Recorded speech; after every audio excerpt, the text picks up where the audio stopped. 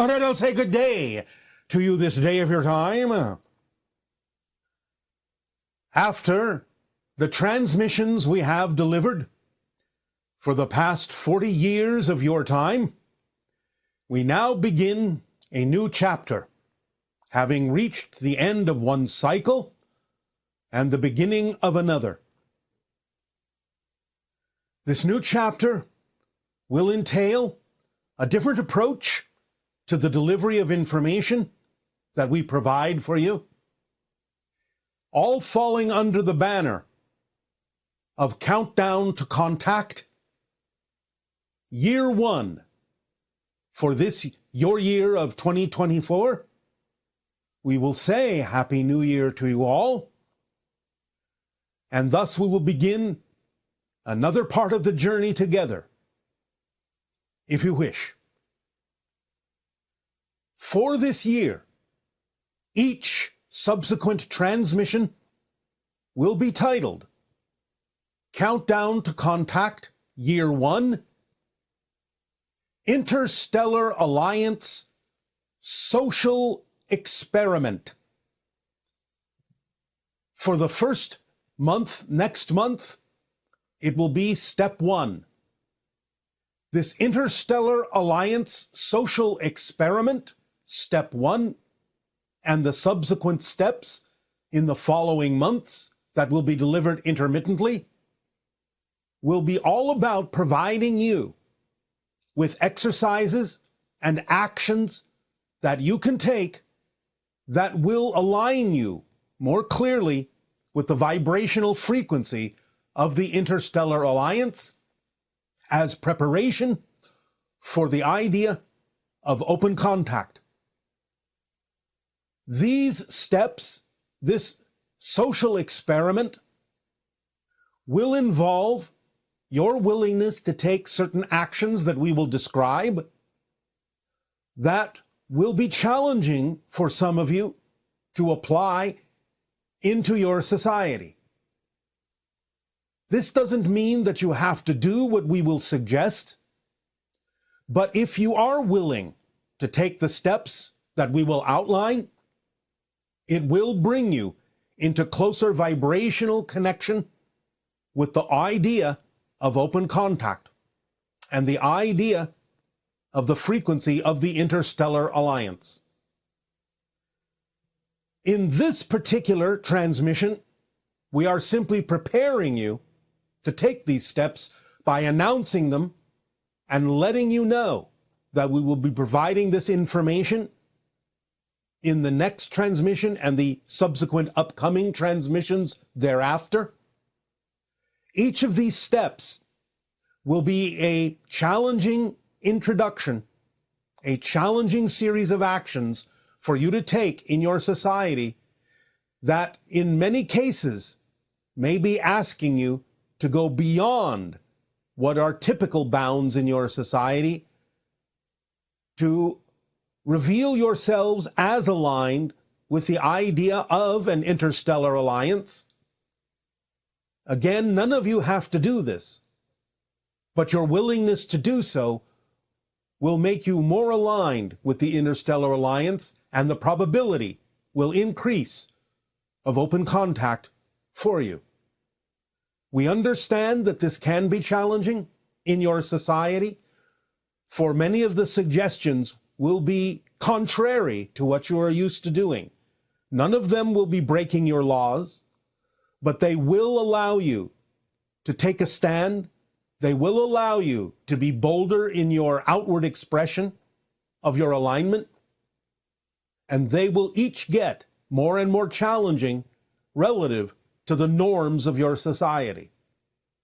But this is important now in this new cycle, this countdown to contact, year 1, for you to step up the game, as you say, and in your language, walk the talk, as you say, that will allow you bit by bit, step by step, to interject into your society the idea, the notion, and the consciousness of the existence of the Interstellar Alliance, and how you, in your willingness to follow these suggestions, will allow yourselves to become essentially a citizen of the Interstellar Alliance over time, over all the steps that we will suggest.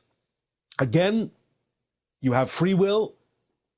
There is nothing that forces you to take any of the actions we will suggest, but we will again tell you that should you be willing to do so, it will align your frequency more and more with the experience of open contact, and even more specifically with the vibration of the Interstellar Alliance, making it more and more probable on your planet for awareness to open up to our existence, the existence of other dimensions, by allowing yourselves to take the actions we will suggest that can, over time, begin to create a movement that will transform your society into one more capable of experiencing interaction with extraterrestrial, extra-dimensional, and spiritual beings of all kinds. So we will begin this cycle in this transmission with this announcement, which begins the preparation so that you have a month to prepare yourselves to decide whether or not you are going to be willing to take these actions as we deliver them intermittently from month to month. And again, the first transmission of these steps will be titled The Interstellar Alliance Social Experiment Step 1, all under the banner of Countdown to Contact Year 1 in your year of 2024. This will all accelerate in the subsequent years thereafter for 3 years, and thus leading up to the probability of a contact event that can change many things upon your planet. So this transmission is simply to announce and alert you to the upcoming changes, to the new cycle of delivery of information. Much of the information we have delivered in previous transmissions will now focus in on your understanding of the formula, how metaphysics actually functions, along with the suggested actions that will be coming in the subsequent upcoming months, and altogether your understanding deepening of metaphysical concepts and the actions you will take if you are willing to follow our suggestions will again increase the probability of contact for your world globally, depending on how far you are willing to go. And again, once again, I stress, you do not have to take these actions. It is up to you and your free will. For some of them may be too challenging for some of you, may take you too far outside your society, and therefore you may not be willing to necessarily partake of these actions and these suggestions initially. But I do guarantee that if you are willing to do so, the vibrational frequency of your alignment to the Interstellar Alliance and the probability of contact will increase geometrically. So it is up to you, as always, with your free will. As we begin this new cycle of information, as this new cycle of actions begins to unfold, we invite you to ponder deeply all we have said before, taking into account all that you have learned, all that you have been willing to apply in your lives with regard to the formula and your understanding of metaphysics and spirituality that we have shared with all of you, and to streamline it now in this new cycle to make it a daily understanding, a daily application, a daily usage in every situation and circumstance in your life, to truly accelerate you into this new cycle, beginning now with this year of 2024. In return for the gift you are giving us in allowing us to share this with you and the subsequent actions that are to come, I ask, in what way may we continue to be of service to you? Please begin with your questions, and dialogues if you wish. Good afternoon, Bashar. Thank you for answering my question. In relation to the idea of the frame rate of reality shifting billions of times per second, but then also the idea of infinite versions of reality, does that mean each individual one of those billion frames per second, there is an infinite amount of those individual frames, such as for me, let's say that this here is a frame, but at the same time there is an infinite number of frames of my own version of the Earth reality. Obviously, like there will be 8 billion people experiencing their individual frame, but then there's also the frames of perception from like the trees and the plants, the fishes, the animals, etc. Or is it more so that from my perspective there is the infinite frames, but then from other people they don't exist within my frame until I observe them? Thank you for answering my question. Good day. Yes, to a degree, but understand that even though there are infinite frames in all the directions that you mentioned, not all of them are relevant for your particular timeline experience.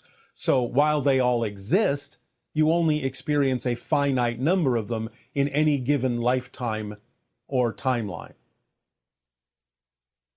And you only experience those who have frames that, as you say, you are willing to observe, willing to interact with.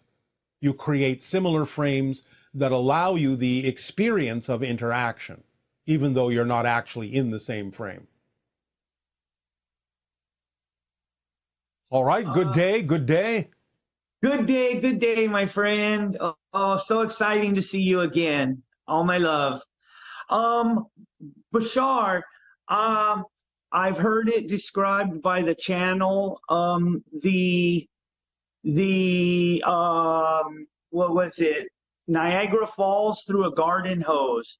Acting on the formula, that last part, remaining in a positive state no matter what happens. I've noticed there's some physical feelings I get. What is this? Certain things are dissolving, and physically speaking, I'm feeling like almost like a cobweb on my face, some certain things. Is this natural? It can be one of the effects of allowing your neurological net to realign itself and be upgraded to receive higher frequency energies. You will get used to it. Okay. Very good, very good. And I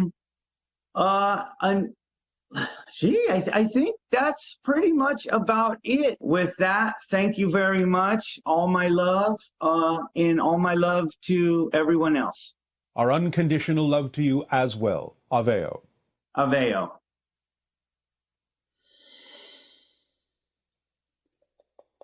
Hello, Bashar. This is Erin from Toronto. I had a question about genetics. My question is, I am Caucasian and my husband is Persian, and we just assumed that the dominant genes would be his since he has black hair and brown eyes and dark skin, that our child would look like him. But my son looks exactly like my dad, like to the degree to which my dad showed me a photo of himself as a baby and it was identical to my son. And I wondered, is this a choice made by the child themselves? Does this have to do with their DNA or their life choices? Is it that they're trying to align more to my familial lineage, or is it just genes? Does it just happen the way it happens? I feel like there's more significance here. I would just like to have a bit better understanding. Thank you so much. It's all of the above. The spirit will choose the genetic makeup that will serve the life path best. So therefore, it can be an expression of what will work for the spirit in this particular lifetime.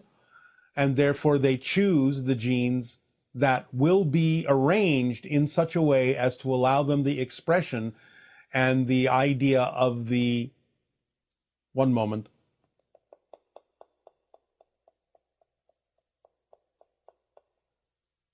strongest connection to the future hybrids possible. Good day. Hi, Bashar. I'm very grateful for this interaction. All right, please speak up. Yes.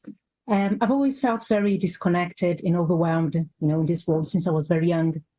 And I started for a very young age, questioning, look for the sense of existence.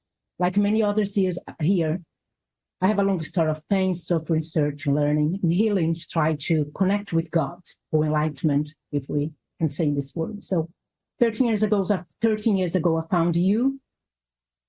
And I've been following the formula, practice it along with other permission slips.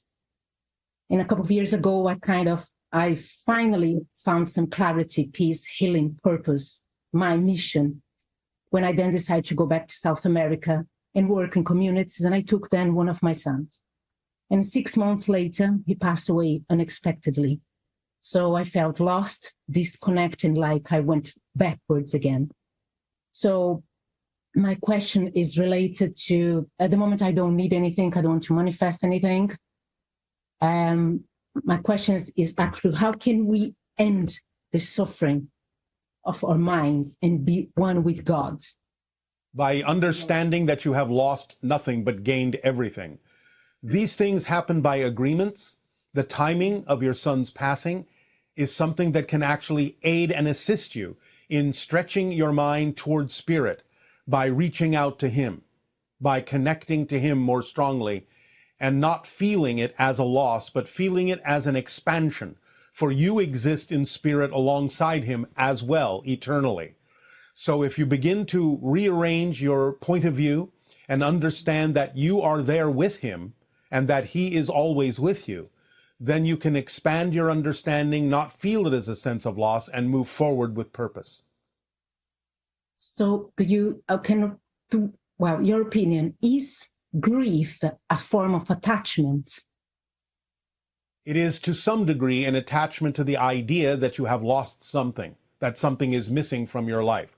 Now, we understand that a brief amount of it can be healthy for you to let go of that idea, but the longer you hold on to grief, it actually prevents the spirit from reaching out and communicating with you. Because the idea is that when they attempt to do so, it will remind you of them, and as long as you remember them through the idea of loss, you will always feel the connection as more grief, rather than opening up to the idea that it is a communication coming from them. And is anything we could say to help me in this process? I have just given you the understanding. Listen once again. You have to understand that anytime you feel grief, it may be representative of an attempt by your son's spirit to communicate to you. But as long as you look at the idea of his death as a loss, you will experience the communication as grief, instead of opening up to the idea that he is attempting to help you by stretching your consciousness and retraining your consciousness to focus on him in spirit. Okay, thank you. If I have made another question, in relation to the Ascended Masters, how can they help us as an individual or collectively? Should we follow their guidance, or can we connect it spiritually with them? All Ascended Masters can be connected to. Anytime that you feel a connection to them, think of them, you are connecting to their frequency. But all Ascended Masters are basically telling you the same message. It is not about following them. It is about understanding that you have the same potential as they do, to be like them, to know that you are like them, to realize your full potential. So the idea is that they act as reflections of what you can achieve. They act as reminders of the power that you have within you. So if you take it to heart and understand that they're simply showing you what you can also be, then again, you can move forward with purpose and passion. If I may another question, so is it true that people are really channeling them as well? Sometimes you have to have the discernment to tell the difference when it may be a true channeling or when it may simply be an aspect of the channel's own consciousness, which sometimes can still be positive. but you have to have the discernment to know the difference between when it is connecting to a different being, an ascended master, a spirit guide, an extraterrestrial, extra-dimensional source, or when it may simply be something that represents the channel's aspect of a different aspect of their own personality. The idea fundamentally is, if the information is positive, constructive, self-empowering, then it doesn't really matter where it comes from, as long as it benefits you in your life and allows you the opportunity to exercise your free will to be who you are.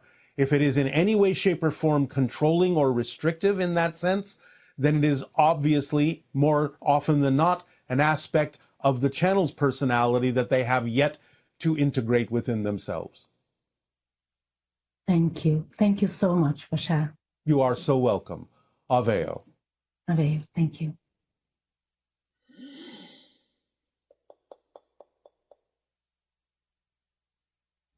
Hello, Bashar. I understand the concept that there is only me in the room, meaning that I have my own production house creating my own movie. But what about other people who also play a part in my movie?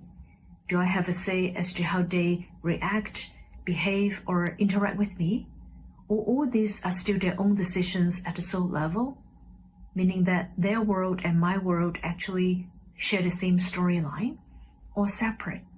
For example, can a man actually create a reality in which his ex-wife actually moves back and falls in love with him all over again, while his ex-wife in her world, in her movie, she has actually moved on and married someone else? How separate or overlapped are these different worlds? It can happen that way, although again it depends upon how it serves a purpose in that life path to experience those things. The idea is that you make agreements with others, agree to different kinds of storylines, as you say, but you still experience your version of those stories in your reality. By agreement, others will seem to share the same reality, even though they are in their own reality, perceiving their versions of you as you are perceiving your versions of them.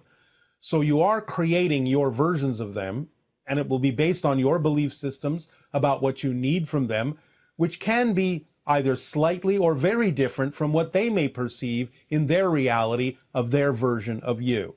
It just depends on how closely aligned the different versions have agreed to be in terms of what you experience with each other in creating those representations of each other in your own realities. But again, sometimes it can diverge quite readily, quite far, and sometimes it will stay very closely aligned, depending upon the agreement you have made and what purpose it serves to either remain aligned or misaligned. Good day, good day. Ha'ata Bashar. Ha'atu. Ha'atu. Wow. I feel great. It's a great day. All right. I feel like we have had a conversation before, maybe telepathically. I was standing out in my yard and I had just listened to some of your stuff, and yeah, I could feel something. I don't know if it was that me making it up in my head with my...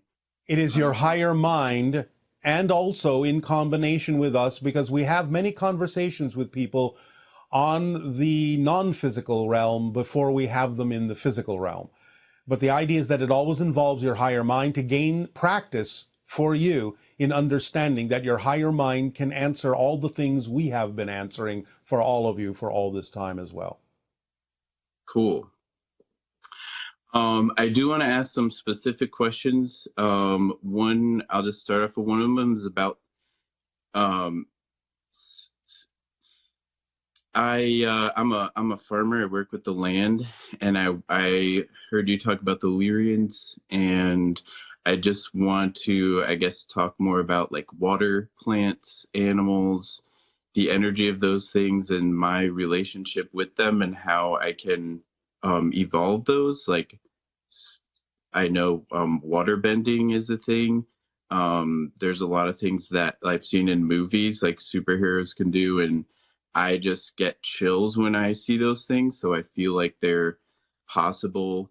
All of them happen in spirit. All of them can happen in spirit. Some of them can be brought into the physical realm if you allow yourself to see the physical realm as an extension of spirit more strongly. Not all of them are relevant for your particular life path, but certainly by allowing yourself to understand yourself as an extension and an expression of nature, as nature, rather than being in nature, then you can blend more fully with the idea of the consciousness of nature in all its forms, plant and animal, and elements, and allow yourself more efficacy with the communication with those particular forms of consciousness as well. Being a farmer, in a sense, you have a head start on this because you understand how to work with the land. Allowing yourself to understand everything that's physical as being an extension and an expression of spirit can also help you accelerate your ability to receive and send communications to all the elements we have mentioned. Cool. And does that include the Sasquatch or other all things in physical- nature.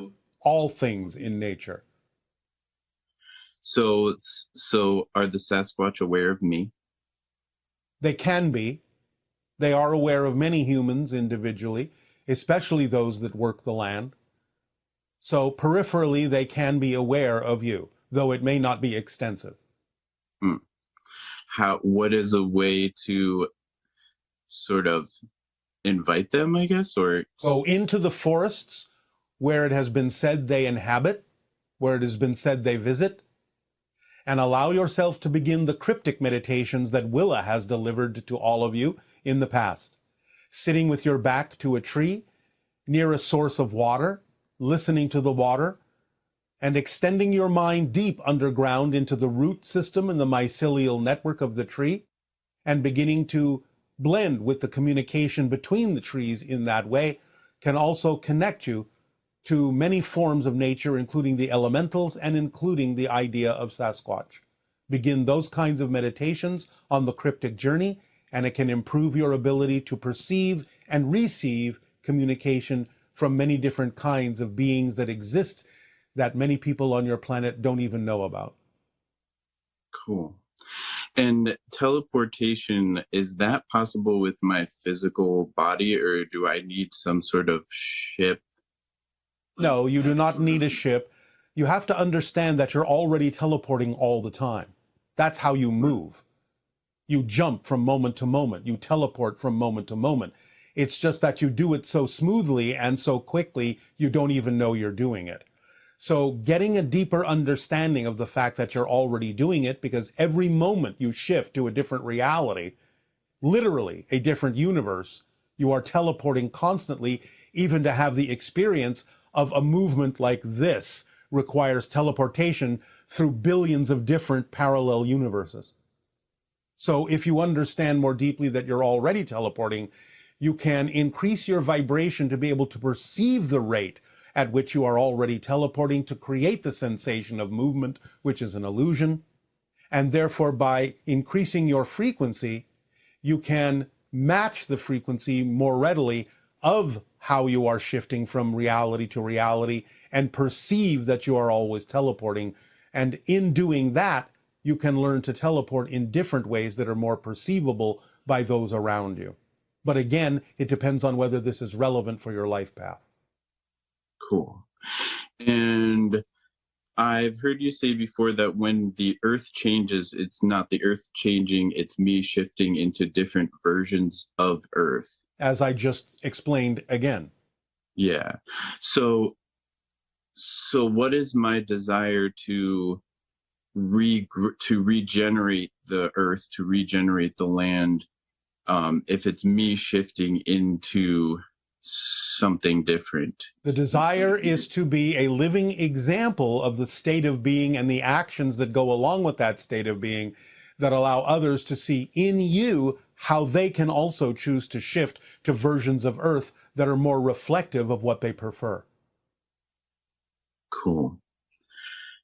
And one of my last questions here, I want to get a little bit more specific about my personal myself. I know that I also listen to Abraham Hicks, so I know that in my vortex, there's this all around me is this pure, massive well-being. And I know that there are some thoughts that may be foreign beliefs that resist me allowing who I am to flow. And those thoughts are what I want to get at so that I can, I guess, All right. identify them. Well, the easiest way to do that is ask yourself how it serves you to hold on to them, because you don't hold on to anything that you don't believe serves you. So you have to look for the structure and the nature of what the belief is telling you and realize that you may have a belief that is causing you to be afraid to move forward because the belief is telling you that if you do let go, something worse will happen. So you have to find out what that belief is saying to you to see that it's nonsensical and not a fact. It's just a story. And is that something that you're able to see in me? Or how do you? I can only tell you how to allow yourself to discover it. Because again, this goes to the motivational mechanism. Listen carefully. You hold on to anything you believe serves you, even if it's a negative thing, because you believe the alternative would be worse. So you'll hold on to even something negative if you believe it's the safer alternative. So you have to find out what you're afraid might happen if you move forward in the direction you say you prefer, but find that you're not moving forward in that direction. It can only be because you have a belief that says moving forward in that direction would be worse than staying put, no matter how negative staying put actually would be. So you have to discover within yourself what you're afraid of might happen if you move forward. Okay. And when I live in Hawaii, is there anything here, maybe around my location, that... What island are you on? Say that again. What island are you on? Maui. All right. You understand that Haleakala is the heart chakra of the world, yes? Yes. The heart vortex. Allowing yourself to meditate in the understanding will open up your heart and open up communication to many different forms of elemental being. Cool. Does that serve you? Yes. What about my last question is about you. Yes. Do you have human friends? Do you ever hang out on Earth? I have not set foot friends? upon your planet at this time. My ship is in your atmosphere, but I have not set foot upon your planet at this time. We consider all humans potentially to be our friends if they are willing to be so. Well, I am, and it'd be cool to hang out. There may come a time when that is possible physically. For now, it is not yet the time.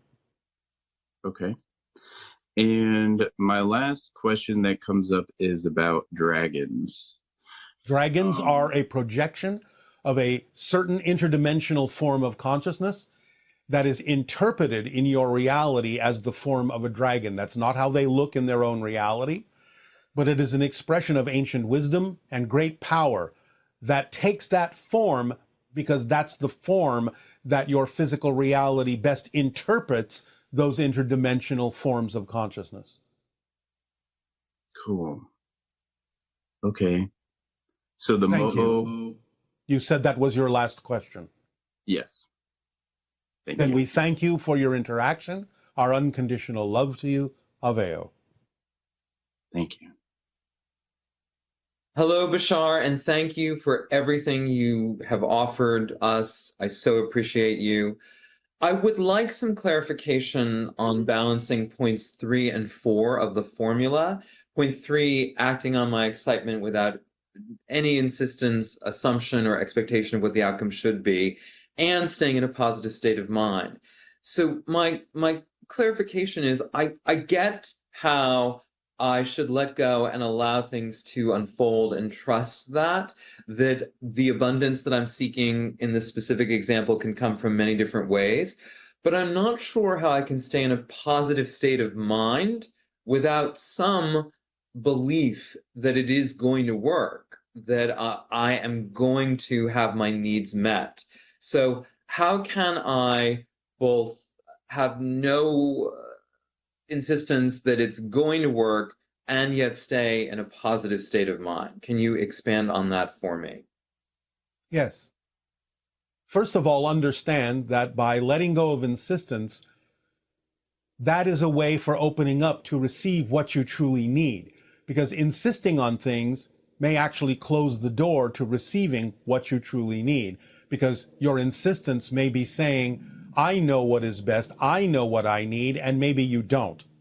So the idea is to drop the insistence, because insistence limits your ability to actually receive what you need. I will remind you of the 7 basic needs of life. You need air, you need water, you need sleep, you need food, you need some form of shelter or positive constructive environment that allows you to thrive. You need the idea of connection or relationship with something, whether it's a person or not. And you need the idea of self-creative expression, the idea of acting on your passion. If you say you have needs that go beyond those, then they are not needs, they are insistences on something that may not be what you need, but may only be representative of what your ego system wants. And it may not be aligned with what you truly need. If you receive the 7 things we just outlined that are the true needs in life, your life will be fulfilled. So you have to pay attention to whether the idea of what you say are your needs are actually really wants, or are they truly aligned with the 7 needs we just outlined. The idea of staying in a positive state is, again, your ability to experience whatever happens in a more constructive, beneficial way. Why would you want to stay in a negative state and experience things in a negative way, in a destructive way, in a way that doesn't serve you positively? Staying in a positive state is allowing you to interpret any experience and glean from that experience and extract from that experience something that will move you forward in a positive direction, that will allow you to feel more connected, more self-empowered. So the question is, why wouldn't you choose to stay in a positive state no matter what happens, knowing that if you do stay in that positive state, you'll be able to get a benefit out of whatever's going on? Even if you recognize that what manifested is something you don't prefer, that's just an objective observation. Staying in a positive state will allow you to understand how that manifestation can still serve you in a positive way by being there. Instead of succumbing to the negative state, that will only make it impossible for you to realize how that manifestation could serve you in a positive way. So it's up to you to decide what you actually prefer to experience, and know that you're making a choice to be in a state of being that will allow you to experience them in the way that you prefer, as opposed to experiencing things in the way that you don't prefer. So it's just simply a choice you make based on how you would like to experience things. And by understanding what your true basic needs are, and not calling things that are egotistical wants things that you actually think you need, when in fact you may not. Hey, Bashar. Good day. Hi.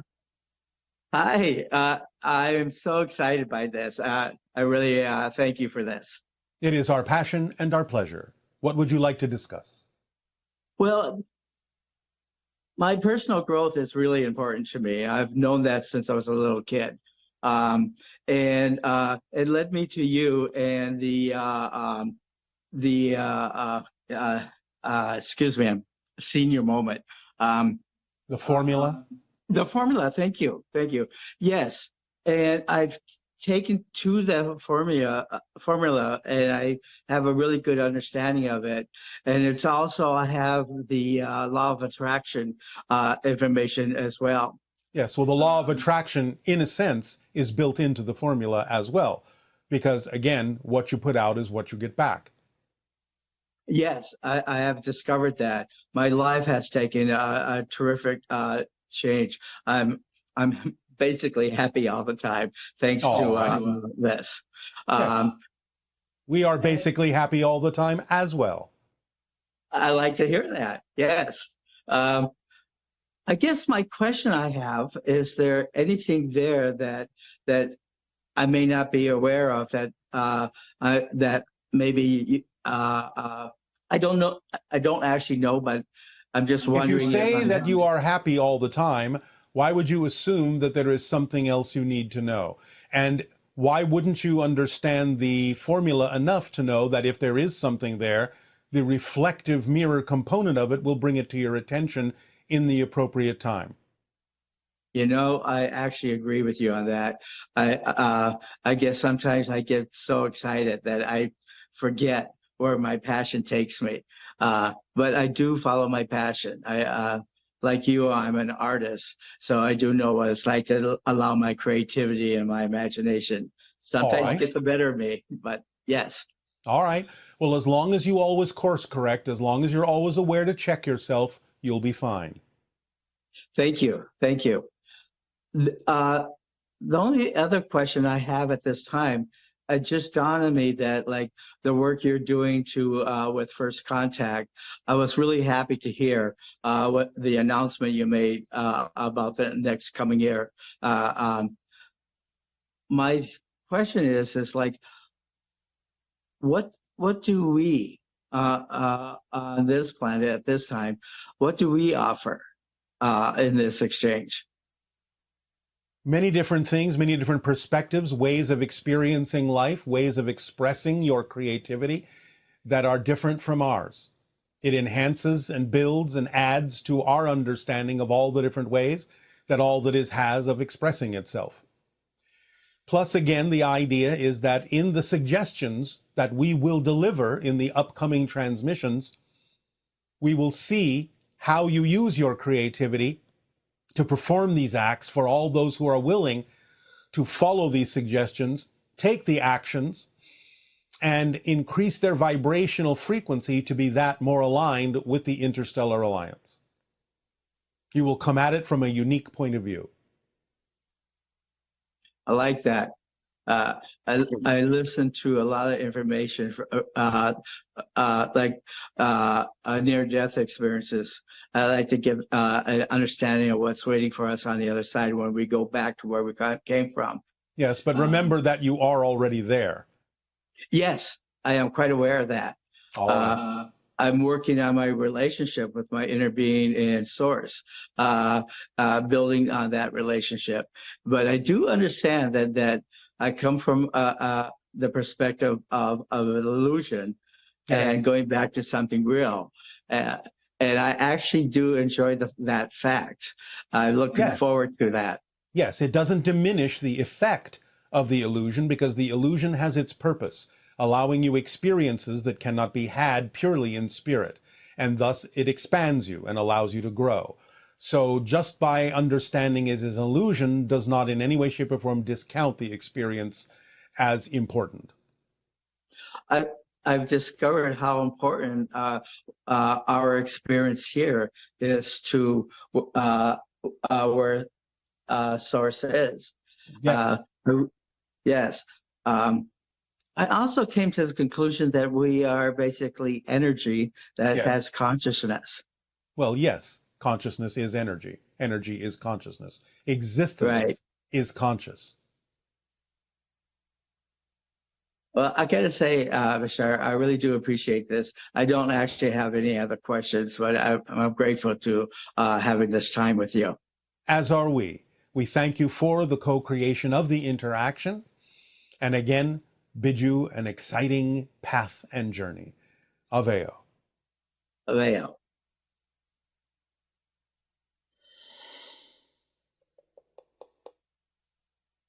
Hello, Bashar. Recently, my girlfriend left me after 15 years for all the mistakes and that I have done for the last years, and she was right. But through the whole process, I've changed, and I saw that I really love her, and I would like to show her that. And I have really changed, and now I think I will be the best candidate for her to spend the rest of her life with me. Isn't the universe supposed to give me another chance, another shot with her? Thank you. The universe gives you all sorts of chances, but it may not necessarily be with what you consider to be the same person. Because if there is something else that is now more representative, someone else that's now more representative of the changes you have made in your life, then if that person shows up in your life, you won't care that it's not the same person, because that person will feel correct, because that person is a reflection of the changes you have made as a perfect match. So don't insist that you know that you are the best candidate for that other person, because you don't actually know that for a fact. And it can be preventing you from actually attracting who you need that would actually be the best relationship for you. So just allow yourself to know you have changed. Allow what needs to come in, because even if it looks like the same person is coming back to you, it's not the same person, because if you've changed, they will have to change to match the changes in you as well. So don't insist on the look of who the person is. Allow yourself to simply let in the person that is actually the best representation of the changes you've made within yourself. Hi, Bashar. My question is about variations of gender expression and the new species of humans that you speak of coming through. Currently on the planet, there's a lot of anger and violence projected towards people who are not cisgendered. And I was wondering if you could speak to us about transgenderism and variations of gender expression and how we can better understand each other's differences. Within this, I'm also curious about this new species of human that you speak of coming through, and if in that evolution we are moving beyond the old understandings of sex and gender, and if we are collectively moving towards a more androgynous expression. Thank you so much. To some degree you are. You will not lose the idea of the genders, but you will be more allowing of the understanding that spirit is everything and nothing, and can be anything in physical terms. So the idea of transgender people is a way of showing humanity that it can actually choose what to be in a far wider range of expressions than it may have previously thought, that it is more fluid than it thinks, that it is more capable of expressing itself in a multitude of ways than previously thought. So therefore, you have to look at the idea that it is an expression of spirit, that spirit can be anything and everything, and it can serve humanity to be far more flexible in its understanding of what it can be. Hello, Bashar. So nice meeting you. And you as well. What would you like to discuss this day? Oh, my questions would be about my role as a first contact specialist. I know that as a child, during the night, I was taking part in the hybridization project. And also that nowadays, during the nights, I'm on the spaceship with the hybrid children. So I'm really looking forward as working as a first contact specialist. Why is it that I cannot remember anything from my experiences during the night? You obviously remember something, or you wouldn't be having this question. So the idea is that there is a timing to remembering these things, and the timing at which you remember them is used as a barometer to understand how close contact actually is. So it's all right. Just move forward by acting on the formula, acting on your passion, and you will allow your life to unfold in a way where you will arrive exactly where you need to be, exactly when you need to be there, interacting with exactly who you need to interact with, and remembering what it is you need to remember, but there's no point in remembering it before you need to remember it. It's not time yet for you to remember a lot of the things you were taught on the ships, because those things don't come into play until you're actually interacting with the hybrid children on Earth. Yes. And I sense that, well, I'm communicating with them telepathically. Yes. And I sense every now and then in the daytime, they are with me in the room, in my living room. And then sometimes I can't see them, but I sense them. And sometimes I visualize, or it just is an impression that they start materializing in my presence. So that's the way it might happen. Yes, in a sense, because what they're doing is coming into a slightly altered version of physical reality that is just beyond the normal physical reality that you consider to be your physical reality, to entice your senses to stretch and perceive them in that reality. And the rate at which humanity can do that also is used as a barometer to understand how close those two realities are coming together when you start to be able to perceive what's in that reality and make it one reality. Shift yourself to that version of reality where they also exist, because they exist in a slightly different version of physical reality than you do. So being able to sense that and see them more and more and more physically as time goes on means that those reality vibrations are merging and you're coming closer and closer and closer to the point of contact. Yes, because during the daytime, I often hear myself saying, "Oh, yes, you're welcome." But then during the night, when I'm going to the toilet, I think, "Well, no, not now." So during the night, there's still a fear inside of me to meet them. Is that a problem to meet them in the daytime? Do I have to heal that? Again, the idea is to look within yourself for anything that you are afraid might happen if you move forward in your passion and deal with it and let it go. Because again, remember, some of it is just unfamiliarity with their higher frequency that may cause your physical body to go into survival mode, because exposure to their frequency can make your physical body believe that it's actually dying. And that's why it goes into survival mode, which can feel like fear. So it's not about the idea even necessarily that you have fear beliefs to let go of, other than the idea that you have to get used to a different vibration that your physical mind and physical body interprets as death. Because a lot of the higher vibrations of interdimensional beings operate on a very similar frequency to that of spirit. And so your physical body can interpret that interaction and that frequency as if it's dying. And that may be mostly what you're feeling.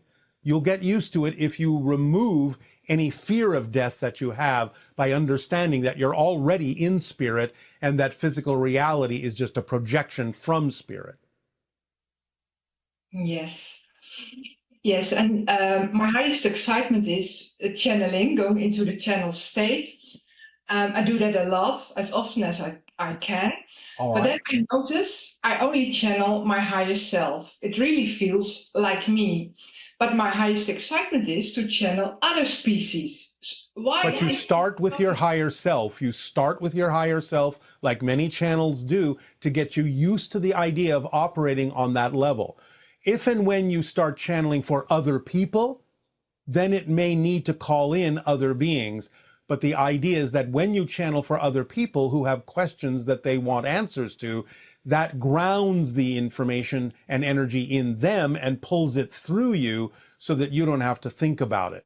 But you're getting used to the state by dealing with your own higher self first. This is common. Okay, yes. So the way to advance it is to channel for other people who have questions to which they really desire the answers. Then it may call in other kinds of beings. And I already do that, but I guess I'm not ready for the next step. That's all right. And remember, there's nothing wrong with the information coming from your own higher self. It's every bit as capable as any other dimensional being or extraterrestrial in delivering information that can help people. So you may not necessarily insist on having to go beyond that.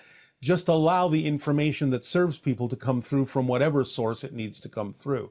Don't insist that you have to connect to other beings if your higher self is doing the job. Yeah, clear. All right. Yes. All right. Does that serve you? Yes, that does serve me. Can I ask more, please? Yes. It would be about red light synchronicities and limiting beliefs. My highest excitement is manifesting an alien contact center. And in the Netherlands, we have an option to a beautiful piece of land next to the forest. And that would be a great place for that alien contact center. All right. I cannot comment on this at this time. Just follow the formula and see what happens. Okay. And how do I make the difference between red light synchronicity or a limiting belief or a lack of trust inside me. With honest self-examination as to whether you are dampening the excitement or whether the passion still remains, but you're unable to act on the opportunity. Usually, red light synchronicity allows the passion to act on an opportunity to remain, but removes the capability of acting on the opportunity, whereas limiting beliefs can actually make the passion diminish. Yeah, okay. Yes. Yes, All right? thank you so much. Yes, All thank right. you. We thank you for your interaction. Aveo. Aveo, thank you so much. Yes.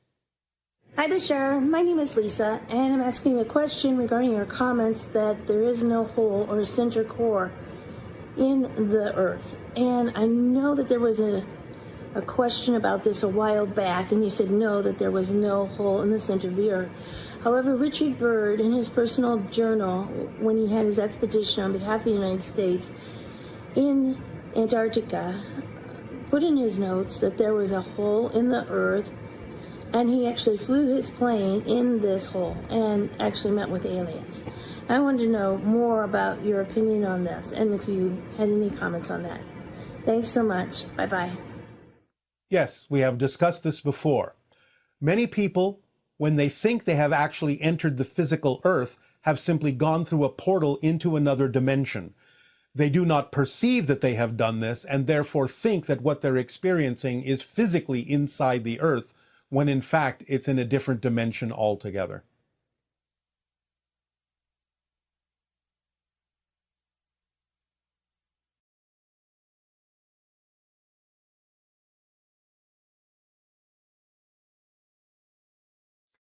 Hello, Tadeo. Nania. So we have lots of great questions from our viewers. All right. So the first one is, this person is asking, I believe you've mentioned that we will not be able to see the other train tracks somewhere around the year 2050. As there is a high probability of having a mass contact event between 2026 and 2027, how will the realities who do not experience contact perceive this event? Will they look back on this instance in a similar way we look back on the Roswell event, very much in denial? It depends on the person. There is still an opportunity in the upcoming events to have a particular perspective of it, or no perspective at all, not even knowing that it's happening. There is still the possibility of a range of reactions to it because you are still seeing other people's choices. So for a while, different people will respond or react in different ways or not even be aware that it's happening. These things will start slowly, in phases, subtly, and not everyone on your planet may even be aware that it's occurring.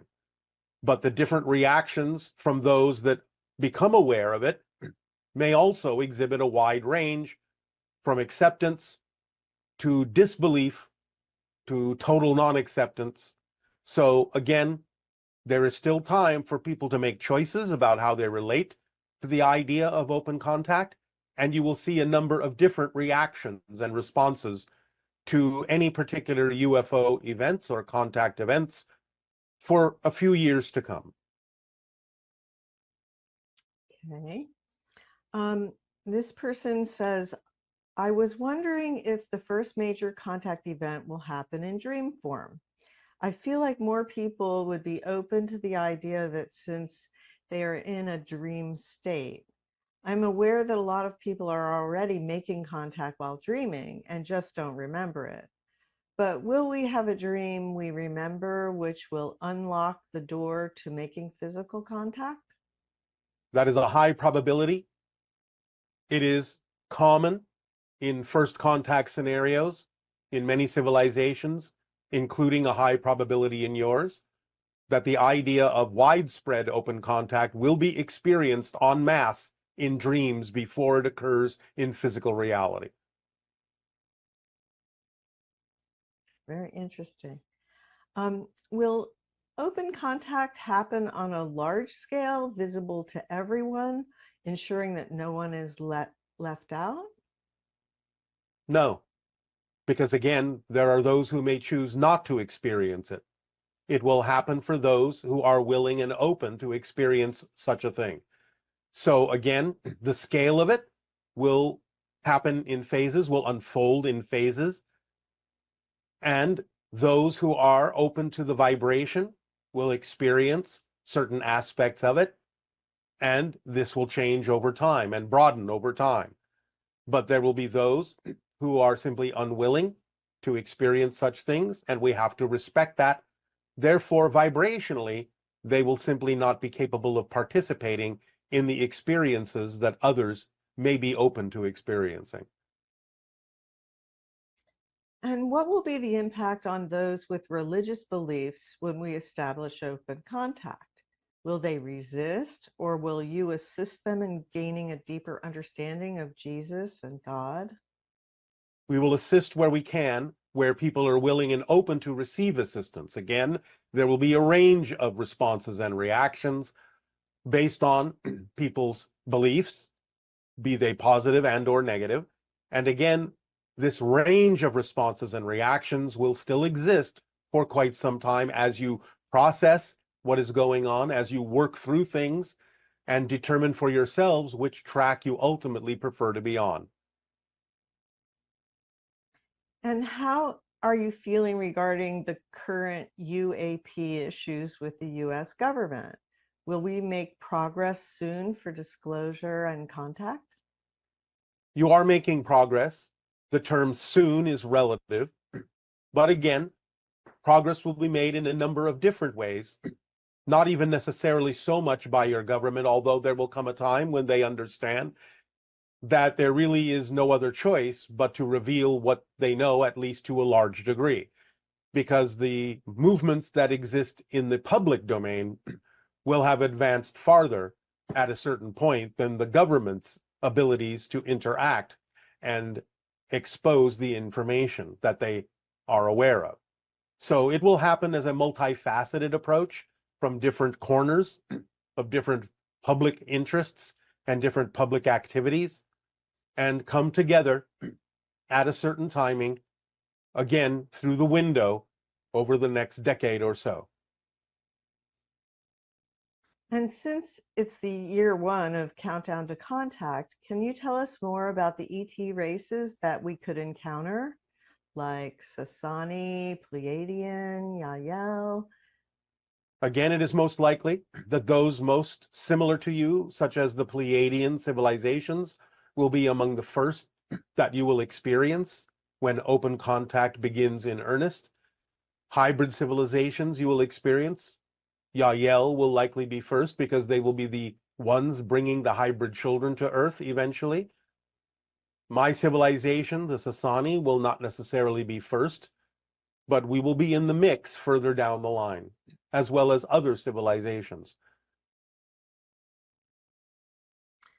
You've mentioned that a lot of ET races use similar ship types. We could, of course, reach out telepathically, but are there also physical differences in the ships we would notice, for example, between the triangular ships Pleiadian, Yael, Sasani use? Well, again, yes, of course. You have witnessed many different types of ships that have many different kinds of functions, and different civilizations usually have types of ships that are relevant for them. A lot of civilizations will use the saucer-shaped ships. Many will use triangular-shaped ships. There is a kind of exchange that does exist between civilizations of some of the technologies. And so the use of different kinds of ships has become more mixed over time, with different civilizations acquiring the technologies of other civilizations. Many will use the cylindrical mothercraft or city ships because that is a convenient form, although some will also be spherical. But again, you can't always necessarily tell what civilization now because of the mixing of technologies. Though for the most part, Pleiadians will retain the idea of the classic saucer shape as you understand it, and our civilization and many hybrids will retain the general use of triangular ships because that is what is representative of our general technology. And regarding extraterrestrial writing that some people see on the ship's exterior, when seeing the ships up close, what is that writing for? The writing exists as a mark for the identification of ships in terms of their function. And it is, in a sense, read as a code vibrationally that is telepathically received by those who are sensitive to it to understand the function of the ship and its nature in terms of how it is telepathically connected to those piloting the ships. It is a kind of a signature vibration that contains a lot of information that others can download, so to speak, to understand the identity of the ship, the function of the ship, the function of the crew, the mission they are on. The writing can even change from time to time. This person is curious about the energy and frequency where we will have first contact. This person says, I feel like I'm personally ready for that contact with ETs. Can you speak a little more on how we can embody, accelerate, and integrate for first contact? Follow the formula as precisely as you can, as often as you can, to accelerate your vibration and make you more vibrationally compatible with the idea of contact. And what are some suggestions for practicing how to change or alter our frequency to match those of entities like yourself?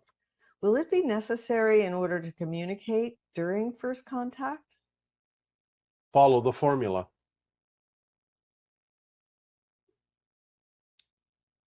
Okay. This person is asking, is it possible for or probable for some of us to witness humanity becoming an honorary part of the Galactic Alliance? At 21 years old, I'm hopeful that the advancement in technology and healthcare might make it a reality within my lifetime. Yes, as long as an individual doesn't choose to leave the planet during the time of open contact, those, especially of a younger age, are highly likely to experience the idea of open contact and a relatively large chunk of the full spectrum of contact over time. Okay. For me, this first contact is not really a science event or a fruition of a science fiction dream. It is a cultural event, sociologic, like in the film Close Encounter of the Third Kind. Can you speak to this? It is a sociological event, first and foremost, because it will alter your entire society. And you must alter your entire society on your own in order to make yourselves more compatible with the idea of contact. So the idea is it is less scientific, although there will be some technological elements to it, some technological exchange, knowledge exchange, so on and so forth, knowledge given, technological ideas given and shared. But it is first and foremost a sociological event. Yes. Your entire society, those that are willing and open, those that are shifting in the direction of open contact, will be very different from your society of today. So the idea is that, yes, primarily it is sociological. Okay, and the idea of humans organizing for contact.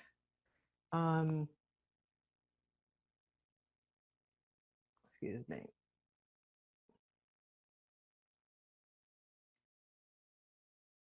In what shapes or form would you suggest or inspire humans to organize themselves so they can globally have a more joyful and exciting open contact experience?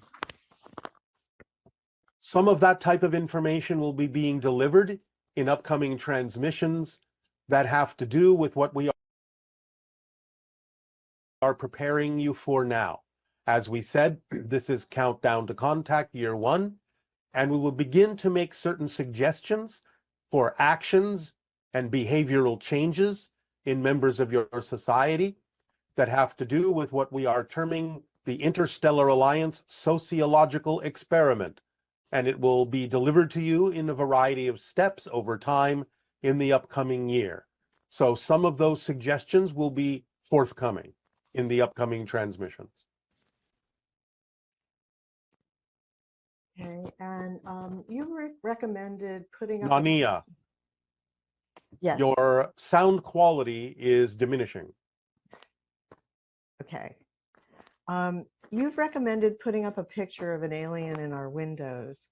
I've had little children, and in speaking to them about contact, I'm not sure they're ready to see an alien in the window. Do you have other suggestions for the little ones?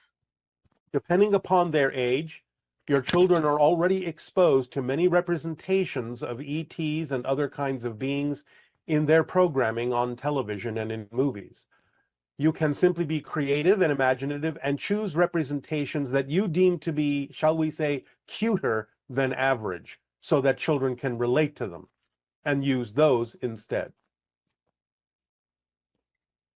Okay, and when contact is made, what reactions do you anticipate from us? Again, there will be a range of responses and reactions depending upon belief systems, willingness to be open or not to the idea that you are not alone, willingness to be open to the idea of the kind of changes that would have to occur within you as individuals and within all of you as a society.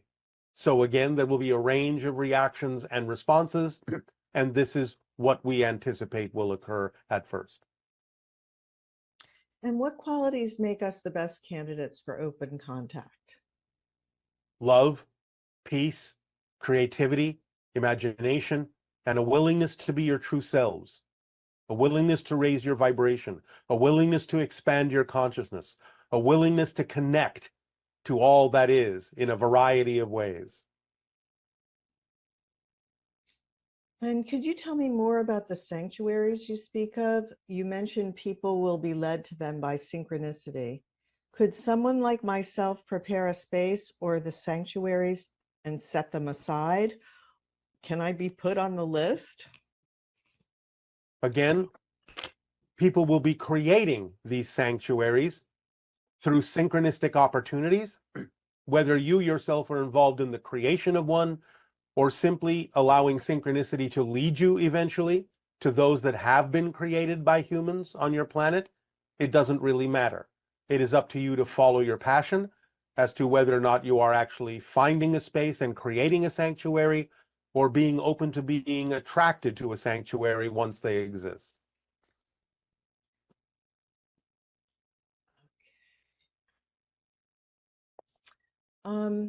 Is there only one non-physical source we call spirit or God, or is there really many parts that make this an idea of one whole? I'd like to know if there is a God and what I have been chasing my whole life on earth. You are separating the idea into this or that instead of this and that.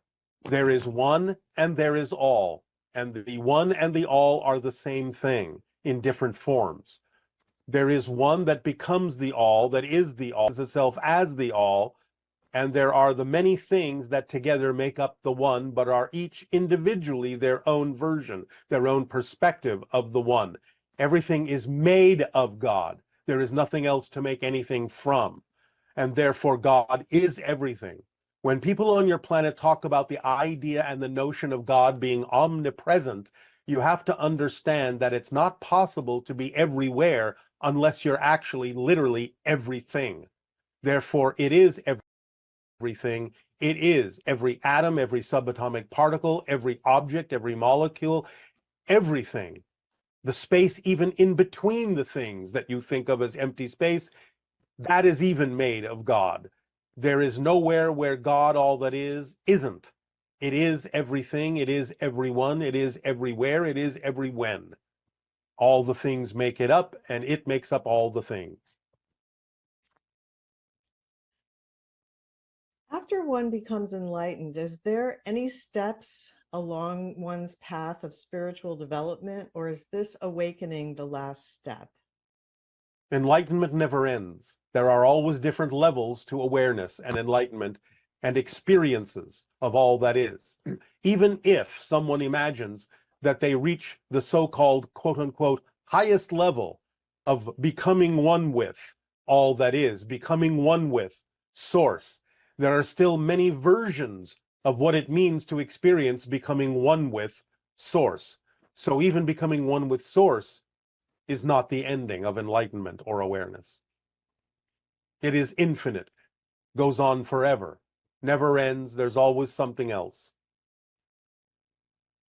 Okay, and can you please give examples of the idea of the illusion of power versus the power of the illusion? I would like to understand this.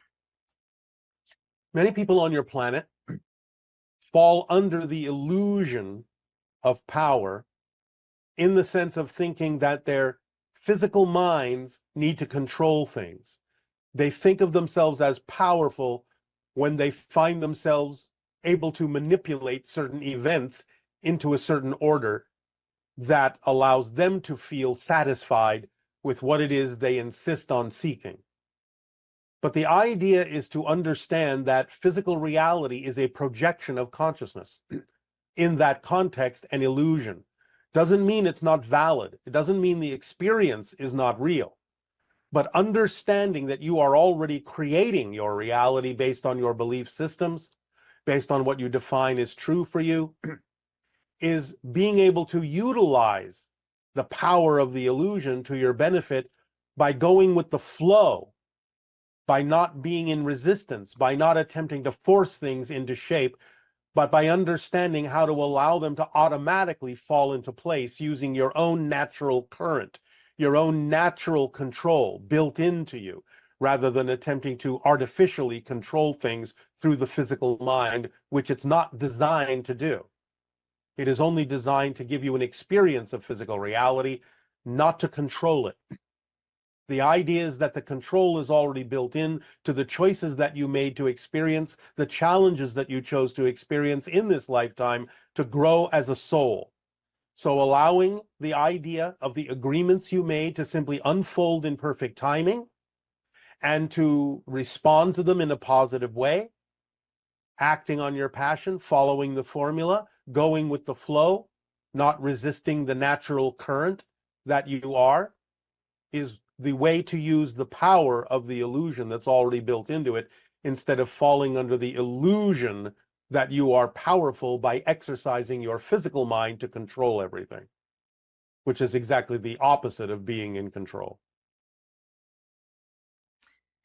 And if we all have unique experiences of life on Earth, do we all see the same objects and colors in the same non-biased way? Do you, Bashar, see our Earth and objects' colors the same way we do? Or do you see everything as energy or some other state? You may have a strong sense of agreement so that what you perceive in your reality is very, very similar to what someone else may be perceiving in their reality, and therefore have a common ground in a sense. Mm-hmm. But the idea is that you do not perceive exactly, precisely the same thing as everyone else. You all have a unique perspective. We see things also very differently than you do. We see multidimensionally far more than you do at this point in your evolution. And therefore we see energy patterns. We can recognize those energy patterns as a type of language that allows us to understand how to perceive you and other beings in a very different way, on many different levels, simultaneously, even into the idea of perceiving parallel reality aspects of your being that you are connecting to, other civilizational vibrations that you are connecting to, other dimensional expressions of your greater being and your oversoul. So yes, we see you as much bigger than you see yourselves in a variety of ways, and extending into a variety of dimensional realities.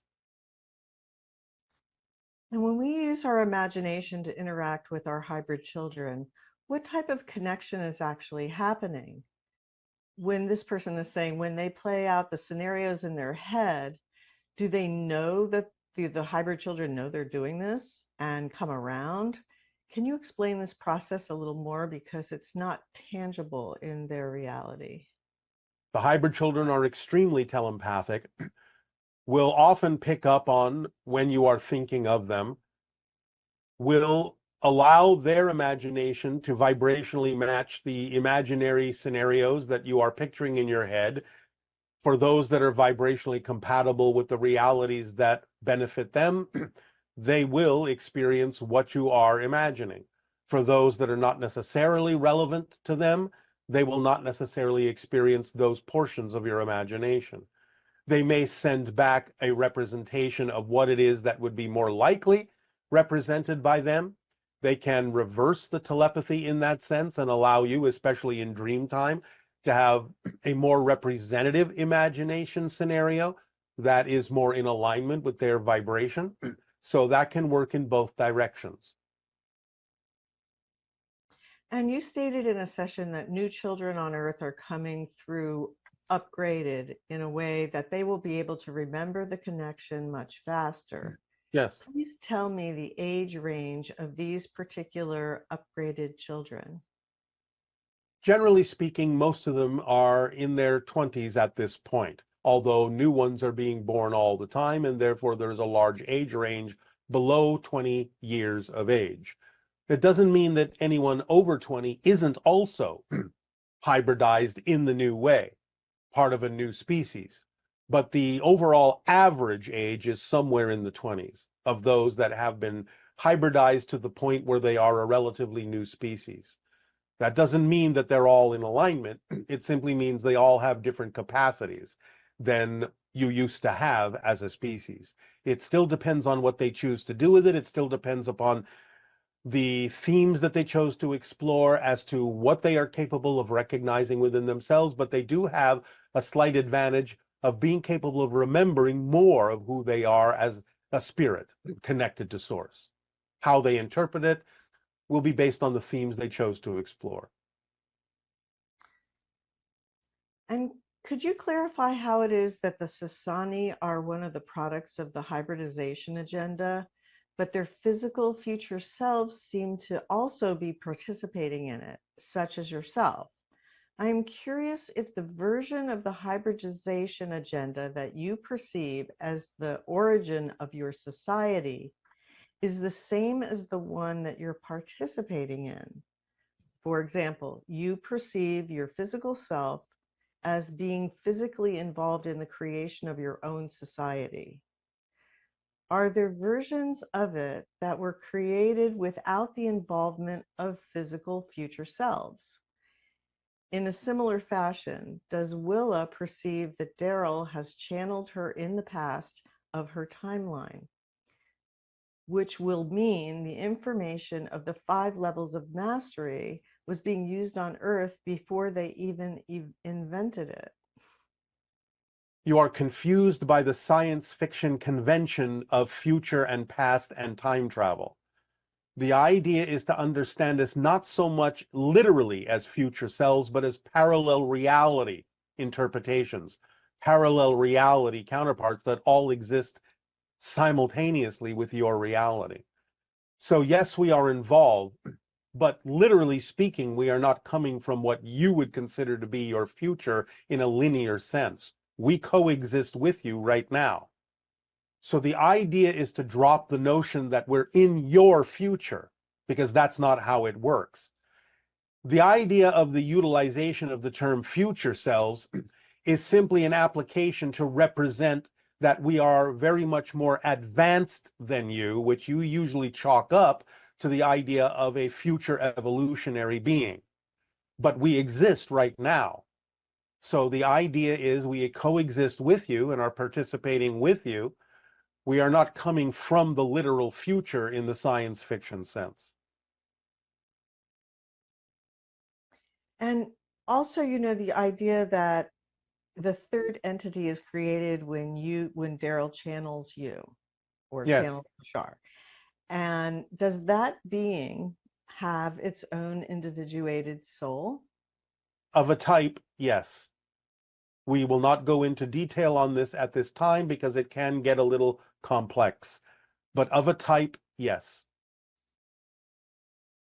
Okay, and could you clarify the differences between the grays that you're referring to and the zeta reticuli?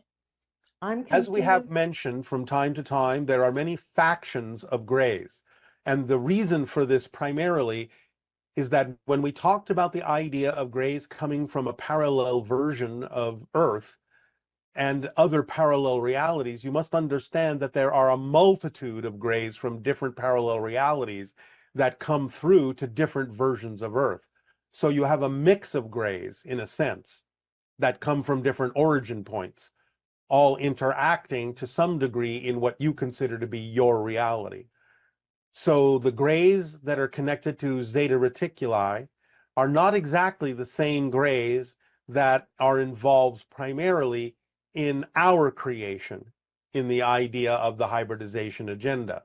So it gets a little bit confusing because some can cross over from one agenda to another from time to time.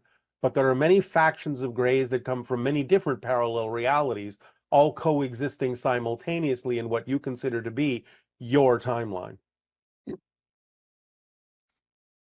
Okay, and is it accurate to say that extrasolar intelligent beings cannot develop the technology to reach Earth unless they have transcended aggressive world domination agendas and other fear-based and greed-based motivations? Does this imply that regardless of the circumstances on Earth, when they arrive, these beings will be altruistic ETs? For the most part, yes. And again, remember that those that are engaged with you will set up a vibration that would make it less likely that anything that is vibrationally incompatible with your best interests would simply not find you. You would be invisible to them because of the vibrational state of those engaged with you that are operating on a much higher frequency. Okay, and could you please explain the game Hexes written about in the book Shards of the Shattered Mirror by Yeah. Darryl? There is a playing field made of different hexes. You might call them electronically activated. And the idea is that the players standing on hexes have to, in some way, psychically or telepathically or synchronistically determine the pattern of the changes in the colors of the hexes that change from phase to phase, from moment to moment, so that when you move from one hex to another, you instinctively land on a color that moves you forward and benefits you, as opposed to eliminating you from the game. So, for example, if you move from one hex to another while all the hexes are shifting and changing in color, when the hexes stop changing, stop shifting, and solidify into a particular color that was different than what they were before, or similar to what they were before, whatever color it is that you have now stood on, whatever color happens to be in the hex you have decided to go to, determines your status in the game. So if you perhaps, for example, move to a hex that winds up solidifying into a gold hex, you may have won the game. If you stand on a hex that happens to solidify into a black hex, you may be eliminated from the game. Other colors may represent different status points in the game. Very interesting. Yes. Are those who are attracted to your teachings a participant in the hybridization agenda? They don't all have to be, but about 90% or above usually are. Okay. And it seems as more of our consciousness expands, more is revealed. Does this mean that as a collective consciousness, if we match your frequency, we will be able to see you in physical form, or will we continue seeing only via our third eye? You will ultimately see us in physical form if your vibrational rate comes closer to matching our frequency. In some sense, that is really what contact is all about. Because as we have said, those operating on a higher frequency have the qualities of spirit. And when exposed to those frequencies, your physical body may react to them as if you are dying. And that is where the fear comes from.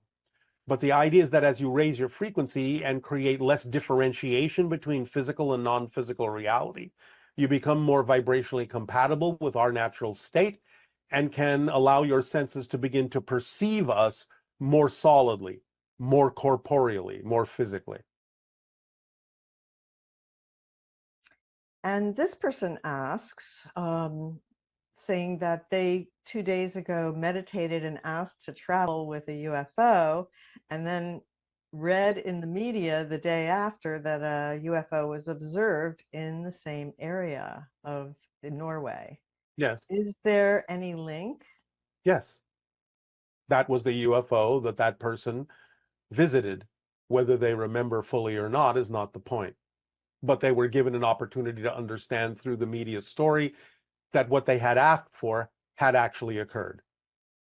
In time, they may remember. The memories may unfold. And about 28 years ago, this person astral projected to a triangular ship and communicated with a triangular headed being through the window. Was this Bashar's ship or something else? Something else. We will not go into details at this time. Okay. And what this person is saying, when they were younger, they had vivid dreams of their family house on fire and witnessing a UFO. These dreams are still very vivid, and in their research, they sense that they might be significant encounters. They're saying that they know they've been in contact with ETs, and they feel close to remembering, perhaps even Bashar himself, which is one reason they feel such a strong pull to join this transmission. Any insights you might provide that would be helpful in this situation?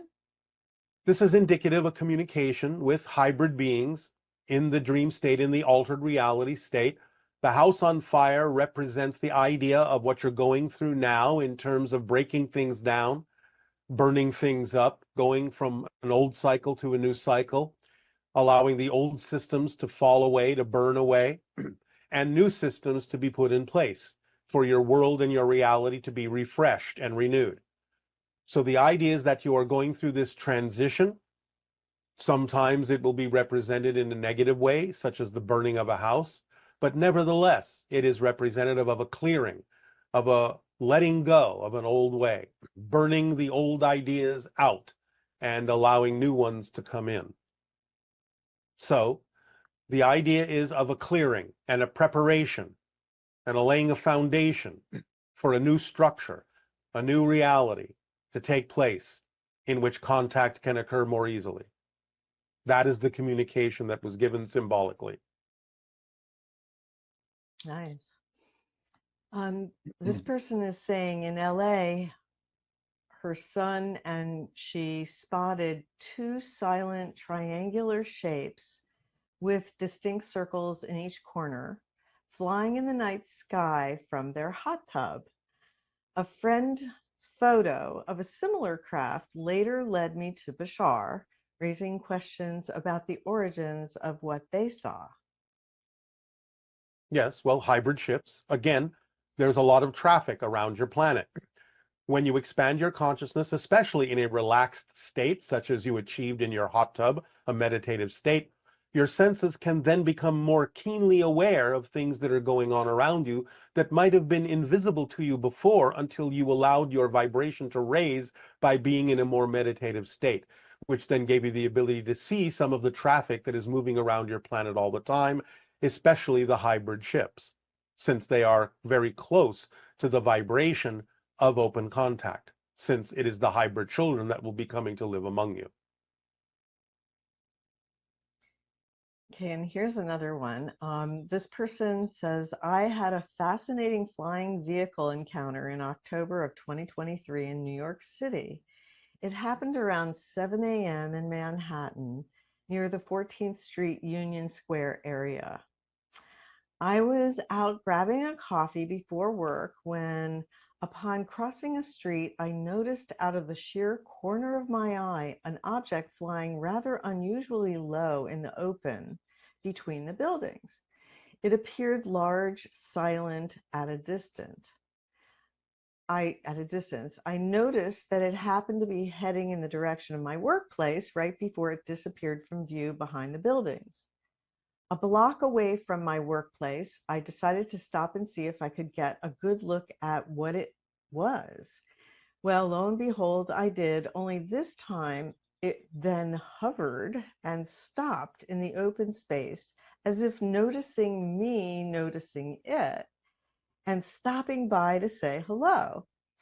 If what I perceived was in fact extraterrestrial, may you share with me who that pilot was that was piloting that ship and where are they from and anything more you can tell me about that? It is a Yael craft. They did notice that you were noticing them. Having the coffee is symbolic of waking up, and they were basically recognizing that you were waking up enough to be able to perceive their ship, which was out of phase with your reality, and yet you saw it anyway. And so they noticed that. Their message, in a sense, was good morning. You are waking up. This person is saying, I'm a science fiction fantasy author, and I'm always wondered if the worlds and characters that run around in my head are as real as I am, or are they only real as this reality? I have a hard time defining the world as an illusion because to me, illusions are fake and fake is meaningless or a lie.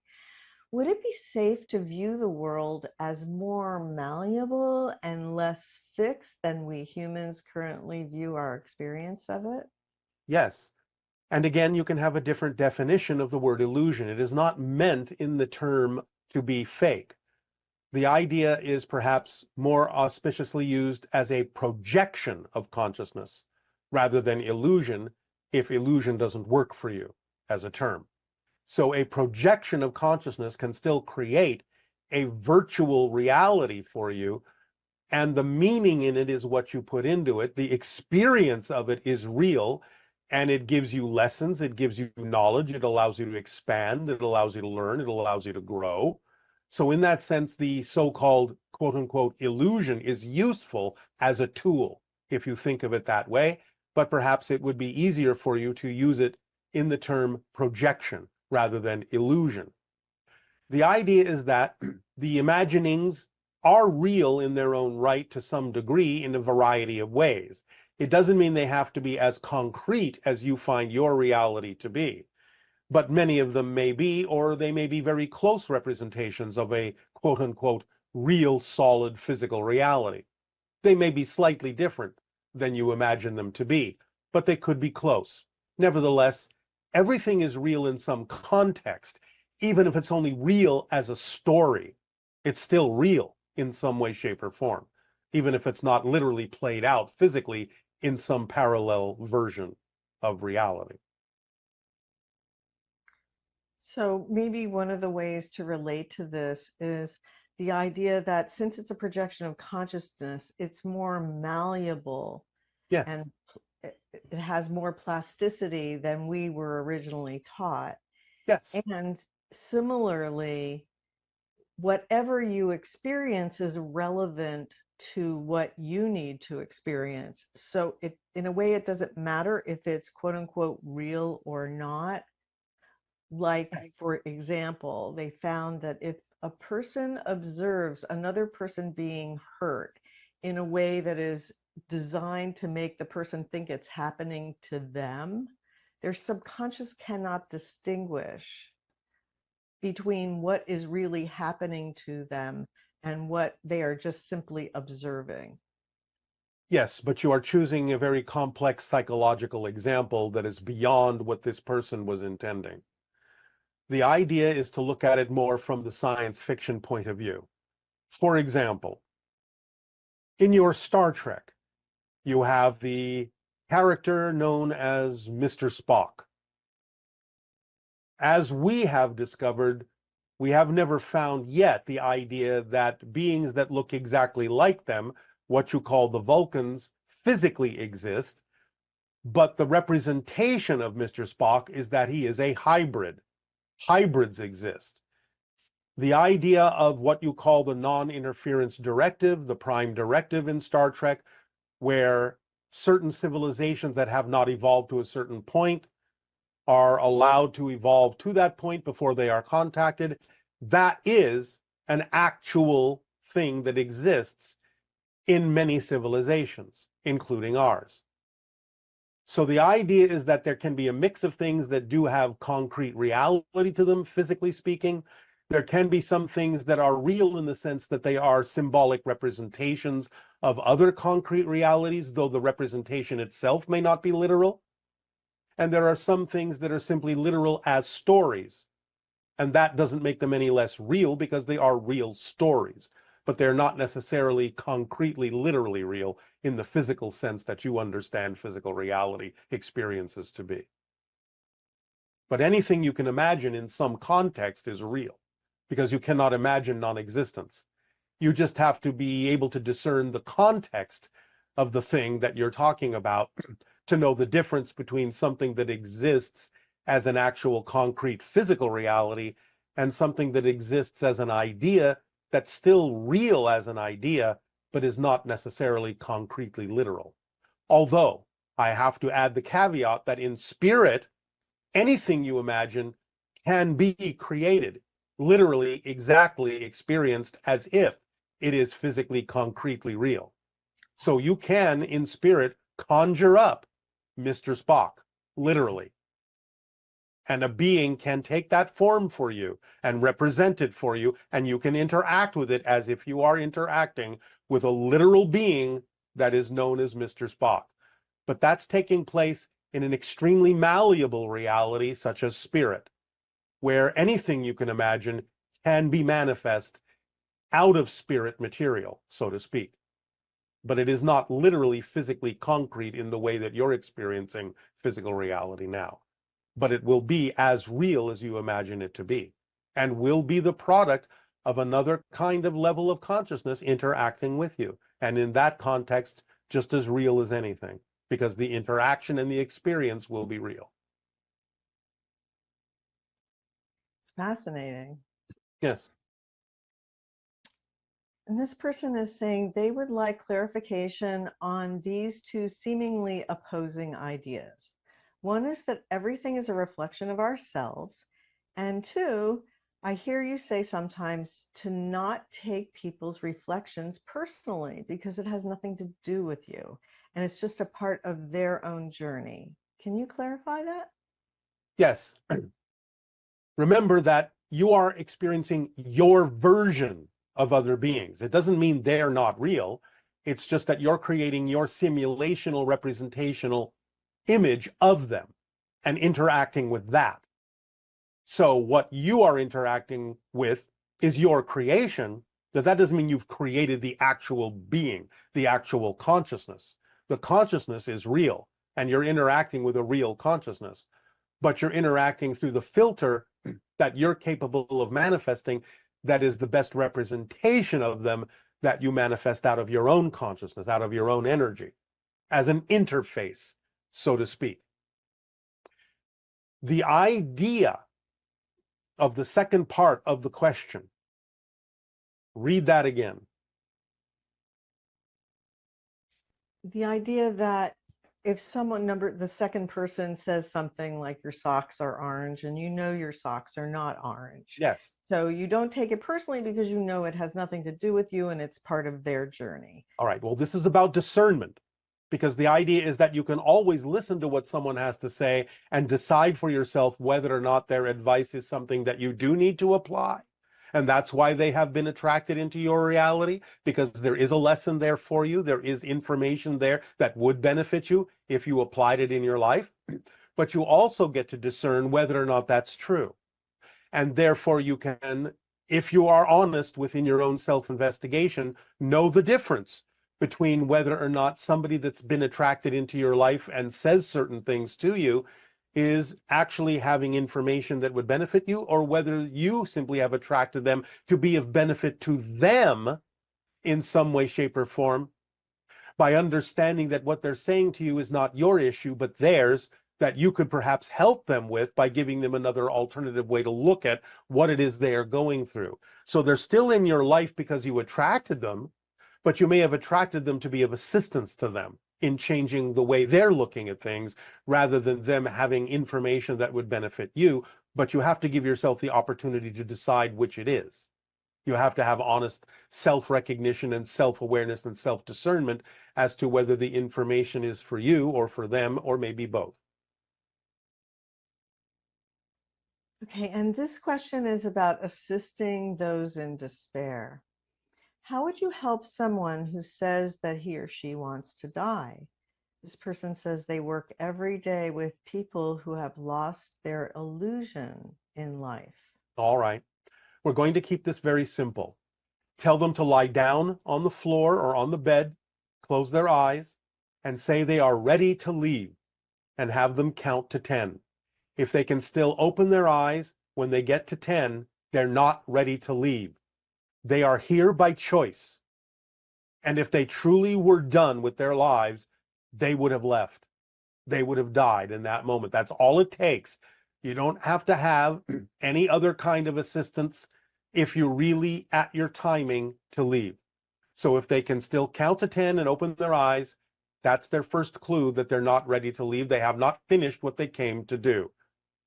So that's an easy way to tell whether you're ready to go, whether you're really ready to die, whether you're really ready to wake back up in spirit, or whether you feel you still have something to do in physical reality that can then give them the sense of looking for what that is, finding their passions, finding their interests, not being so hard on themselves, not judging themselves so harshly, so negatively.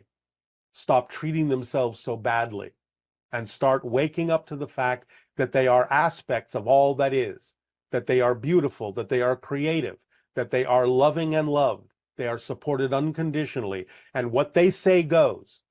So if they want to buy into all sorts of negativity, the unconditional nature of existence will support them in that negativity because it is unconditional. And you can teach them that since it is unconditional, so unconditional that it is even willing to support them in their negativity, there is no reason it wouldn't support them in their positivity as well. And they can decide to choose more positive ways of looking at things, more positive definitions, and those will be supported just as strongly by existence as the negative ideas they held to be true or supported as well. It's up to them. But first and foremost, you can show them that they're not ready to leave, because if they really were at the end of their lives, it would be as simple as lying down, saying you're ready to go, counting to 10, and you'd be gone. Fascinating. Can you comment on, I know people sometimes are concerned about how they're going to die. And then there seem to be some people who are lucky enough to just pass away in their sleep. Why is that lucky? Yeah. Okay. So can you explain Remember, that more? it's all about choice, and it's all about a learning experience, and it's all about what you believe to be true.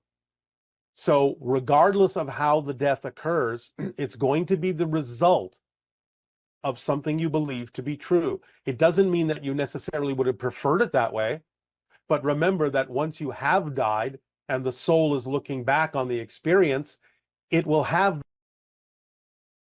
the realization of why it occurred that way because of the belief systems of the physical part of its being. And therefore it will learn a lesson from that, that it didn't necessarily have to choose that, or that it did choose it for very specific reasons that may have more to do with others around it than itself.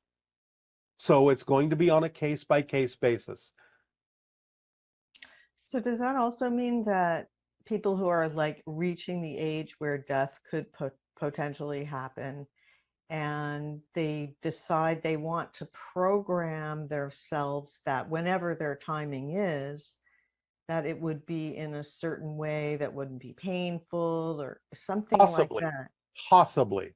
Again, it depends on how deep they dig into their belief system, how they're willing to learn the lessons they chose to learn, the challenges they chose to face in this life in a different way. They have the option of doing it that way, but that implies that they've learned something about their ability to create their reality. And that may be the whole point. Okay. And so people who have a lot of fear of death, there seems to be two parts to it. One of them is the idea that actually, this is coming from the near-death experiences. People have this wide variety of experiences, but it's all really based on their belief systems, right? At first, yes. But again, initially, when the belief system manifests, when they are non-physical, they still get the opportunity to decide whether or not they prefer to continue to experience that or change it. And again, in non-physical reality, if they decide to change it, the change will happen instantly with no time lag. So they will learn immediately that it was the product of their belief system as to what they experienced upon the moment of their death. And yet a lot of people, when they come back from a near-death experience, they don't seem to understand that. They're just convinced that the way that they experienced it is the way that it happens or something, or that it validates what they believe about reality. Again, this may be true for some people, but many more people are beginning to learn the malleability of the experience in the near-death experience, what is common and what is not, and what is personal and what is general. They are beginning to learn. Again, like anything, you need to have a large amount of data to sift through to understand where the personal aspects are and where the collective aspects are that are common to most. Okay. Well, it's very helpful that we're starting to understand more about death and get over our fear of it. So Yes, that's a it is positive. very helpful because, as we said, a lot of beings you may encounter in open contact will be of a vibration that would be similar to the idea of spirit. And if your physical mind can't come to terms with that vibration and lose the fear, then your body may react to these beings as if you are dying, being exposed to their energy. And that is what causes the fear and survival mode reaction within many people. So that's very helpful. Yes. Now, this person is talking about having an obsession with money. And they say that sometimes they get obsessed with the idea of money and focusing on getting more. This preoccupation creates confusion about their true passion, All which right, stop. involves help. We are going to once again remind you that we have addressed this by expanding your definitions of abundance and not focusing only on money as the only symbolic representation you have of exchange and abundance and support on your planet. We will simply refer this person to what we have already said about it, and we will move on from here. Okay. And this person is talking about they were following their excitement at the end of last year and went on a sabbatical trip to Thailand and Bali for 3 months. They tried to cut out contact with the old reality as much as they could by following their excitement, which led them to an amazing journey of self-discovery and multidimensional exploration. Now they're back in their hometown and they're faced with the elements of the old reality that still trigger them. And they're still reacting the same way, and they have not brought the Bali experience home with them. They have not stayed in that vibration for their own reasons. They need to examine their belief systems to find out what difference they are making between the Bali experience and their hometown that allows them to still react the same old way that they used to, instead of being transformed by the Bali experience and the vibration they were in there and bringing that vibration back to the circumstances in their hometown. Remember, it's not about what happens, it's about what you do with what happens that makes the difference in your reality. So why react the same old way just because things in the hometown look the same? Remember, the measure of change is not whether the outside has changed, it's how you react and respond differently, even if the outside still looks the same. That is all we will say about that at this point. Okay. And this person is asking, how can I fully let go? How can I be my full self, truly embracing my perfect puzzle piece and frequency? Understand clearly and act upon precisely the formula. Period.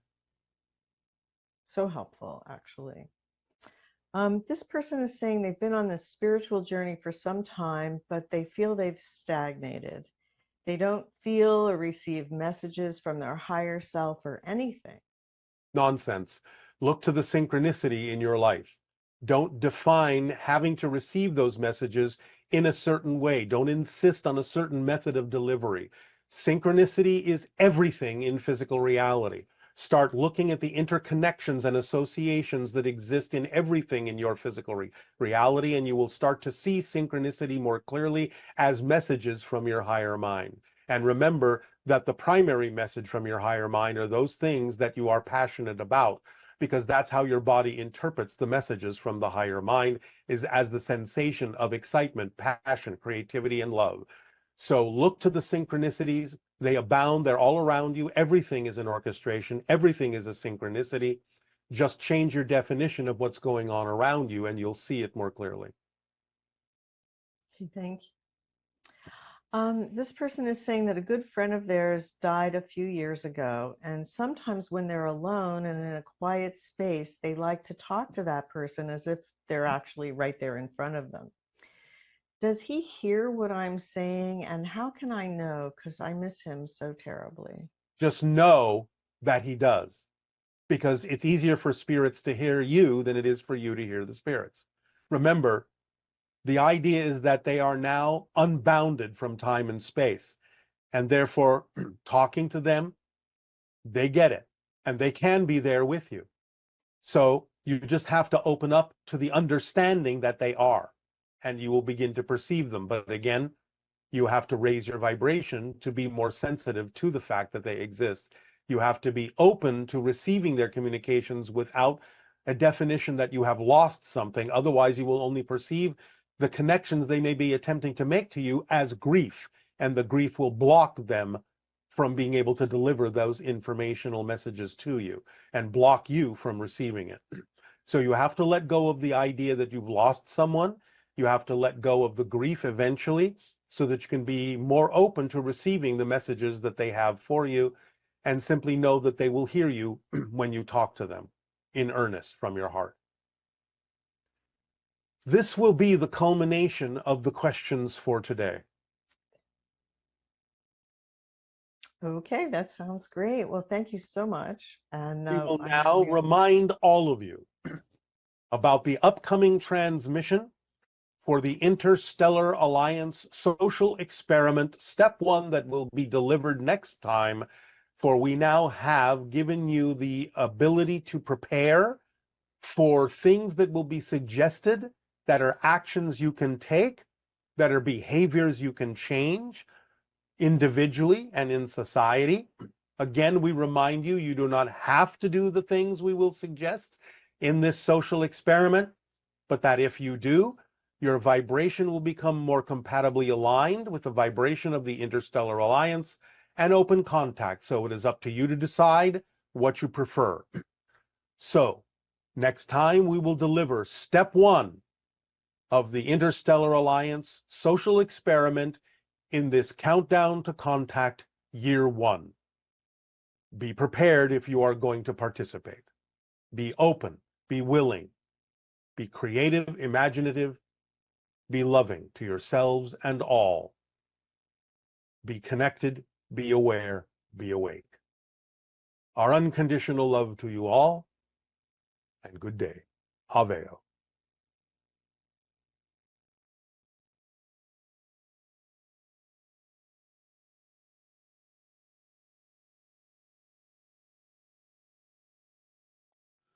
Now, at this timing, there will be no specific meditation, but we remind you of what we have discussed. This is a new cycle. It is time for you to prepare yourselves to take different actions that are bolder, more in keeping with the idea of things that are aligned with the vibration of the Interstellar Alliance in this social experiment. Again, we remind you, you do not have to take these actions. It is completely up to you, your choice, your free will. But in doing so, they will be challenging, and some of them may take you beyond what you are used to in terms of your interactions with human society. Again, you will not be breaking any laws, but you may be going beyond the bounds of what seems normal for many human beings. And the idea is that in doing this, you will create a frequency on your planet and within yourselves that aligns more fully with the interstellar alliance and the probability of open contact. Countdown to contact year 1, interstellar alliance social experiment.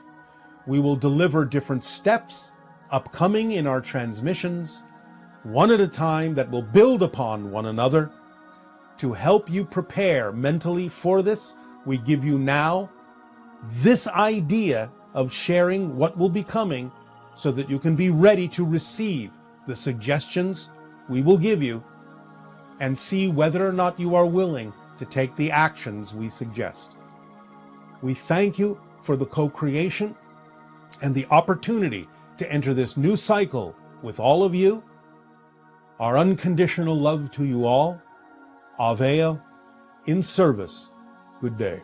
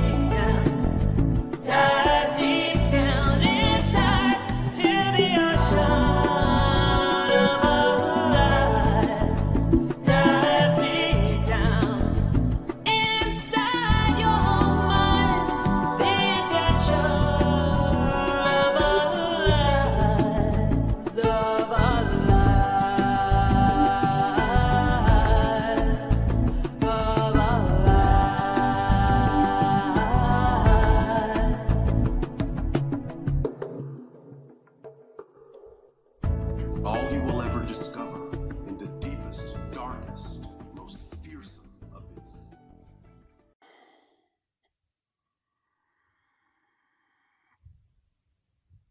Let us say good day to you this day of your time. How are you all? All right. We thank you, first of all, once again, for the co-creation of this interaction. Anytime you create between your civilization and our civilization such an interaction, it forms a bridge, it forms a link, it forms a tunnel, it forms a new reality, a third reality, an overlapping reality in which we can, more and more every day, interact with each other in many more ways. So we thank you for the gift of allowing us to experience each and every one of you in this way. We would like to now continue the transmission we began last night of your time of counting, that then we entitled Building a Bridge to 2013, as you know time to exist. And now we will continue this transmission with the idea of crossing the bridge to 2013.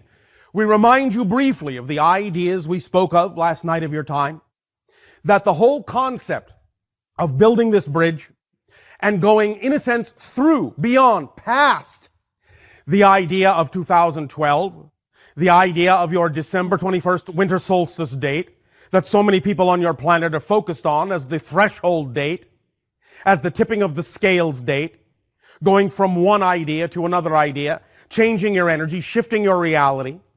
Well, of course, this has been going on for a little while and will continue a little while beyond that threshold. It's not all going to happen in the blink of an eye necessarily, because you have chosen to experience physical reality as a realm of time and space. Nevertheless, much of the idea of time and space, as we discussed last night of your time, can become more flexible, more accelerated, more malleable, so that you can find many things happening in a shortened amount of time, many different places, in a sense, being experienced in rapid succession, other than the way you used to experience these ideas of getting from place to place. You can now find yourself blinking, in a sense, jumping, in a sense, from place to place a little bit more rapidly, as you dissolve and deconstruct the whole idea of physical reality, since physical reality is only your projection of consciousness anyway. But in discussing the idea of going beyond, of spanning over your December 21st, 2012 date, we allow you to focus your sights on the realms beyond, on 2013, on the years beyond that date, so that you can allow yourself to make that leap, not focus so much on every little step, but know that as you allow yourself to simply look past that date, all the details that need to be there will automatically fall into place. You don't have to necessarily watch each and every one. You don't have to necessarily guide each and every one into position, because life already works. The structure already exists. The machine already is on automatic. And all you need to do is allow it to work in the way it was designed to work, to take advantage of the effects that it can have in your physical reality. So allowing yourself the broader perspective, not of the physical mind that is devoted to the focus of minutia, but the higher mind that is devoted to the broader perspective, the farther seeing mind that sees the path laid out where the physical mind cannot, that knows how to get you where you need to go where the physical mind cannot, is the way to align your energy with the ability to move beyond all of those little details and allow them to fall into place automatically, using the machine as it was intended, so to speak. Using the structure of existence as it was designed, so to speak. The idea, therefore, in crossing this bridge is once again to first and foremost let it really sink in that everything is simultaneous. Everything exists here and now. You're not really going anywhere.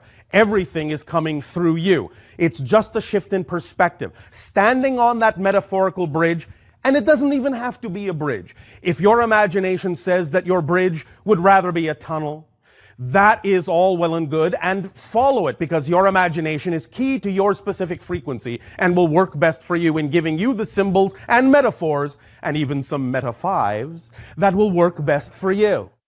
Allow yourself to alter it as you see fit, because after all, this bridge we are talking about is only a permission slip to allow you to give yourself permission to be more of who you are, to expand your consciousness and expand your awareness in whatever way truly is most aligned with your true core frequency as you were created to be. So in understanding that everything exists here and now, it does not really matter exactly how the metaphor is formed. It can be a bridge, it can be a tunnel, it can be one of your airplanes taking you from one point to another. It can be anything you wish, a road, a path, a waterfall, anything you wish, as long as it embodies the concept that you are, in a sense, going over, leaping over, spanning over all of the little details that many people on your planet are now focused on, and allowing yourself, in spanning over, to let those things fall into place automatically, effortlessly, joyfully, creatively, lovingly, without having to get caught up in the idea that it is an effort and a struggle to allow things to change. It is really just an allowance. And allowing them to change in a way that is aligned with your frequency is the greatest joy of all. Because the whole idea of your choosing to experience physical reality is to really experience the fullness of your being, discovering who and what you really are. Remember, you cannot discover if you don't first forget, and that's why you chose to forget. The idea of coming into physical reality comes with the idea of certain limitations that actually serve you to play a certain game so that you can rediscover pieces of yourself, ideas of yourself, perspectives of yourself from a wholly different point of view. And that discovery, that self-discovery, allows you to also understand more and more about creation itself in the bigger picture. The idea thus is that as you are willing to truly allow yourself to be more of who you are actually putting an energy into reality that allows other people more opportunity to also discover more of who they are. Because once that energy enters your world in a much more highly accelerated way, you allow that vibration, in a sense, to radiate and leak from you, if you wish, and it makes it easier for you, being this broadcast antenna, for others willing to be a more receptive receiver, a more sensitive receiver, to pick up on that frequency, to feel it in the atmosphere, to feel it in the environment, to know that that vibration calls them to themselves, and thus then allows them to know with greater certainty that they do not need to be afraid to explore all of those aspects of their being, that the only thing they will ever discover in the unknown is more and more and more of themselves. So all of this is part and parcel of the idea of crossing this bridge. And as we said, first and foremost, to know that you're not really going anywhere because everything in creation exists right here, right now. And the crossing of the bridge is really the being of the bridge. The being fully as you possibly can in the moment, in the now, living your life to the fullest, so that in a sense the bridge can move through you. It can span through you. That you can shift your consciousness from parallel world to parallel world, parallel version of Earth to parallel version of Earth, as you do already billions of times per second, but that you can now know you can do it. You can now feel it more. You can have a visceral, tangible experience of the idea that you're always shifting, always creating the idea of space and time as your playground, as your chessboard, as your game board, and that the rules are slightly loosening up to allow you more moves, more opportunity to see farther ahead, many moves ahead, more opportunity thus then to understand that there is great flexibility in the game of physical reality as long as you remain aligned with your true vibration. Does this make sense to you? Yes. All right. The idea thus then, first and foremost, of really crossing that bridge is to allow yourself every single day, every single opportunity to really take a moment to really feel out all those things that are true for you, truly exciting. And as you do this, understand that this is not an issue of just you alone. Even though you are the only thing that exists in your unique universe, and this is true of every one of you, the idea is that there are also other beings. And so the idea of acting in perfect harmony in what is most exciting for you as an individual also takes into account the respect and what works best for all concerned. For you are all pieces in a puzzle picture, and all of you, by being your true self, support the whole. So the idea is that when you allow yourself to play with space and time in certain ways, then whatever the consequences of your choices are, that shall be what you know will serve the whole and you the best. Because you need to look at this more holistically. It's not just about the idea when you follow your excitement, when you follow your bliss, when you act on your highest joy. It's not just about the idea of what's exciting for you. It's about the idea of what's exciting for all, because the one is the all and the all are the one. And so in focusing on the idea of your excitement and in acting on your excitement in the most integrated way, with the idea in mind of everyone else as a holistic picture, taking the higher mind point of view, you will then know that whatever the consequences are, whatever the circumstances are that arise from whatever choices you have made in playing your new space-time game will be exactly what actually serves both the whole and the individual best. It is a balancing act. It is a harmonizing act. It is an allowing act. It is a loving act. It is an expression of unconditional love both for yourself and for all that is and every single perspective and component of creation. Does this make sense? All right. Now then, in again the idea of crossing this bridge, you will start to feel the concept of more acceleration. Again, this does not mean that you're actually literally accelerating, because you're already going as fast as you possibly can go. You as a being already move in a sense at infinite speed. Everything moves through you in that way. But you regulate it. You allow yourself the perception of certain, shall we say, frames of existence that determines the idea that you call acceleration or slowing down or speeding up. The idea, therefore, is that not you're really going to accelerate, but that you're going to become more aware of the idea of how fast you're already going, how fast the acceleration already exists.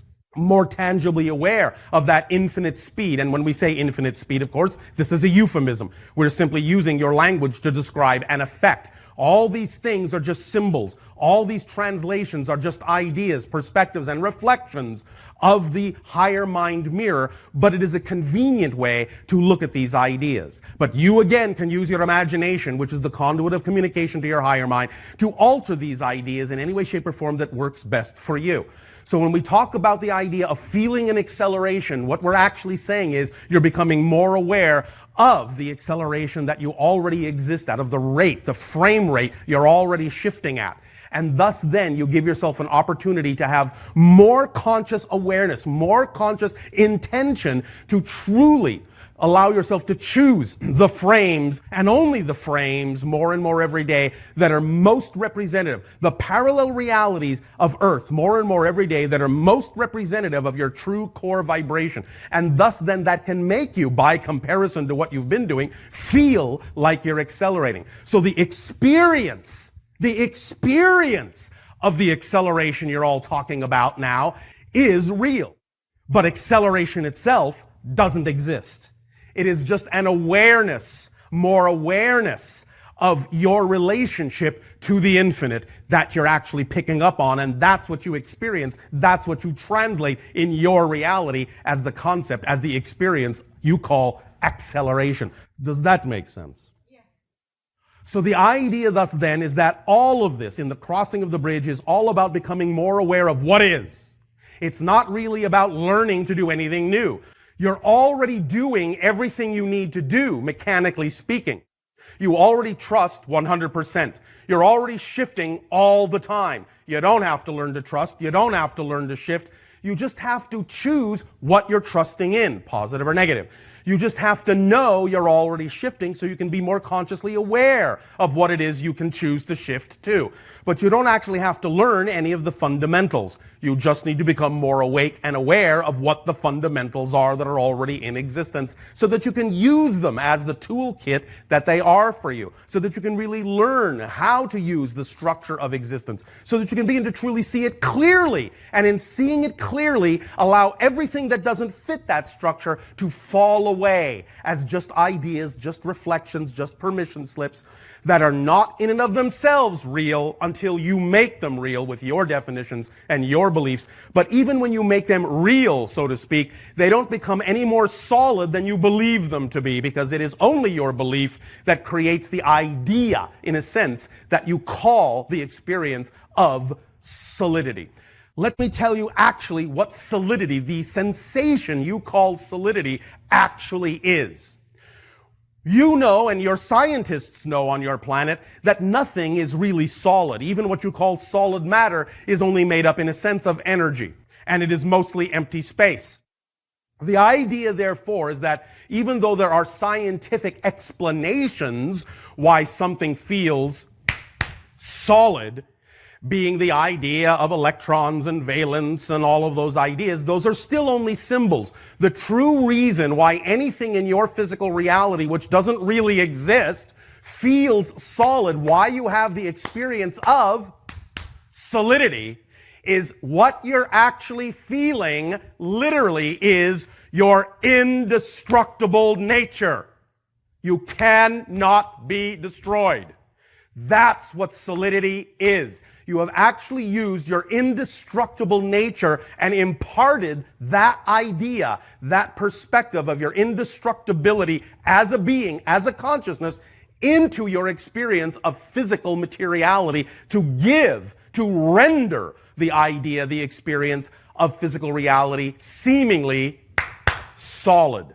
But every time you do this, every time you touch something that feels solid, you are actually literally aware, becoming aware, interacting with your indestructible core, your indestructible nature. That is actually you. It's your essence. You are infinite. You are eternal. You exist, so you always will. That which exists cannot become that which does not. The simple answer to understand why that is so is because, by definition, non-existence doesn't exist. By definition.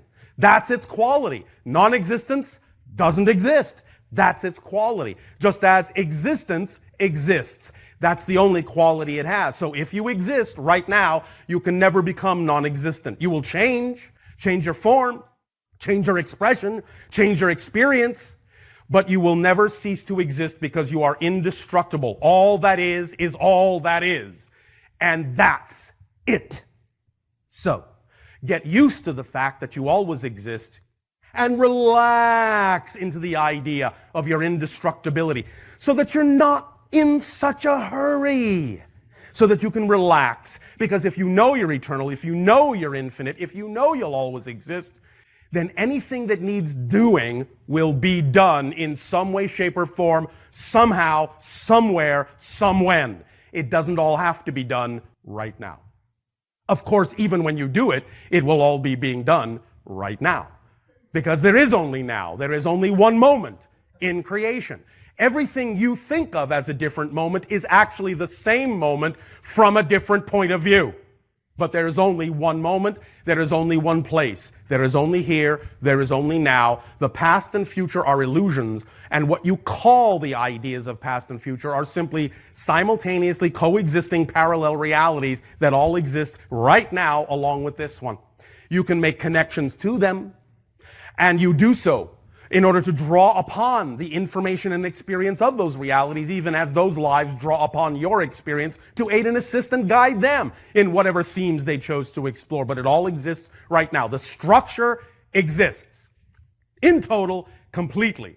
What is new, what is always changing, is your relationship to and your perspective of the structure. That's how creation expands. It's the relationship, it's the perspective, it's the point of view that is always in flux. The structure never changes. It is the skeleton upon which you experience all realities, all experiences in any dimension whatsoever. Physical, non-physical, doesn't matter. The structure is the same throughout creation because there is only one moment of creation. And everyone shares that moment in a different way, from a different point of view. That awareness, more of that awareness, will begin to sink into each and every one of you that is truly willing and truly excited about really being, really acting on, really expressing the true core vibration of your natural frequency. So that, again, in crossing this bridge, you will find yourselves more and more every day in every way feeling the acceleration, but you will know, even as you feel it, that that is an experience happening within your consciousness, that you're not really going anywhere because there is nowhere to go to. But you are creating, rippling, creating all those frequencies, all those ideas within your consciousness and experiencing, projecting these ideas as your physical game. And now you are changing some of the rules of those games. You won't change them all, because as long as you choose to be physical, you have to have some parameters, and remember that not all limitations are negative. So you will not give up all the limitations because they guide you. They form a corridor. They form that bridge.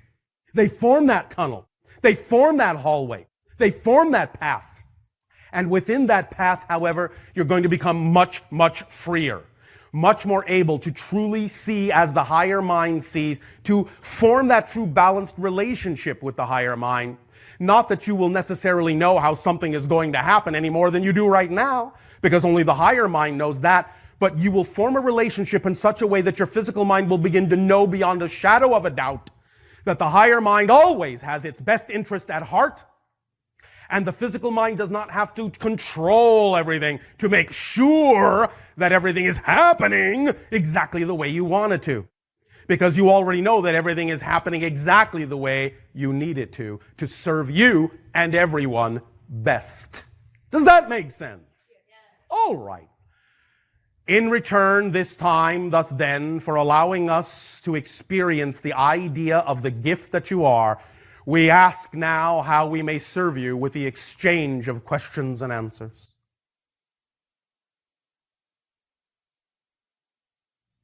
Ha'atu. And to you, good day. Ha'atu. I have always had an interest in Sirius. Yes. And when you presented the permission slips on the sacred circuits, yes, I really related. All right, thank you. I have been using them, and currently I'm doing them as I swim every night, and I do one per lap. Oh, all right. Is that fun for you? Yes, it puts me in the zone. Thank you. It doesn't put you in the zone. You do. Thank you. Since it is a permission slip, you are simply using it to allow yourself to give yourself more permission to do what you wish to do, to be who you wish to be. Correct. So thank you for choosing to do that. Correct. My understanding is that there are more. Yes. And my question is... You mean more than we've already delivered? Yes. Yes, there are. My question is, will you be giving us more? Not tonight, but yes. No, but at some point. Yes.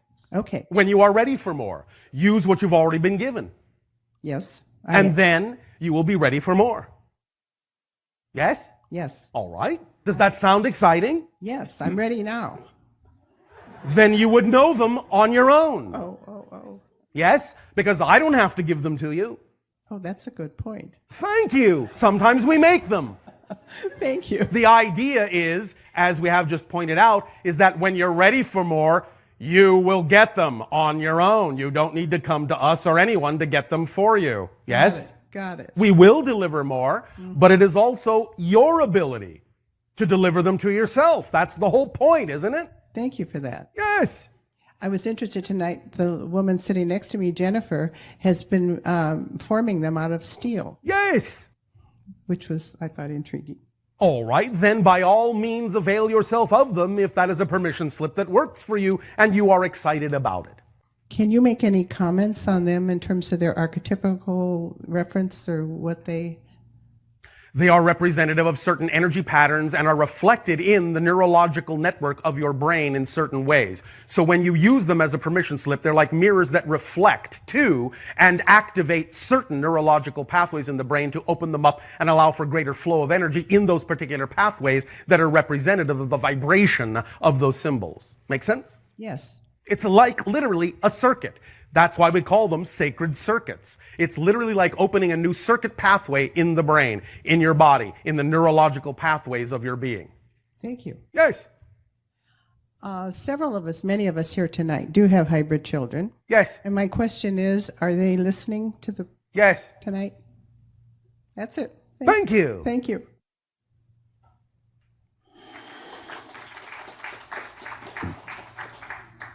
Good evening, Bashar. And to you, good day. So I've been practicing integrating and reprogramming for the last year and a half. Practicing, all right.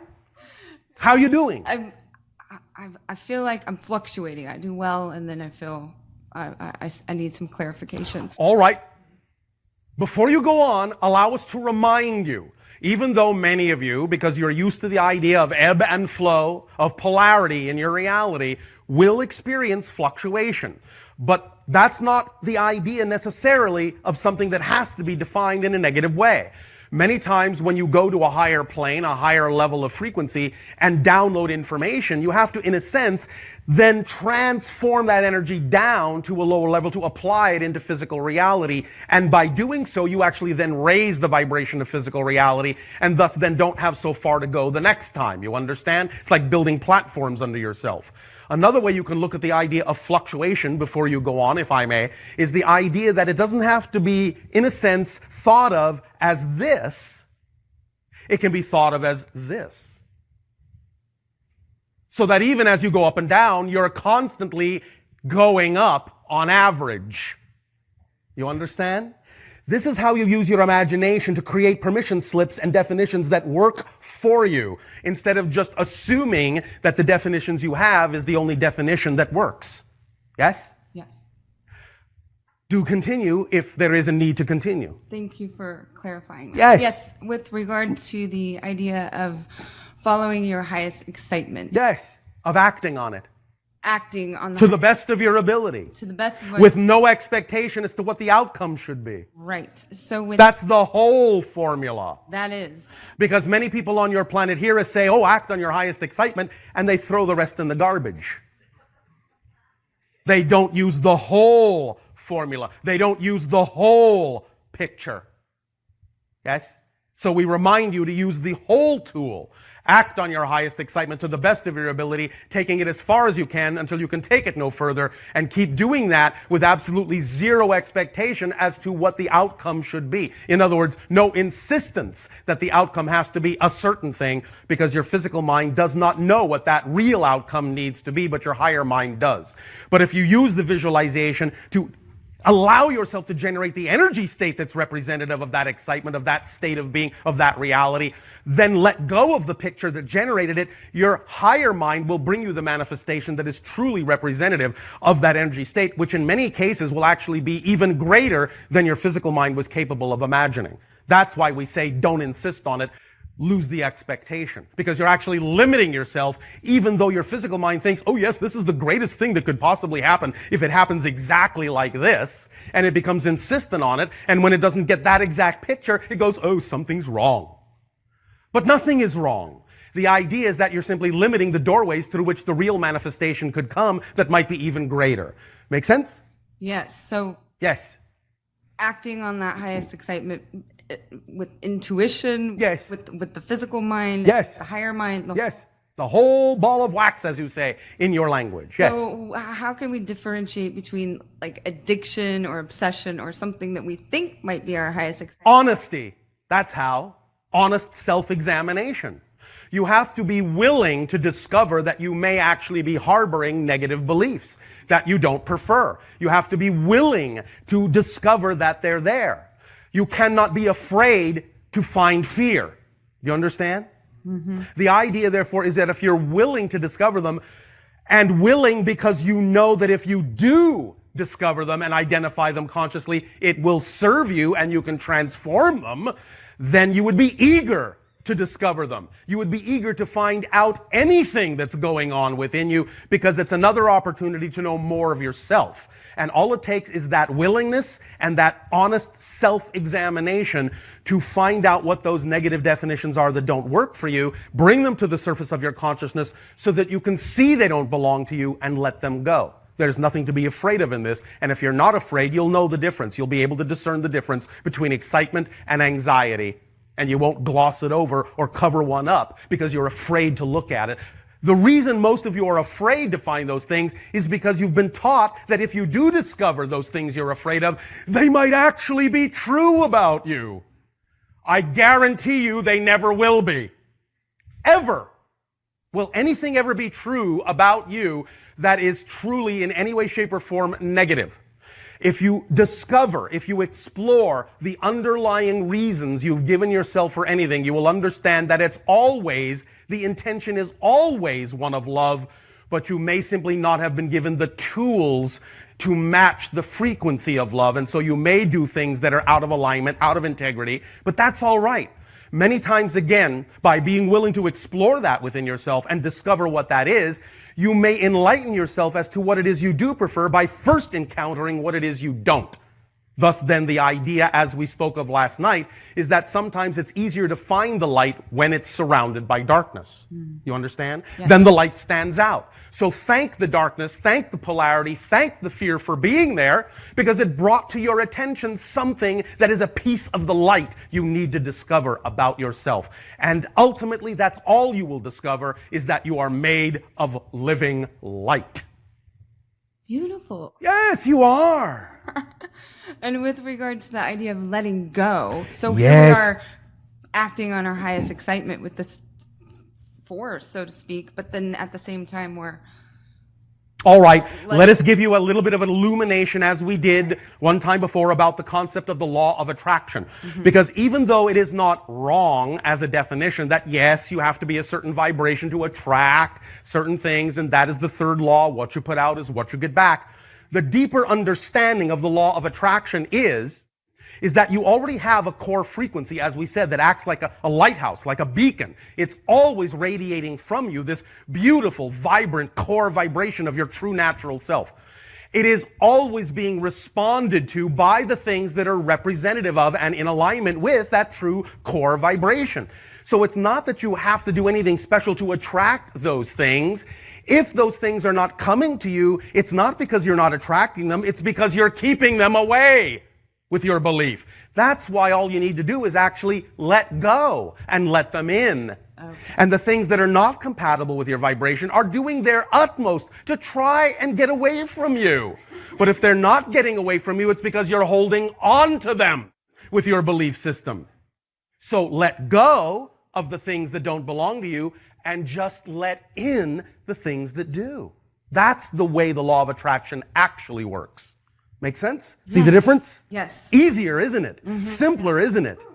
Yes. It's all about simplicity. Because again, remember, even though creation is infinitely complex and rich, it is not fundamentally complicated.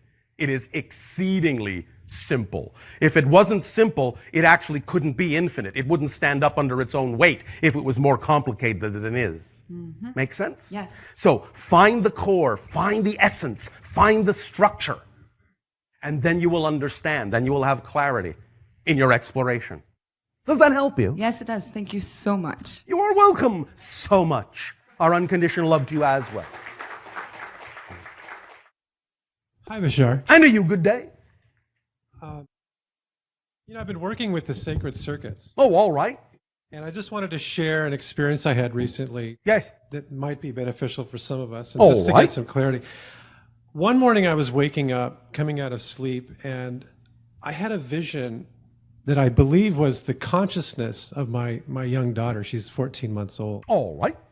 It was this orbiting, like kind of like the lenticular rings around Saturn, here. We understand. This energy system orbiting circularly. All right. And as I watched it, yes, I saw a disturbance appear in one of the layers. Define disturbance. A shift, a change? Shift. An alteration of some sort. Almost a chaotic disturbance. Oh, all right. Simultaneously, yes, my daughter awoke and began to cry. All right. So is that one of the symptoms of acceleration? Yes. Yeah. Being able to perceive things that were heretofore invisible to you as energy patterns. Yeah. This is a similar, not exactly identical, but a similar idea to how we perceive you. Right. All of you. As energy patterns. And when we see those kinds of patterns do different things, that's how we read your energy. That's how we understand who you are on all the different levels that we need to. Yeah.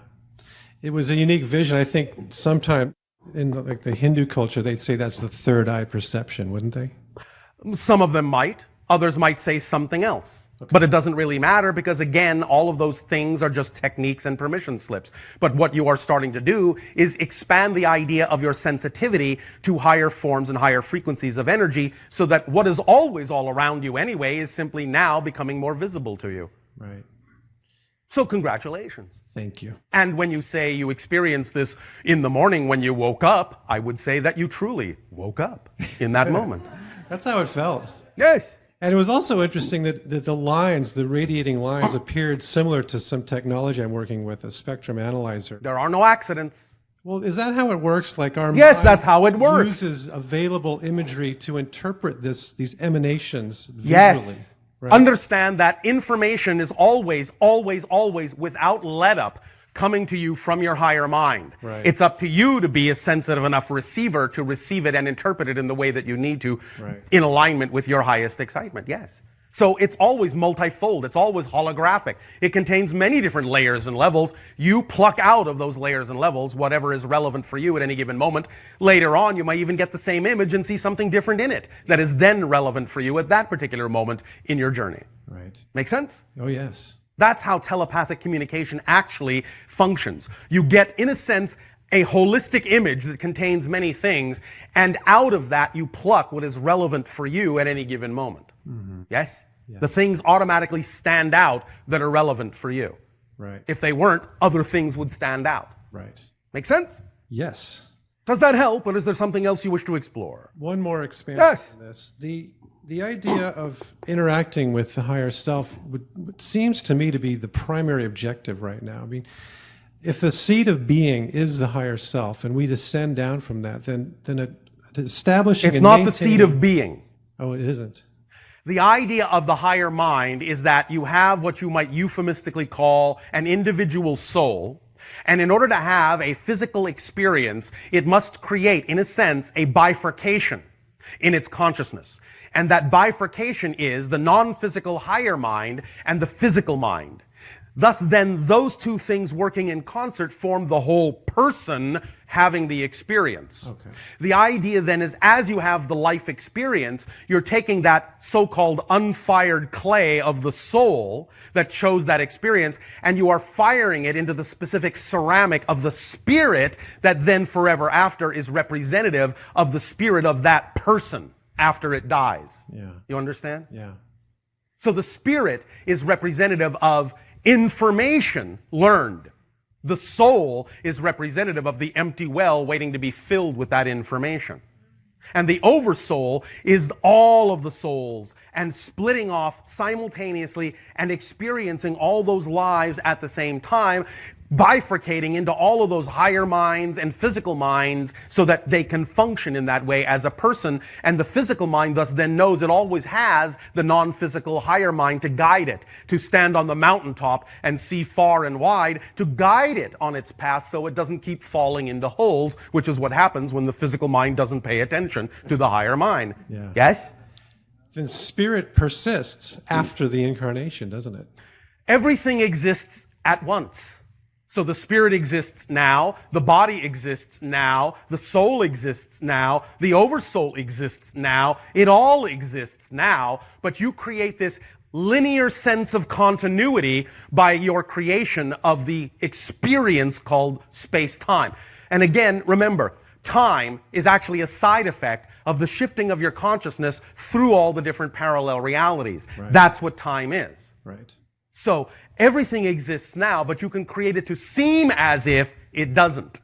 And thus give yourself the opportunity to actually experience the process of the discovery, the process of the creation, which cannot be experienced on higher levels because there everything is instantaneous. Right.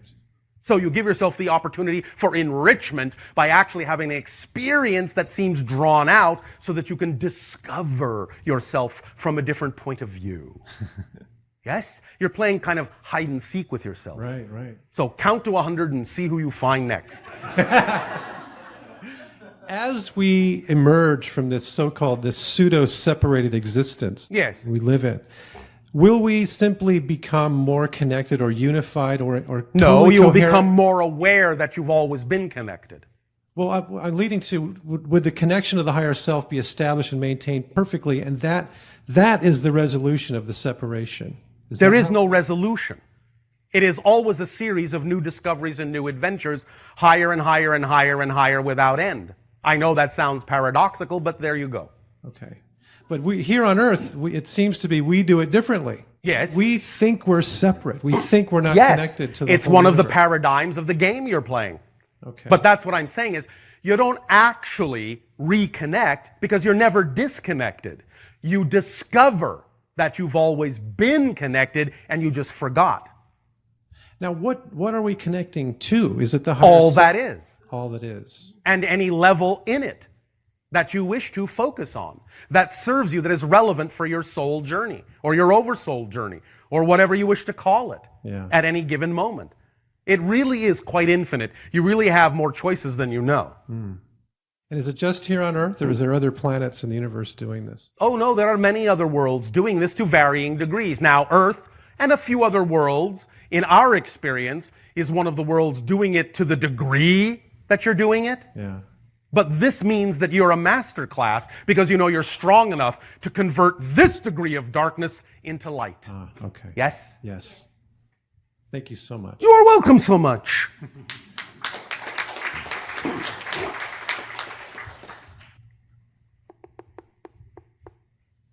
Good evening, Bashar.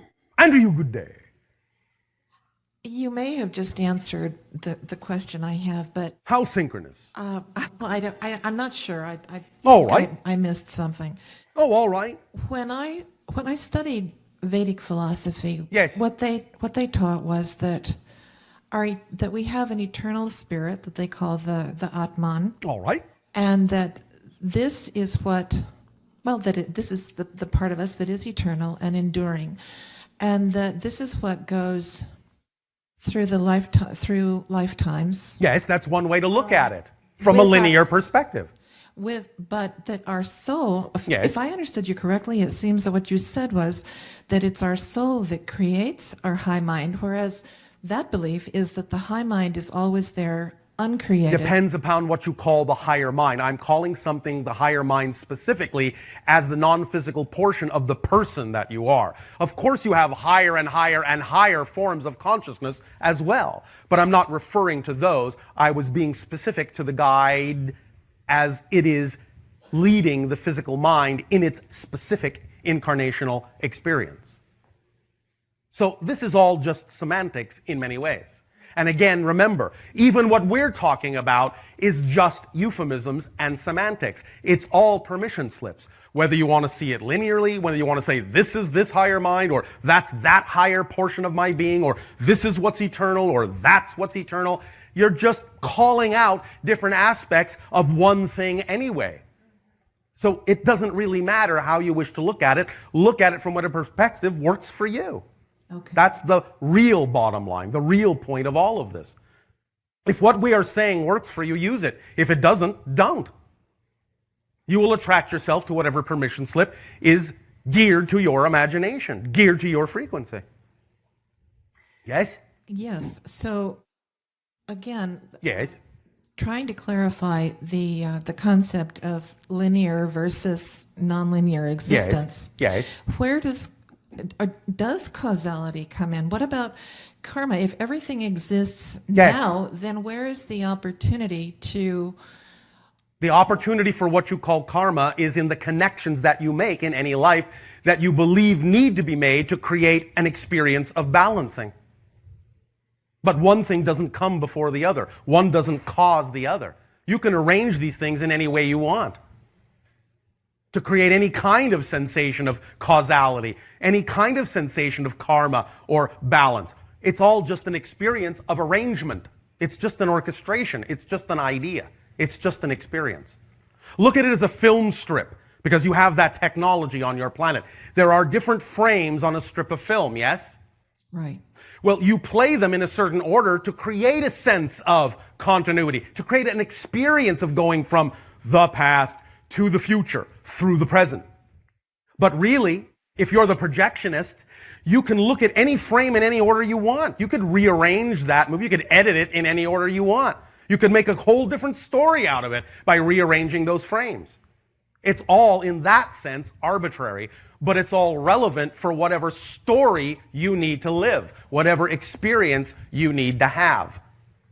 So you create the idea of karma by making connections, by rearranging the frames in a certain way, because now you want to explore the concept of balancing out your karma. But you're the author of the karma. Yes? Right, okay. Does that make sense? Yes, that's really helpful. Oh, all right. There's been so much talk recently with some of the TV shows that are coming out and so forth about the creation of the human race. Yes. And, with ancient aliens and so forth. Yes. I have a sense that they are really oversimplifying this. Sometimes they are also over-exaggerating it. Well, that too. But one of the theories that is interesting that might make sense is that there was some point in our development when, they talked years ago, more than they seem to talk now, about the strands of DNA that were, the word they used was unplugged. Yes. That there are 12 that we're supposed to have, 2 that No, you are never supposed to have 12 in physical reality. That is a physical impossibility. You can have as many as 3. The others would be on higher energetic planes, and you can tap into them and download energy and information from them. But if you had 12 in your physical reality, you would not be human at all. Okay. Well, whatever they were talking about, the idea was that at some point they were interfered with, unplugged. They were altered, yes. Downgraded. The naturally evolved hominid being on your planet was altered genetically, and the form you now understand as Homo sapien was created, which resonates to the idea of soul incarnation, speaking linearly, in a different way. But the original hominid form also evolved because not every single member of the original naturally evolving hominid species was altered. So you have evolved in parallel to the original form on your planet. The original form that was not altered evolved into what you call Sasquatch. Yeah, you mentioned that last night. So the idea is that your original form still exists on the planet and has evolved to a point where it can actually come and go interdimensionally, which is why it's difficult to find. It can literally walk through gateways, walk through doorways to other dimensions, slip in and out of your reality as a natural, instinctive thing. But part of your society was developed in that way with the addition of other forms of genetic material to create what you now recognize yourselves to be as human. So you are all, in that sense, somewhat hybridized already. Okay, so just to clarify, Yes. it seems that there was not a point where we were much more evolved than we are now, interfered with by, they call them or sometimes they say it was the Anunnaki who did this to make That them is one of the references, yes. stupid enough or whatever to just do their gold mining and so forth. No. That they talk no, about this. No. No? There is a Okay. misunderstanding here. Information was withheld, but the potentiality is always there. The switch sometimes was suppressed, but it had to be there to allow you to function. So it's just a matter of the idea of some of them didn't necessarily want your switch to turn on, but those that saw that this was out of integrity took them away and allowed you to evolve to the point where you got to the place you could turn your switches on. Yes? Okay. And how does that connect to the extra strand of DNA you mentioned a moment ago? As you evolve more and more and allow yourself to raise your frequency, your body will contain more and more silicon from generation to generation until such time as that introduction of that element to that degree will cause the DNA strands to restructure themselves around a trinary framework, thus making you better receivers for higher frequency energies, better antennae. Okay, great. If you say so. All right, one last question. Yes. I don't know why I have a feeling you might not want to answer this, but I've wanted to know for a long time. I thought It is I'd not ask. about whether we want to or not. It is about whether we are given the information because it may or may not be appropriate for your process at this time. Whatever is not appropriate for us to say, we will not have access to. Okay, well, that's what I meant more or less. Oh, all right. What about the reports that have been surfacing quite a lot in the last couple of years from people who seem quite sane about really weird... That's a relative term on your planet. I know.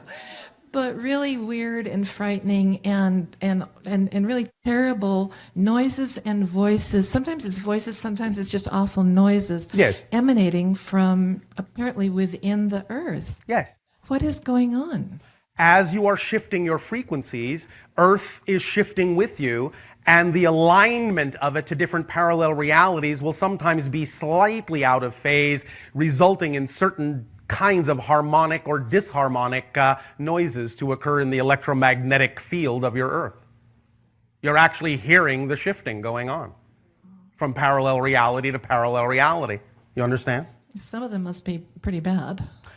Of course, but the idea is that it's always a reflection of whatever it is the individual perceiving those experiences is focusing on at the moment, and is also just an opportunity to reveal what vibrations are not compatible with the shift, to bring them to your attention so you can integrate them. It's not that those realities are bad, it's that the shift to a higher frequency will always draw forth from you those things that are not compatible with that shift so you can deal with them and integrate them. That's why we don't have open contact with you now. Our vibration, operating on the frequency that it does, would overwhelm your vibration and pull to the surface the things you've pressed down that you don't want to look at. It would force you to integrate them and bring psychotic shock along with it. So we take our time and allow you to discover those things in bits and pieces at a rate you're comfortable integrating them. But anytime you act on your excitement, one of the things that excitement does as a complete toolkit is bring to your attention, bring to the surface things that are not compatible with the vibration of your excitement so that you can transform them and create more excitement. So that's just another way of reflecting that. Okay. You understand? Yeah. Does that help you? Yes. Thank you. Thank you. I'm holding you to your word. Hi, Bashar. Andrew, good day. It's an honor to be here. Thank you. It is an honor for us as well to interact with any and all of you. My question has to do with consciousness and all the way my understanding of expressions in our three-dimensional reality is that Your fourth dimensional reality. Our fourth dimension. Different than fourth density. You have a fourth dimensional reality, 3 of space, 1 of time. Yes. Thank you. My understanding is that all expressions are a form of consciousness. There is nothing but consciousness. Everything is made out of consciousness. And is it all, are we, like, in my own expression, yes, I'm here by choice. Of course. And therefore, is there choice behind all expressions? Like, say, sometimes it may be unconscious choice, but yes. A molecule of water is there by choice as well as... That's a different kind of level of choice. Yes, it is there by choice, but not necessarily as an individual water molecule. It doesn't possess the idea of individuality in the way you do. It doesn't experience it in the way you do. It is still there by choice, but it might be the choice of a greater being of which that water molecule is a part. I see. And then also, there are expressions that are there because of our group. Yes. There are group agreements and individual agreements within the group. And there are groups within groups. Okay. The last time I spoke with you, about a time when I was in a coma. Yes. And you informed me of that, or you had said to me that it was shown to me in no uncertain terms of my true value as a being. Yes. And that I had made the choice to come back. Yes. Along with that, I'm here with a really close friend of mine. Oh, all right. And although I don't have a conscious memory yes, of knowing her from other lives or other parallel lives. Yes, well, I you didn't. You may be connecting to other lives that are going on simultaneously that are connected to each of you in that way, but you as a personality didn't experience that life. That's another person. Right. Make sense? A parallel life. Yes. Yes. And that person is their own person. But you may be making a cross connection that allows you to experience the idea of continuity as if it has happened to you. I see. Make sense? Yes. Can you tell me how many times we have chosen to do this? How many other parallel lives you are Yes. cross-connecting to right now from this one? Yes. Now, you do understand that before we answer you, that number can change from life to life, yes? Yes. Because you make the connections you need to make in each life. And you may make 5 connections in one life, and you may make 25 in another, and you may make 250 in another. You understand? Okay. Right now, as we perceive your vibration, you and this other person you are referring to cross-connect and overlap in any way that's relevant and important about 37 times. Wow. And along with the choice in that, yes, on a soul or spirit level, yes, why is it that we choose to do that so many times? It's just because you work so well together. You know how to reflect to each other. You're part of a soul family. Your familiarity helps you. Yeah, and also what I believe is that it's just for the sake of whatever experience we create in the moment. Yes. Remember, all relationships of any type are fundamentally for the primary purpose of reflecting to everyone in the relationship what they need to know about themselves to become more aware of who they really are. Yes, that's the point of relationships. Yes, yes. You all act as mirrors for each other to discover what you need to know about yourself so that you can integrate more of yourself and expand your awareness of who and what you are. Yes? In relation to all that is, which is also you. Yeah, it's constant self-discovery. Yes. Does that help? Very much so. Thank you. Yes. One other question about the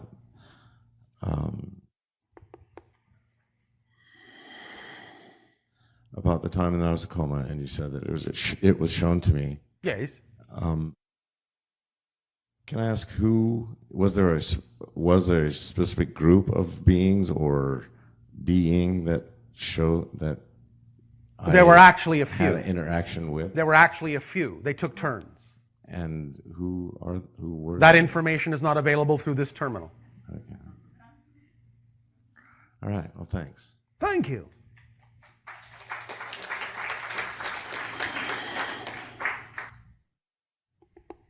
Hello, Bashar. And you good day. I'm really excited to be here. Oh, all right. We are really excited too. I never put my name in the basket, and my questions are always answered. This time I How have no synchronous. question, but My name was picked. Oh, all right. You can make a statement if you wish. Many times when you make a statement, you actually open more doors for us than when you ask a question. I'm experiencing the shift, the change, the acceleration that you were talking about earlier. Oh, all right. And it's magnificent. Yes, it is. Magnificent and magnifying. I like that. And at the same time, I see people around me. Yes. They're in totally different place. Yes, of course. And although I have total allowance for where they are. Or is there going to be a but here? I have total allowance, but... And you're going to contradict yourself anyway, whether you use but or and. And it becomes... Yes. It's all right. You are choosing to change your state of being. In one moment, you may, in fact, indeed have total allowance. In the next moment, for some reason you've invented, you choose not to have total allowance. Why? Because I want them to shift too, but I can't. Why? Why? Why do you need them to shift too? I really don't need them to shift. Then why do you care whether they do or not? If you are doing what it is that excites you and you know you're acting as a perfect example to them so that you give them at least an opportunity to know that that's an option they can choose is what works for you, then you've done all you can. If you need them to change, what does that say about what you believe about your own self-empowerment and your own reality? Well, anytime you feel the need that others must believe as you don't believe what you say you believe in. I just wish they could see. It doesn't matter what word you use. Okay. I give up. I understand what you are saying. And again, the idea is that the best way to be of help is certainly share information, share perspective, share points of view, but be a living example of them. And thus you have given them all of the information that they need. If they do not at this moment choose to match that vibration, you know they are eternal, infinite beings. Right. So what difference does it make whether they choose it now or some other place and time? They're always going to exist, aren't they? Yes. In some form or another, aren't they? Yes. So why do you have the insistence that they must change now? Okay, I'll let it go. Thank you. Isn't that more relaxing and accelerating for you? Yeah. Instead of carrying the burden of everyone else's choices behind you, dragging them along as you attempt to go toward the reality that you prefer. Yeah, it's definitely liberating. Yes, it is. It is. Does that help you then? It does. And? And communication is becoming difficult with difficult in what way? It's like I'm speaking a different language. I'm in a different state of total being. And then learn the different language. Learn how to communicate in a different way. Don't define the change as difficult. Define it as different. Yes? Yes. It's only because you're defining it as difficult, because you think it needs to be a certain thing, that you're experiencing it with difficulty. If you understand the change is a natural result of the changes within you, you will search for the new way in which communication will be more natural for you. And you will communicate with whom you need to communicate. Those that don't understand you any longer, perhaps there is nothing they need to hear from you. Yes? Yes, and they're not, because of that, there are just a limited number of people. So? Very limited. Only because you are defining this in a negative way and thus actually closing the doors through which more like-minded people could come. Yeah. You are the one isolating yourself by your definitions of your experience. Don't have those limiting, isolating definitions, and you will suddenly feel that you're in communication with many more beings than are just physically present with you. You understand? Yes. So expand your definition of communication, and you will expand your experience of communication as well. Speaking of communication. Yes, we were. I've been, it's been a year since last October. One orbit around your star, yes. Yes. That I've been hearing other beings. You are redefining yourself, shifting into realities that are more and more representative of what you prefer to be. Yes, that's what healing is. Everything, every change, any change is the result of shifting to a parallel reality where you are already more representative of what you prefer to be, or not. Okay. I want to actually know who are these beings? Who are what beings? The beings that that I hear messages and I write them down. Why don't you ask them? I did. And? What did they say? The Pleiadians? Yes. Is that a question? Did a question sneak in there? One that I'm afraid to ask. No. What are you afraid of? No. I'm kidding. Oh, all right. Ha ha. Just a confirmation. Yeah. A confirmation. You don't need our confirmation. It may or may not even be the Pleiadians, but it doesn't matter because being told that they are is the permission slip that works for you right now. Mm-hmm. It's all source anyway. Yes? Yes. And even if it is truly something else communicating with you, the only way you're experiencing it in your reality is by creating your version out of your own consciousness and your own energy anyway, in order to experience it in your reality. So all you're really doing is talking with yourself. But that doesn't mean you're not communicating with others. Okay.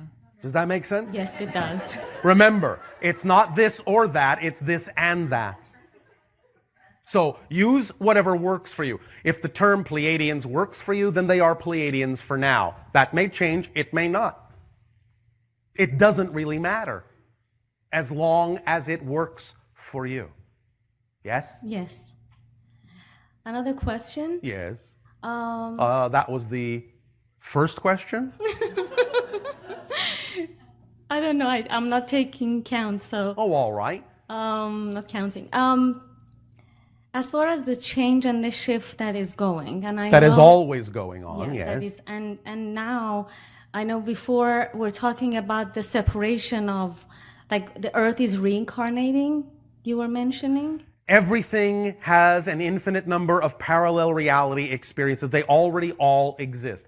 The shift that we are talking about is simply a point of view of consciousness. True. But all of the Earths, all the different varieties, all the different versions of Earth, and every other world and every other dimension all already exist.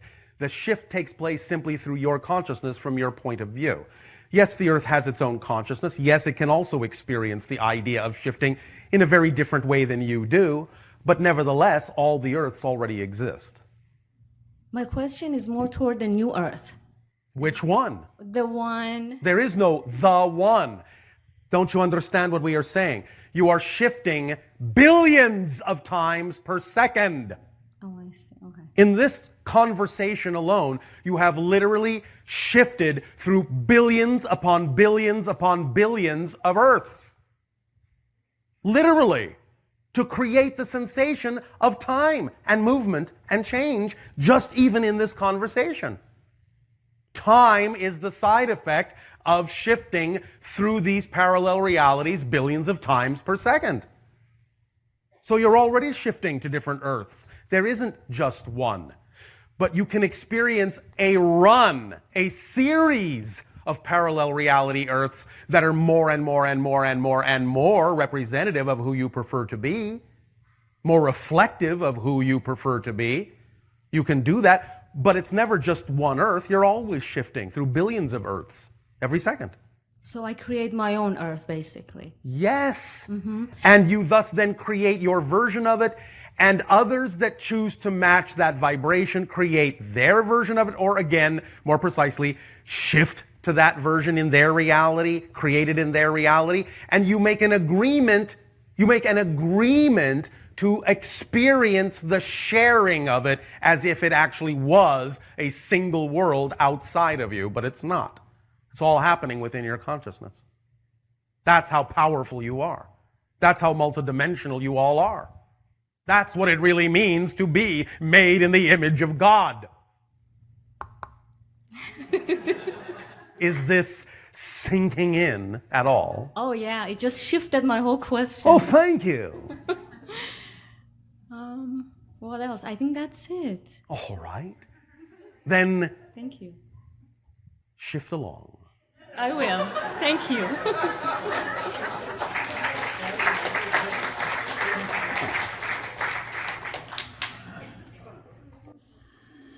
Hi, Bashar. And to you, good day. You mentioned at the beginning that we've shifted and we're sort of accelerating. You're shifting all the time. And the energy that's coming through has been accelerated a little bit. So I'm Again, it's not that it actually is, it's that you are now perceiving it in a way that makes it experienced as if it is. The acceleration is just an experience, a sensation of your awakening awareness. Nothing is actually accelerating. Right. So I'm just wondering if there's a correlation to the amount of energy that's coming through you through this room. Yes. Has that increased? Yes. And it will continue to do so. Because we are shifting too. Okay. We will be talking about this in what you call a future transmission that has already been given from my point of view. The idea being that as you are shifting, we are shifting and other worlds are shifting, and sometimes we choose to shift in tandem with you. And our world of Esasani is actually shifting into what will now be called Shakani, a higher level. But we are doing it simultaneously with you. And Sirius is also doing it simultaneously, and we will explain more of this in another transmission at another time. Okay. All right, so my next question is, I'm not quite sure how to ask this, but... Oh, all right, I'm sure you will figure it out. Okay, so the idea that we're shifting billions of times a second. Yes. Okay. I'm curious about this, if there's this underlying pattern to that we each create from this as we're shifting. For example, let's say that as I'm shifting, depending on what vibration I'm shifting, say if I'm sad or if I'm happy or whatever. As I'm shifting billions of times, does that shift in and of itself create specific patterns? It can, but again, you are creating the pattern, so you can create other patterns as well. And remember, a pattern, generally speaking, is something that functions on automatic. If you know you're doing it, it's no longer a pattern, it's a choice. Well, I'm meaning like, for instance, are you talking about the simple underlying template you've agreed to share with other people so that that's an automatic function of the physical reality that you don't have to think about intentionally? Well, I was kind of thinking more, I mean, I get what you're saying there, but I'm kind of thinking more of like, say, a spiral pattern or the flower of life pattern. Oh, yes. Those types of things. Everything generates fluctuations of patterns of energy in the overall things that you are shifting through. Yes, it's like a wake, in a sense. So is that part of like ripples in a pond. Is that part of how you identify, yes, see us in those patterns? We see the patterns, yes, holographically, overlapping. Okay. Yes, we see you all holographically. It's like looking at a series of three-dimensional ripples coming out from central places, as if you dropped a multitude of stones in water, but three-dimensionally. Rippling, rippling, rippling, intersecting, interacting, reinforcing, diminishing. Colors, light, energy, forming different ideas and different constructs as they overlap, disappearing, reinforcing, disappearing. It's a language unto itself. It's information unto itself. It's a dance of light. Okay, yeah. That's kind of what I'm sort of seeing that, and I'm kind of, sort of. Yeah. All right. Okay, so you talked about the spiral that you created on Esasani. Yes.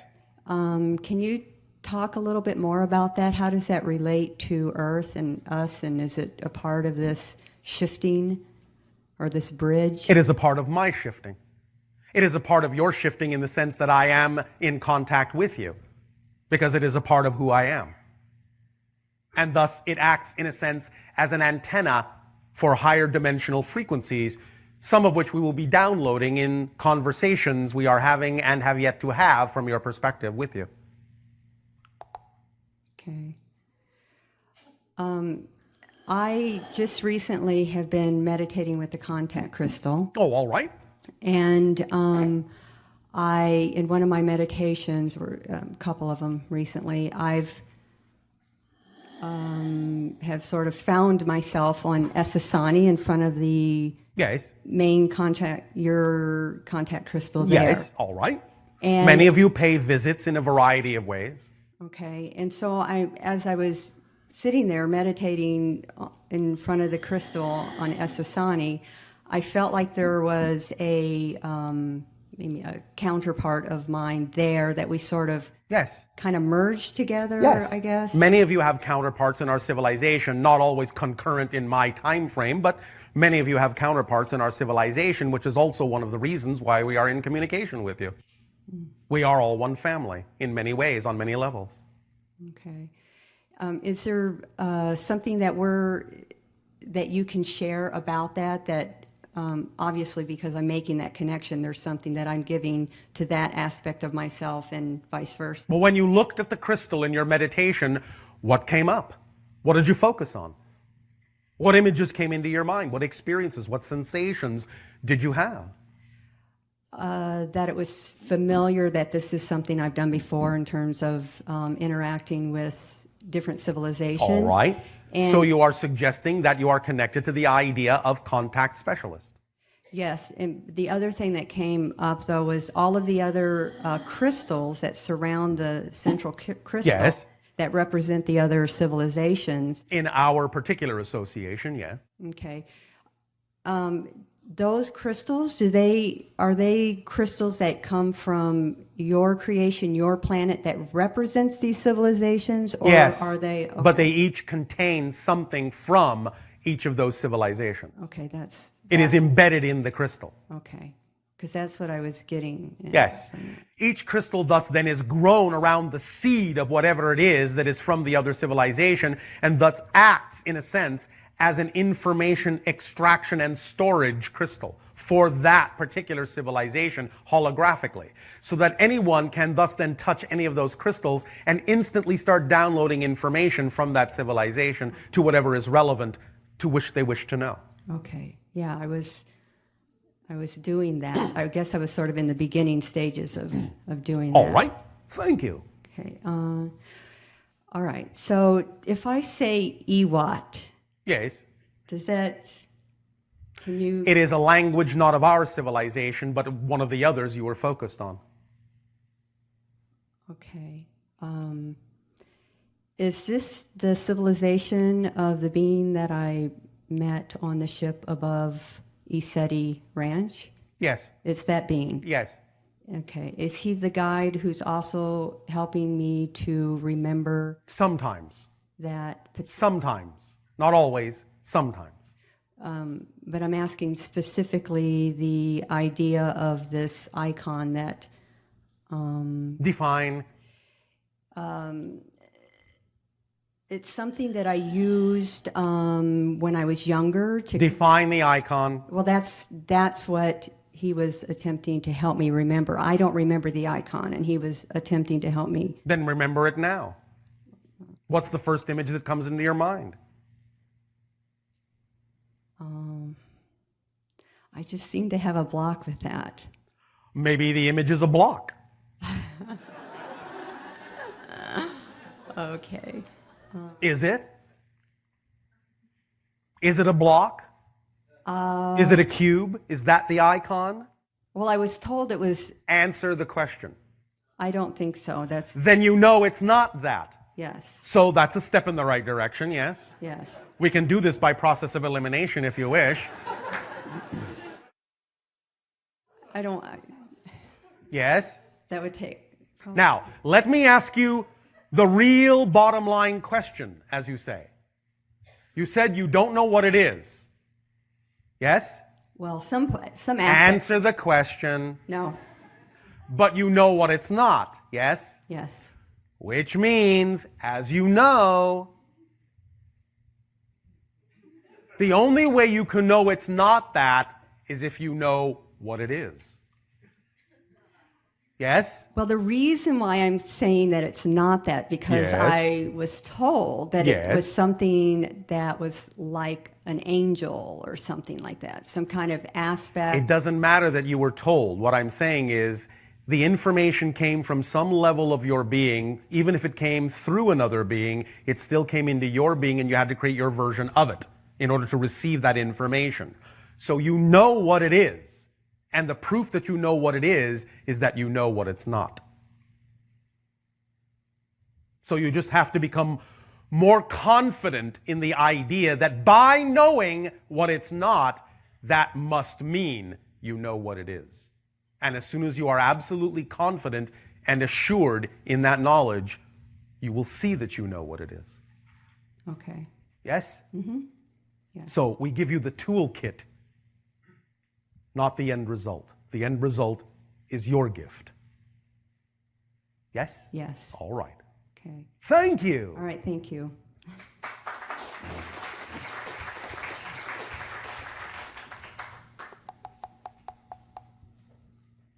Good evening, Bashar. And a good day. Last night you talked about that Tesla had access to alternative and free energy. My question is, where do we stand in terms of having access to that? You've also mentioned Townsend Brown in the past. Yes. Is this something that we are going to be having access to, developing? Yes, many people on your planet are doing so. The idea, however, is that it's simpler than you think. When will it come into widespread use? As we read the collective energy that exists on your planet now, you will find that this will be a given within, at the outside, 50 of your years. It could happen sooner, but it will happen no later than that, as we read your energy now. Is it being suppressed right now? Of course. Okay, so within that time frame, the suppression will end or dissolve?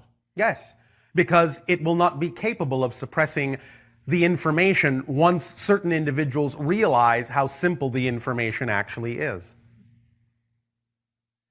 Okay, until that time, are we primarily going to be using hydrocarbons for transportation, heating, etc.? You already know that you will be using other forms of energy generation as well. But you will ultimately discover what we are talking about, or rediscover it again. And you will find in actual fact that once it is rediscovered, it will be rediscovered simultaneously in 3 different locations on your planet. And that's where the paradigm shift will occur, because of the simultaneous rediscovery in 3 locations. Okay, thank you. Thank you. Last year you had a transmission, something about ships leaving the dock, going in different directions, and I believe it was trains. The train station. Yes. Okay. That it was representative of timelines that were relatively parallel, that were going to diverge more and more as of December 21st. Yes. Where do we stand on that? And well, what train are you on? Are you on the one you want to be on or not? That's the only real question here. Are you on the track you wish to be on? Are you acting on your highest excitement? Are you being who you prefer to be? Are you in alignment with your true natural core vibration? Or are you on a different track? We are simply saying be on the track you truly prefer to be on now, because as the parallel reality vibrations diverge, it will be, in your understanding, less likely that you will want to make a choice to jump to the other track later. Because by not jumping onto that track now, you're setting up certain conditions that will make it less likely that you will be aware of how to choose to shift to that track that you really wanted to be on. Thank you. Thank you. So, all aboard. Good evening to you, entities, Bashar. And good day to you. My statement is full of gratitude for We thank you. My last teacher, spiritual teacher, who was Dr. David Hawkins. Yes. He passed away on the 19th of September this year. All right. I was. That doesn't mean he can't continue to be a teacher. Yes, of course. But I was sorry about the birth. I was expecting another teacher. And you came in my awareness, in my consciousness 1 month ago. You always get what you need. And I'm very grateful, and I want to express my gratitude for who you are. We thank you for being who you are. And for the respect I have for my latest teacher, David Hawkins, I would like you to be so kind to tell us a little bit what you know about his work on this planet. The idea of the work has changed since he has shifted to another level. It involves the idea of flow, energy flow that is represented by the idea of water now. The idea is that there is an understanding of new energy coming in, new awareness of higher levels of energy. And so the work now involves the idea of melting into the flow of water, using the idea of water as a permission slip symbol to allow for greater flow within yourselves. That is what the spirit is now generating from the higher level, from the non-physical level. Do you understand this? Yes. Does that answer your question or not? Yes, of course, it does. And? I remember about the audience in the beginning, they wanted to have some numbers, a percentage. Yes. That all of you humans love percentages. That was why I want to bring into our discussion Dr. David Hawkins, because of his scale of consciousness. Yes. From 1 to 100. Yes, but you understand that that's relatively arbitrary. Yeah, and of course, from the higher perspective he now occupies, he knows it's arbitrary. Was good for us to understand. It's a permission slip. It's one permission slip. If it works for you, use it. If it no longer works, don't. It's up to you. And about his muscle testing technique. Yes. Can you... Again, it's a permission slip. Yeah, you must understand, really, all of this is just a permission slip. It's up to you and your imagination to decide what works for you. These are all tools given by any number of individuals on your planet because there are any number of belief systems on your planet that require a different reflection, a different tool, a different perspective. All the tools work, but they only work for whom they are relevant. Yeah, you're right. Well, that's it then. You have the whole secret right there. Yeah, one more time, I'm grateful for who you are. Our gratitude as well to you. Thank you very much. Thank you. Hello. And to you, good day. Hi. I'm excited. One moment. Okay. Continue. Okay. I'm excited about the synchronicity of my dad and I being chosen right now. Oh, all right. Thank you for the creation of your synchronicity. Thank you. One of the questions that came up while I was sitting there is in terms of the quarantine, which ends December 21st. Yes. And one moment. She is referring to the idea that, among other things, your crossing threshold date of December 21st, 2012 represents the end of what you have euphemistically referred to as the quarantine of your world by extraterrestrial civilizations. In other words, hands off, not to interfere. This does not mean that on the very next day, spaceships will be landing everywhere. What it means, however, is that our laws no longer prevent us from interacting with you. The entire idea of when we are capable of interacting with you will be in your hands, and so we will be watching. Thank you. And so what are some of the ways that we will see, I mean, is there any time frame in which the Shalanaya as we have said, the general window that we perceive right now, most likely for open contact, will be between your year of 2025 to 2033. And is there any specific times coming up that we should look for in the skies? Look within yourself, because the thing that acts as the best barometer is how many times and how more often you remember, whether in dreams or actual waking memory or any other synchronous way you might recall, that you've already had contact. The rate at which you remember you've already had contact but forgotten it will be a barometer for us as to when you're ready for more contact. So the idea of the rate of remembering that you've already had contact will increase in 2013. Thank you. Yes. Now remember, we also said that one of the main key transformational changes or inciting incidents that will happen generally as we perceive your energy between your years of 2015 to 2017 will be that you will, as a society, know beyond a shadow of a doubt in those years that extraterrestrial life of some form exists. We are not saying what it is. We're not saying how you will discover it. We are not saying it has anything at all to do with the idea of what you call UFOs. But you will know for a fact somewhere in those 2 years that extraterrestrial life is absolutely a fact. And that will shift your consciousness in ways that will help accelerate you toward the window of contact that we already spoke about. Woohoo. Did that translate? Yay. Oh, all right. Thank you. So Sharon and I have created a hybrid children community. Yes. Online and in physical life. Yes. And we have lots of parents participating. All Are right. there any specific messages from the kids to any of their parents that may not know that they have kids that they would like to translate at this time, or anything they'd like to say? Yes. Okay. Hi. That's it. Okay. Oh, one more. Keep up the good work.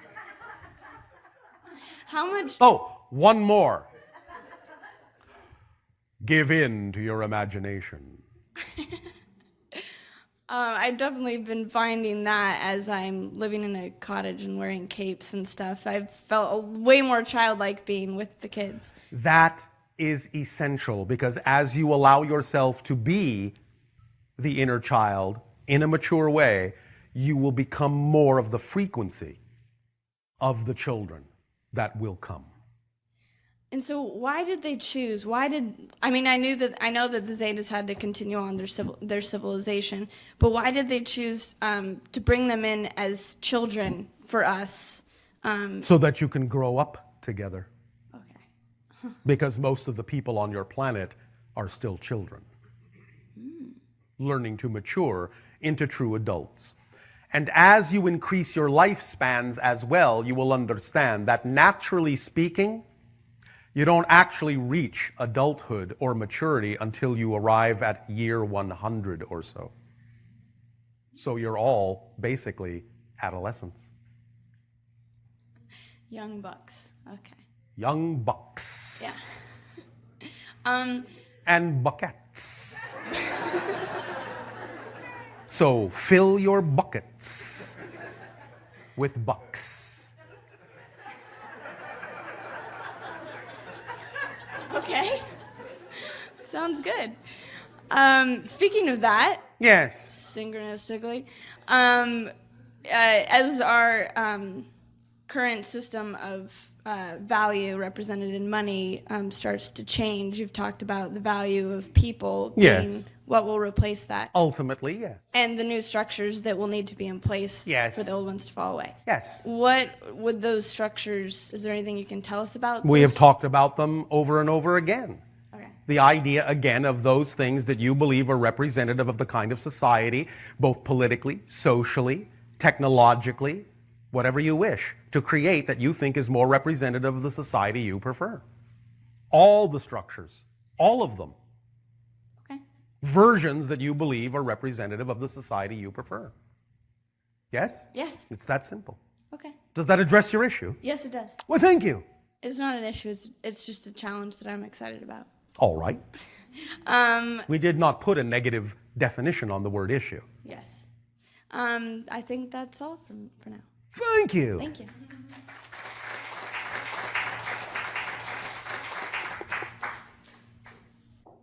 Greetings, Bashar. And a good day. That was my daughter, Bridget. Yes. You I think must that's- be so proud. Very proud.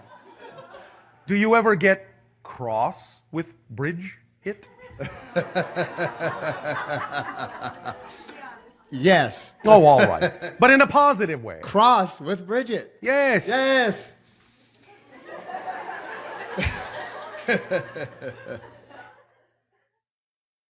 So I have a hybrid daughter named Geo. Bridget named her Geo. Oh, all right. She's like Bridget's twin, so to speak. So to speak. So to speak. In, I guess, with the Shalaniah. Yes. And not of the Shalaniah, but with the Shalaniah. Yes, with them. Yes. Anyway, she's excited that Bridget bought a cape and she's wanting to try it on when they make contact. Color of cape? Purple.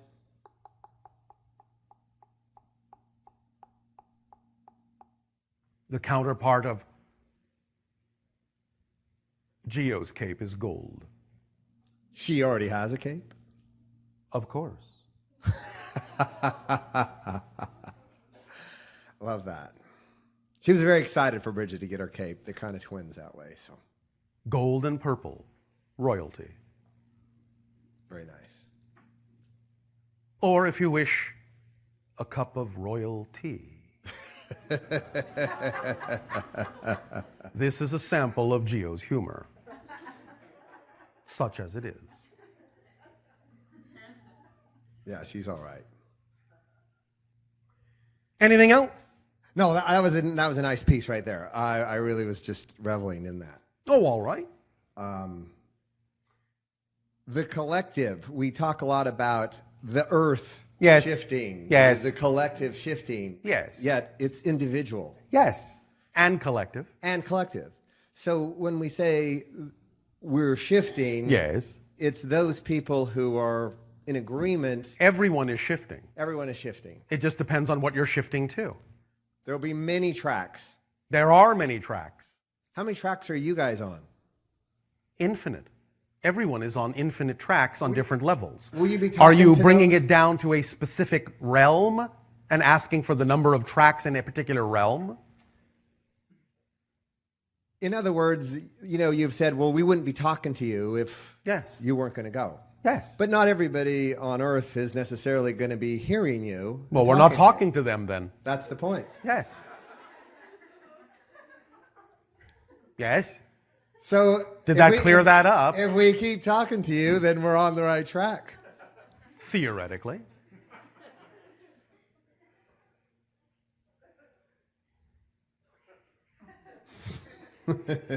Remember, you don't need to do it this way. It's a good permission slip. It is. Thank you. Thank you. But you can also create your own conversations with whatever version of yourself is represented by us. And that's the point. Yes? Stay on track with your own higher mind. Yes. Yes. Yes. We are happy to be a permission slip, happy to be a mirror, happy to be a reflection of that, but understand this conversation is being had by you with yourself. Thank you. All right. Anything else?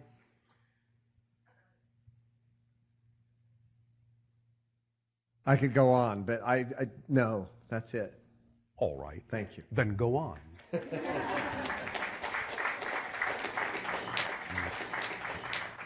Hello, Bashar. And to you, good day.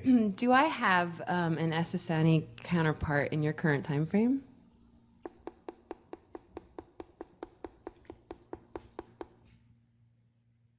Half. Half? Half. Well, I don't know what that means. It means that the being you are referring to is half Sassani and half something else. A hybrid of its own nature. That sounds pretty cool. I believe it's warmer than that. Is it rad? No, not exactly. Can you tell me what the other half is? I just told you. Did it translate? Wait, what?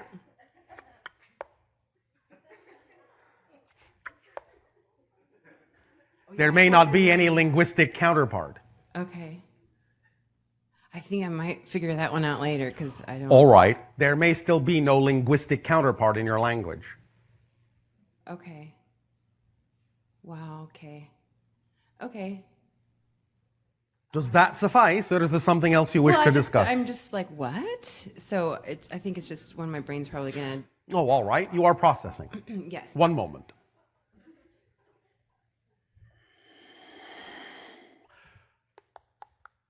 Are you attracted to silver? Yes, as far as jewelry and stuff. Just the metal, in any form. The color, the metal. Yeah. Yes? Mm-hmm. Anything else more so, or silver more than anything? Well, when I buy jewelry, it's generally silver in color. So yes. Yes. Rather than gold, rather than something else. Correct. All right. Silver, thus then, is a vibration similar to the idea of the vibration of the other half of the hybrid. Thus then, by being attracted to that frequency, you allow yourself an connection point, in a sense, a circuit point, a circuit connection with that frequency. Okay. If you wish to find or attract yourself to a silver object, if you don't already have one that will work as a permission slip for this, you can attract yourself or attract to you a silver object that will actually function as a permission slip to allow you more awareness of the connection to that hybrid being. Okay. So if you wish to refer to the being as silver, you can. Okay. That's cool. Hi-ho. Okay, so that makes sense as to why I've been singing that lately. Have you now? Interesting. Yes. So you see, you understand that you are creating your own synchronicities even without knowing it. Yeah. And now you know. Thank you. And also, I found it really interesting that Mitsubishi Electric is an anagram of I critic, it's you, B Helms. All right, if you say so. That's a statement. Did you care to elaborate at all? In its natural language, it means 3 diamonds. Would you care to elaborate on that? A later time, I'll do that for you. Mitsubishi, 3 diamonds. Okay. Yes? Yeah. All right. And then why is 9 so magical? Because is it just because it's 3 threes, or what's the deal? What's the deal? Yeah, because I noticed that when I'm driving, I make anagrams of everything and I add numbers and stuff. And I noticed that 9 acts as 0 if it's with a bunch of other numbers. Yes. You are sensing, as many people on your planet do who are mathematically inclined, the idea of some of the underlying templates that create the structure, the crystalline lattice of physical reality. And there are patterns within it. 9, as in any number, is representative of certain patterns. In certain ways, it is the pattern, as you say, of completion and restarting. Yes? Mm-hmm. And thus added to, in certain ways, other numbers will give you the sensation of having finished a cycle and the beginning of another. Huh. Okay. Well, thank you. There are many more interpretations to this, but we will not go into them now. Okay. All right? Yes, thank you very much. Does that serve you? Yeah, that's awesome. Thank you. Thank you.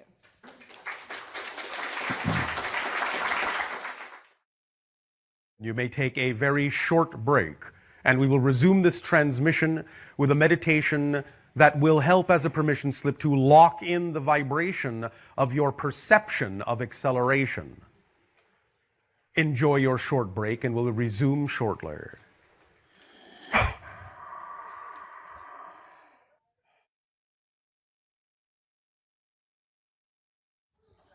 So, well, I guess this is the part where we launch into outer space. So, if you like that imagery, just step into your spaceship. Take a look at through the viewing screen after you find yourself in space. And you have the opportunity to connect with this divinely inspired holotope created by Kirby Seed and Randall Fonts. All right, so I think it's time. Everybody ready? Okay, all right, here we go. Morning, everyone. Wow, it's great to be back in Vegas. So I'm April Rochelle from Bashar Communications, and it's my pleasure to welcome you to this exciting event of Contact with Bashar. Today's session is entitled Saibo, and Saibo is an ancient Essassani game that used to be played, and it's designed to increase your level of synchronicity. So Bashar is going to be sharing some information with us about that today, and eventually you'll have the information about how to play the game. So that should be a really interesting and appropriate session for Las Vegas. Upcoming sessions, we have on the 17th, 18th, and 19th of June, we have 3 Bashar sessions coming up in Los Angeles. Friday night is entitled Masks, and this is a new permission slip that Bashar is giving us about how to see things from the perspective of the higher self. And then on Saturday night, he's doing a session entitled The Story Tree. And again, he's going to introduce a technique for how to redefine your life and reinvent the story that you're creating about your life. Because you know that has so much impact on what you experience. And then on Sunday, the session's entitled The State of the Union. And Bashar will be giving us a little bit more of an update on the changes in our society and what is happening right now. So that should be very exciting to hear what's happening. Because as we've seen, there's a lot of change going on, and we really are in a very different world. And of course, we're on a different planet, right? Because we change to a new reality every moment. Yeah. So that's what it's all about for today as far as the Saibo goes. And because I know you're all eager to get started and hear Bashar. Yeah. We're going to just show you a couple of videos. The first one is a video about the contact crystals that Bashar introduced a number of years ago. Okay, so we'll go ahead and bring the screen up so that we can show the videos.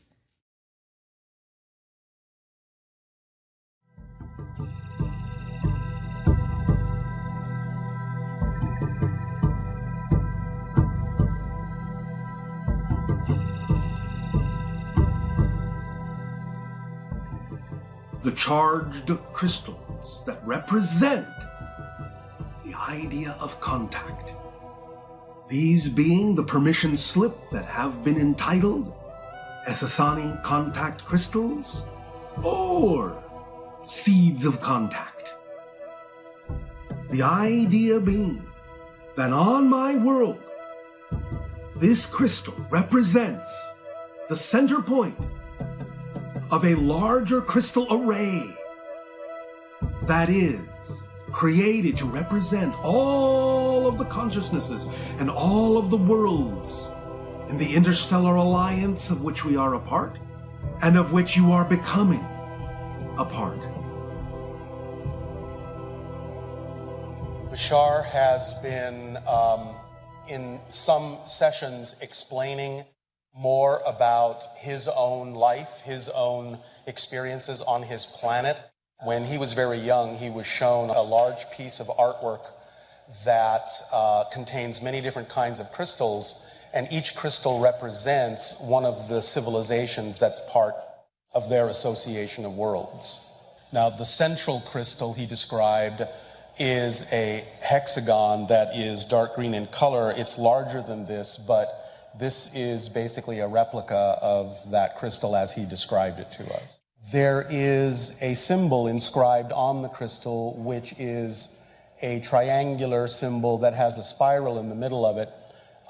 This symbol, Bashar described, is actually his family crest. It represents his family's lineage as contact specialists. So Bashar suggested that if we made replicas, even if they're smaller, of this central crystal, what he did then is he did a special meditation that actually comes with every crystal on a DVD that's for the purpose of charging the crystal with the specific frequency of contact. So when you have one of these and you use the meditation, it is actually charged with the particular frequency that represents his civilization and the particular frequency that represents their initial contact with us. Bashar has basically said that, charging one of these with your own energy and the energy that's in the meditation that he gave is kind of like casting your vote specifically for contact. So if you're interested in acquiring one of these, by all means, please ask the people at the back table to give you the information. It comes in this lovely box along, like I said, with the DVD. And so please check out the information at the back table. Okay, and why is the contact crystal a hexagon? It supports the idea, very specifically, that what is attached to it, around it, as the central hexagonal crystal, are 6 others, which represent the 6 hybrid races, and altogether the 7th. Earth being the 6th hybrid race. We are the 3rd. But altogether, the 6 and the 1 in the center will be representative of the 7th hybrid race, when all 6 hybrid races exist and blend together into the 7th. That's the core of our common evolution and what we share as family and where we're going into what you call the future. Together.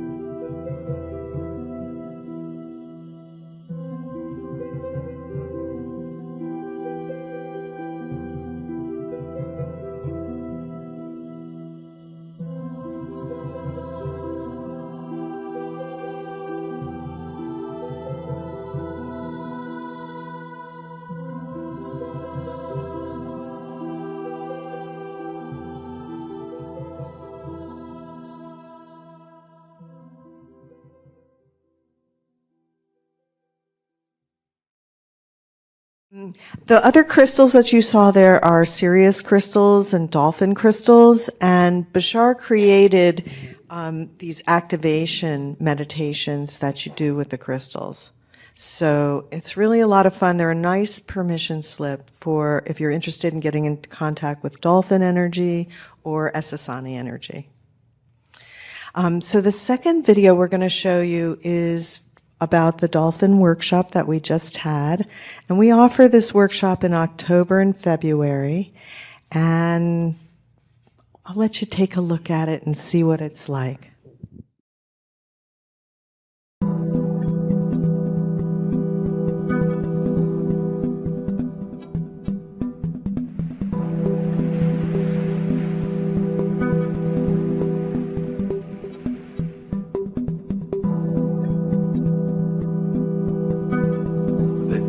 Dive into the unknown, the greater the gifts will be, the more expansive the gifts will be, the more exciting the gifts will be. You will discover the buried treasure that lies deep within.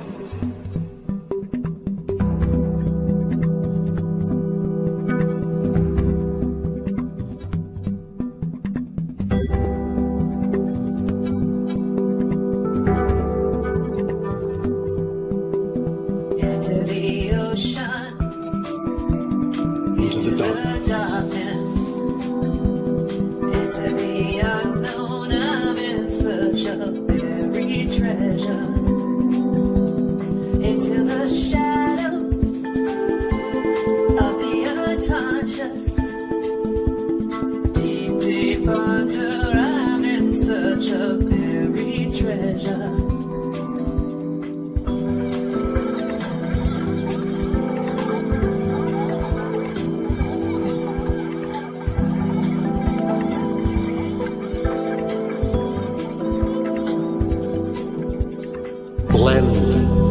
and sink and melt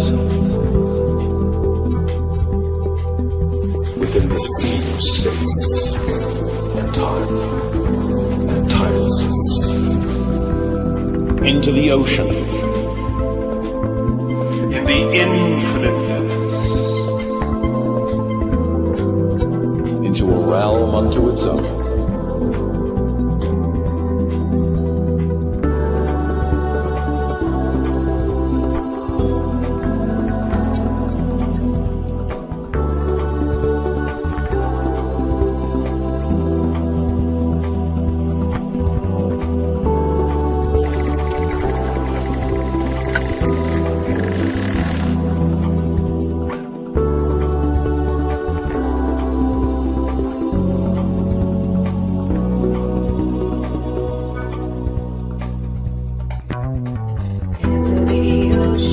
Diving deeply once again.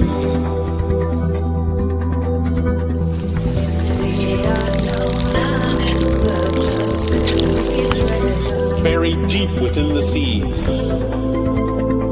in an everlasting dream of joy, an everlasting dream of exploration, an everlasting dream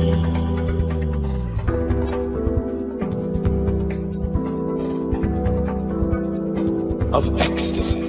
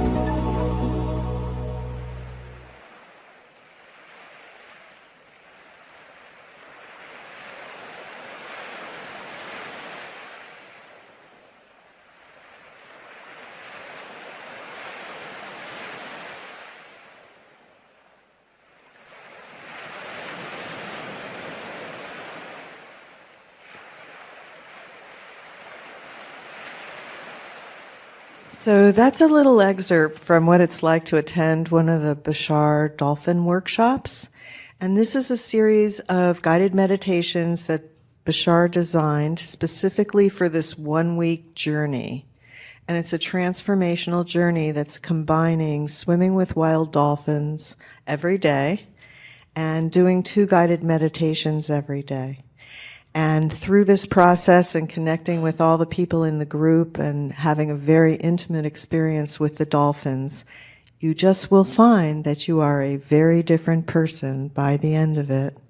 And you truly find that ecstasy and that childlike wonder and joy that you always have, but maybe has been put aside because of work or home life or things like that. So it's a really wonderful experience, and if you feel called to be with the dolphins, this is a great way to experience them. Our next video is a little surprise. As you all know, we have a documentary that we've recently completed for Bashar, and so we're going to show you the trailer for the documentary.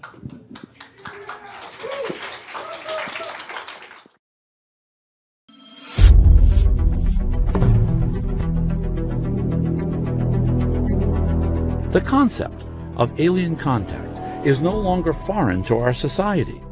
The question isn't if it will happen, but when.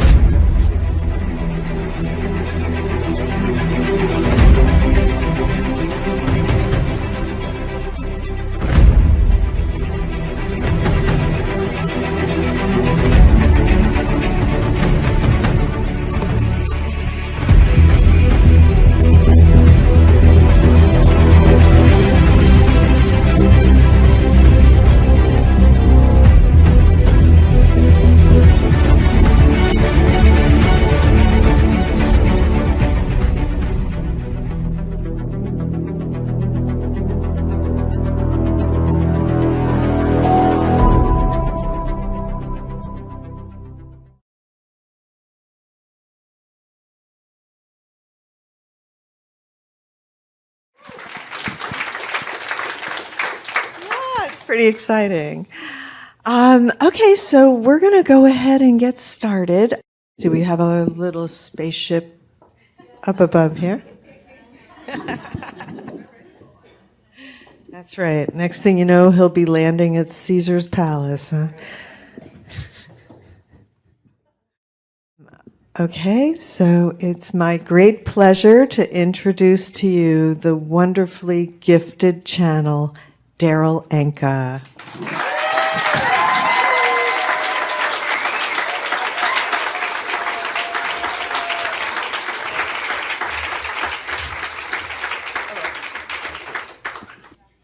So did you guys notice that the narrator for the documentary was James Woods? We were very, very fortunate to get him. He was very enthusiastic about the project and was really the perfect person, I think, to do it. We actually recorded him here in Las Vegas. We flew out and rented the studio here. He happened to be in Vegas, and so he came over, spent a couple of hours, knocked it out of the park, and went back to playing poker. And that's how you do that. So we're real fortunate to have him. So was there anything else you wanted to say about the documentary? It's awesome. You should see it. So we are working on it, on this distribution program now. So ideally, we'll be exploring where we can show it here in Vegas in a theater. And if you go to whatisfirstcontact.com, you'll find out when we post where all of the theaters will be so that you can go and see the film. Okay, so sometime over the next 2 or 3 months, we'll have a schedule of different cities in which the theater will be shown. All righty, are we ready? I think we're ready. Okay, then I will. All right, so I'll just say thank you for myself and for everyone here for bringing this wonderful, joyful, positive energy into our lives and these wonderful messages from the future. Thank you. And I will see you all later. Bye-bye.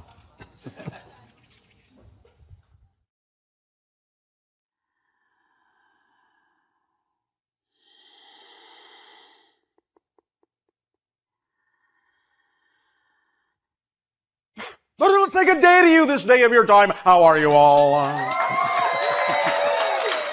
All right.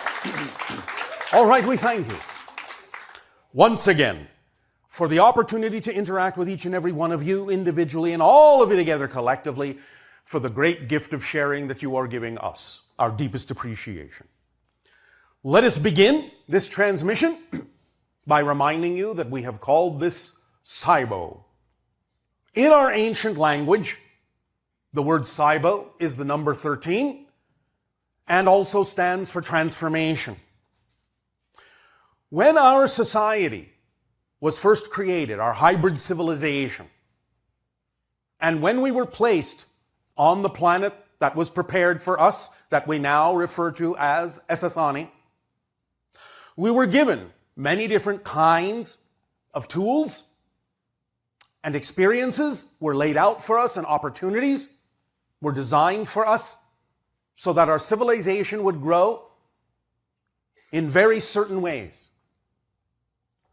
One of the things that was done was the creation of certain games, if you will, that we would play to lead us down certain avenues of experience.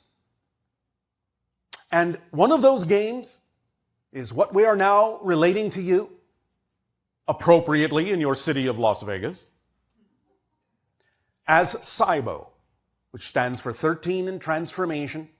The purpose of the game, fundamentally, the way it is played, is designed to expand your synchronicity so that as you play more and more, you start experiencing more and more synchronicity in the game.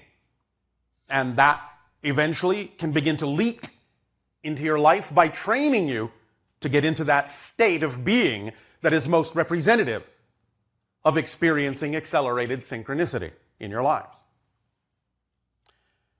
The game is played anywhere from, generally speaking, 1 to 6 individuals. You can actually do it by yourself if you wish, as a permission slip exercise, to expand your own synchronicity. Or you can have the fun of playing with other individuals. It can be more, but the way the game is structured usually is done with 6 at the most. But that's up to you.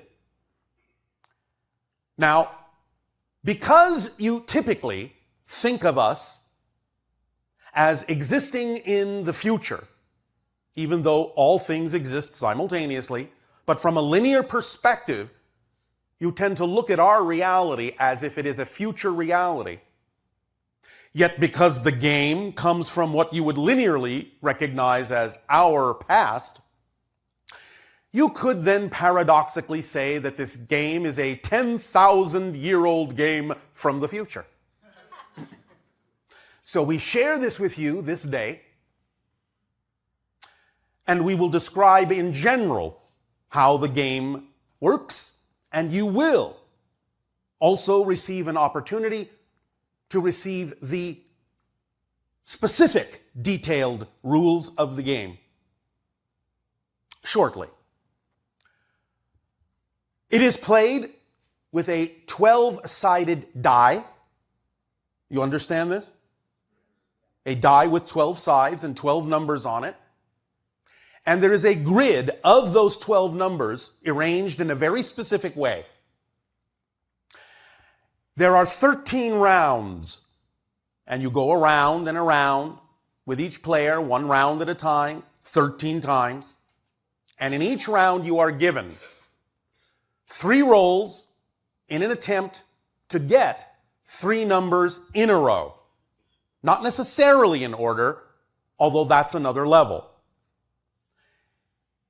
Each number is represented by 1 point, and if you get 3 in the same row in any order, you then earn 3 points. Should you happen to get the 3 numbers in any particular row, whether straight across, up or down in a column, or even diagonally, you still get those 3 points in any order, but if you get the numbers in the actual sequential order that they are arranged in the row, then you get 9 points. And this is the beginning of the synchronicity. There are different levels to this game. There is a beginning level, there is an advanced level, there is a master level, and there is a grandmaster level. The beginning level allows you the opportunity, if you wish to play this way, to have 4 rolls in order to get 3 numbers. The advanced level is just 3 rolls to get the 3 numbers. The idea of the master level is that if you get 3 numbers in a row in order, and you actually repeat that somewhere in the 13 rounds, you have entered the master level. For this is what it's about, is getting to the place where your synchronicity is so strong that you can actually begin to roll the same numbers over and over and over again. And a grandmaster is actually capable in all 13 rounds of rolling the same 3 numbers in the same order for every round. When your synchronicity is that high, nothing seems beyond you. Now, this was given to us, as we say, at the beginning of our history, about 10,000 of our years ago. And the idea is that in the first 1,000 years, we only generated 1 grandmaster. In the next 1,000 years, we generated 3 grandmasters. And in the next 1,000 years, we generated 9 grandmasters. When that reached that number of 13 grandmasters in the first 3,000 years, as a society, we no longer really needed to play the game, because synchronicity had permeated our society to such a degree that we went on about our business in a variety of other ways. Not to say the game was not continued to be played by some, for it still is now and then, for a variety of reasons. But as this focused us into the state of being necessary to experience accelerated synchronicity, so too can this game in a state of being of fun, accelerate you as well, which is what it is designed to do. You will be again given more detailed instructions for exactly how the grid is laid out, how you keep score, how you allow yourself to perpetuate and accelerate and expand your synchronous experience in the game. The idea of the being that we have from time to time also assisted in channeling through to you that we name Saibo is actually named Saibo for this reason. He is one of the few grandmasters of the game and is able, when playing the game, to actually, in every single round, roll exactly the same 3 numbers every time. He is one of the few grandmasters that still exists in our society, and over the last 7,000 of our years, there have only been 5. But again, not because it's that difficult, simply because after the first 3,000 years, we went on to other things and expressed our synchronicity in a variety of other ways. So we now share this game with you so that you can begin to experience this as well, if you wish. You don't have to. It doesn't have to be your particular cup of tea, as you say. But it is fun.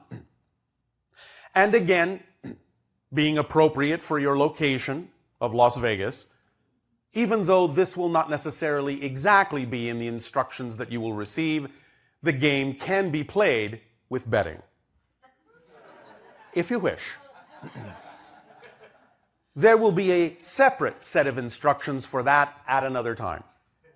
But you will receive the basic detailed instructions for how the grid is laid out, how you roll, how you take turns, how you keep score, and everything you need to know to begin your experience of synchronicity with this particular permission slip.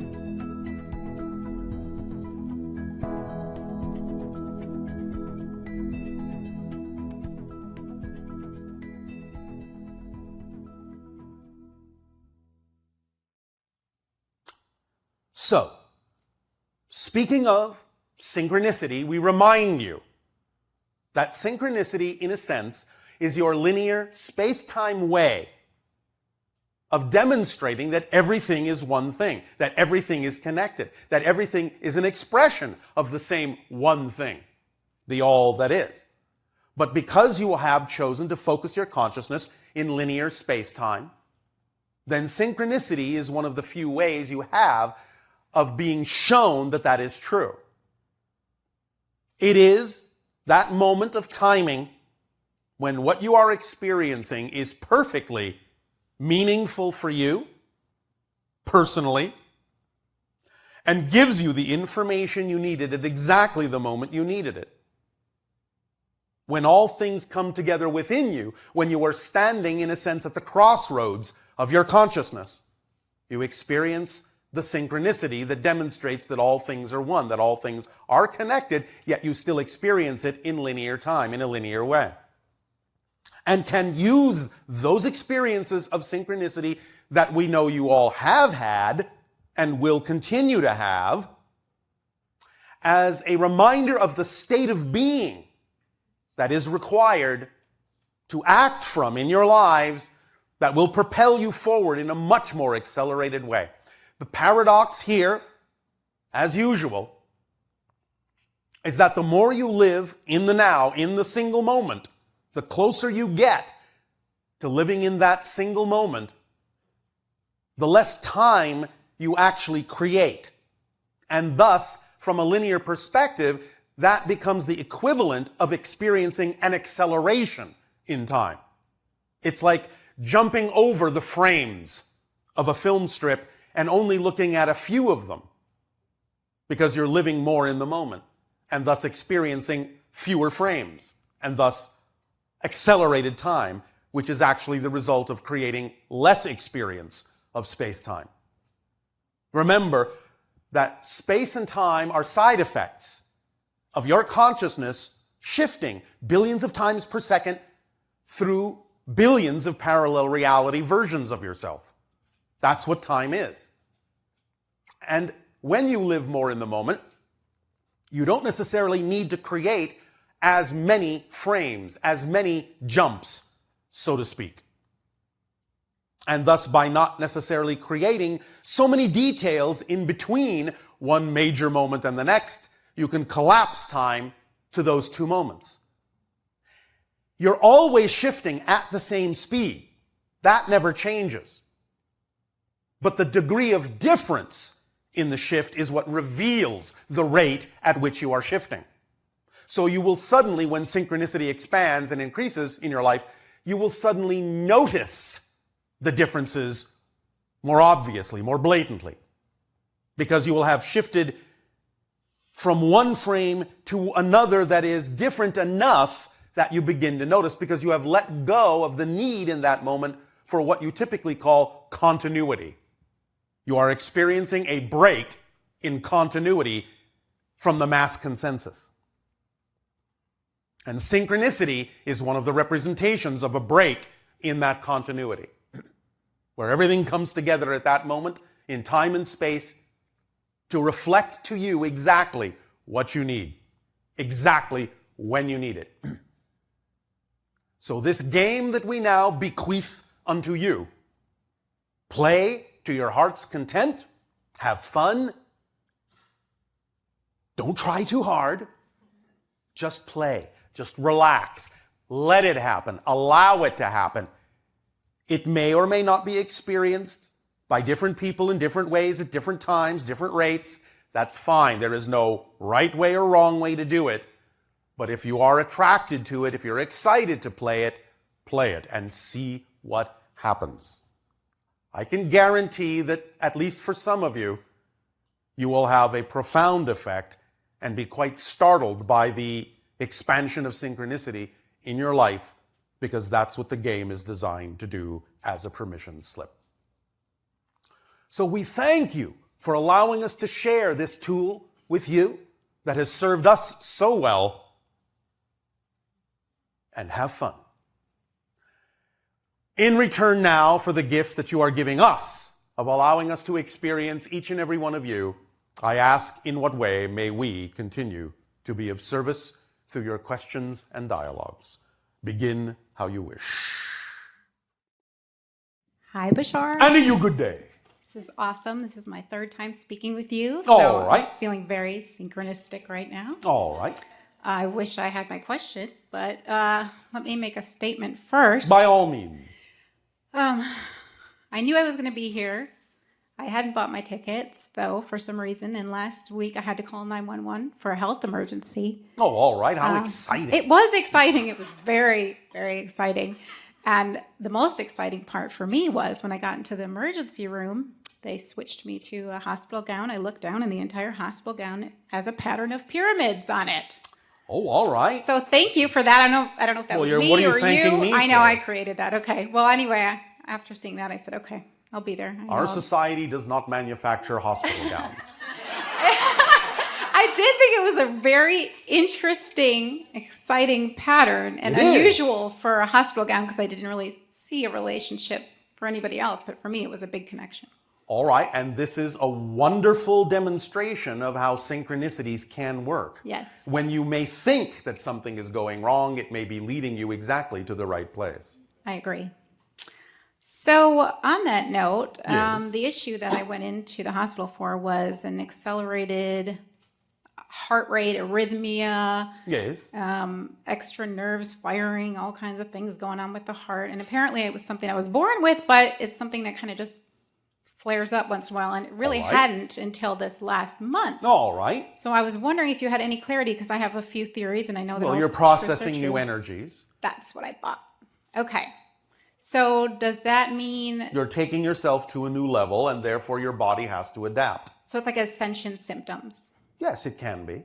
Okay, does it taper off, or we're always ascending, so it gets more and more, or we just get That acclimated? particular experience may not necessarily always need to happen as you get used to the idea of the ascension. As there is less resistance in your body and your neurological structure, it may no longer react that way eventually, because then you can become more superconductive along your neurological net, and there will no longer be as many restrictions or obstacles in the neurology that would cause that kind of jittering to happen in your system. I feel like a hummingbird a lot. All right. So do you have any advice on how I can better acclimate the energy so that I You can know get our off advice on that. follow my highest excitement? Act on your highest excitement to the best that you are able with zero insistence on a particular outcome. Okay. That's the whole formula. We understand that many people in your society conveniently forget the third part. Yeah, and I was going to say that kind of answers my one question about the political race right now. So Oh, all right. I won't even, but I will ask this question, even though it's a future forward question. When you said everything will change, Yes. I know that everything is already changing every second. Of course, but we are focusing on the idea that sometimes changes are backed by the energy of the mass consensus to such a strong degree that it creates a kind of crossroads in your collective energy. And this is what we are sensing coming up in the fall of 2016, where there is an opportunity and a high degree of probability for many different kinds of things in your society to begin to exhibit real change in certain ways. Some of them will be obvious, some of them will not necessarily be obvious at first, but could be traced back to about that time. So it is a nexus point, it is a crossroads point, and you will see what happens. Would you say that it's connected directly to who becomes president, or would you say That's simply one of the side effects. okay, that makes sense. Would you say that we are, I heard another channel, I want to say Adronis or Andronis, mention that we'd be making a big shift into fourth dimension. Some of us would be making a big shift into fourth dimensional reality during that time. You are already in the fourth dimension. What is meant is that you are shifting into fourth density, which is a I'm different sorry. idea. Okay, yes. So is that related to the big shift, the big Yes. change? Yes. Okay, so there's going to be... It's an acceleration point in your ascension through the process of going from third to fourth density. It's a major point. It's a major threshold. Is there a specific date, or it's just a phase? The state of the union. Yes, I can't wait for it. Well, you have to. I do. Well, not really, because it's kind of now. Anyway. It is now, Yeah, and if you yeah. feel like you can get into the vibratory state where you can access all the information that will be given at that time. By all means, don't let us stop you. Okay. Okay. Thank you. Another question was, I specifically remember, this happened a few times in my life, but I specifically remember driving the car. I was pregnant at the time. Another car comes to sideswipe me. There's a huge cement barrier. I'm on the freeway. Are you going to ask me if you died? No, I know I died. Oh, all right. I already know that. But my question is, well, I think I might know the answer to this too, but why I came back into my body. Got to finish the story for everybody else because I know you know how it ends. All right. But kind of blacked out, came back in my body. Yes. I'm on the freeway. There's no cars around me. And that car that was going to sideswipe me was way off. I'm like, how am I totally safe and perfect right now? So I know that I left, my body came back, whatever. Yes, it says. But did I do that to prove to myself the quantum physics and everything so I could learn all this? Or why do we choose to just die and come back? Sometimes people, because of the belief systems they've brought up with, will jolt themselves into a new reality very quickly because they know they can. Therefore, they choose what may seem to be relatively expedient rather than having to go through longer processes. So for me, I think of it as like a spiritual growth, learning. Oh, cool. Now I know that I can just pop in and out. Yes. It gives you a different perspective. That's why it happened. Okay. That makes sense. One that you wouldn't necessarily have had before that experience. Not that you had to do it that way, but you knew you could, so you took advantage of it. Okay. Does that help? That helps. Thank you so much. All right. Thank you. And please drive carefully. Oh, thank you.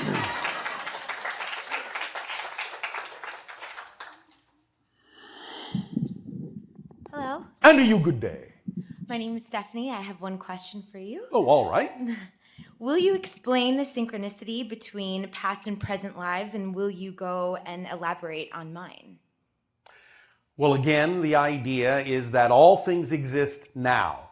What you call the past is just another parallel reality coexisting with you, but at a different frequency so that you no longer perceive it. And coming from a linear space-time perspective, you just look at that or perceive that other coexisting reality as a so-called past because of the way you have been taught to look at things from a space-time perspective. Does that make sense, first of all? Yes and no.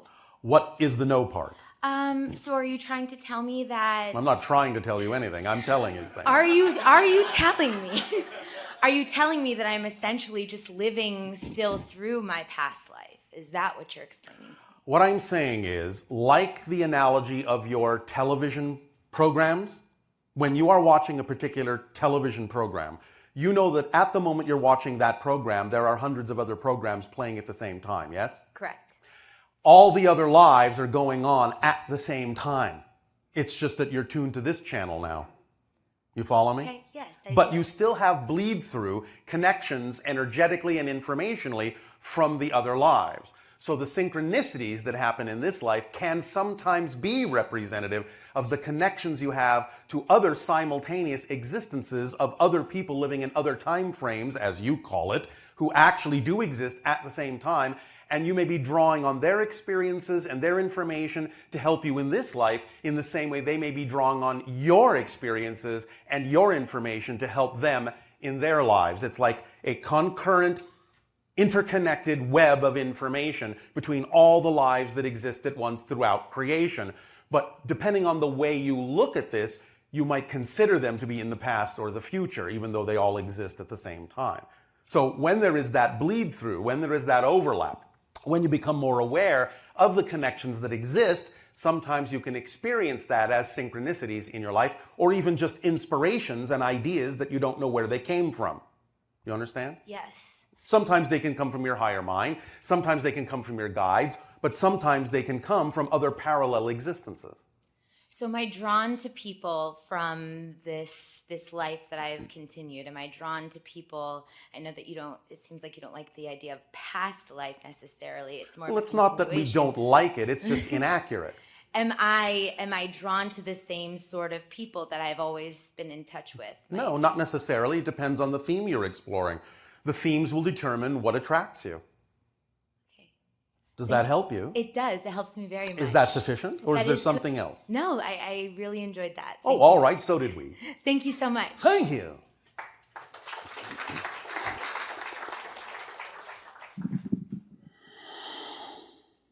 Hi there.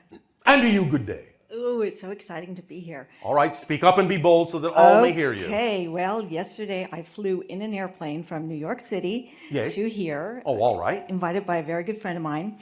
And 13 has been my quote-quote lucky number. I just chose that, and it's in my email address.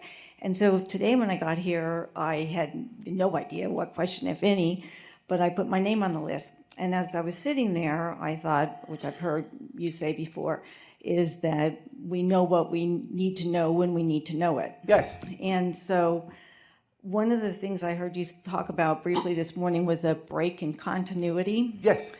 And I wrote that down because I like making ceramic objects with clay. Yes. And I just thought, oh boy, wouldn't that be fun to go from X to Z, you know, and rather than go through the process of learning something new and practicing and blah, blah, blah. I would just love to be able to, like you said, see that there has not been a progression and it's not linear, and that I could see that here I'm doing A one day and the next day Y, and then who knows what. So, yes. All right. Well, you can do that more and more and more. Again, the more you align with your true vibration, the less necessity you will have to experience certain kinds of continuity. You won't necessarily let go of it all because you're still agreeing to abide by general mass consensus ideas. But you can experience that on a personal level more and more, certainly. And I either may or may not want to continue along these lines. Have also been wanting to experience clay making with energies that are elsewhere.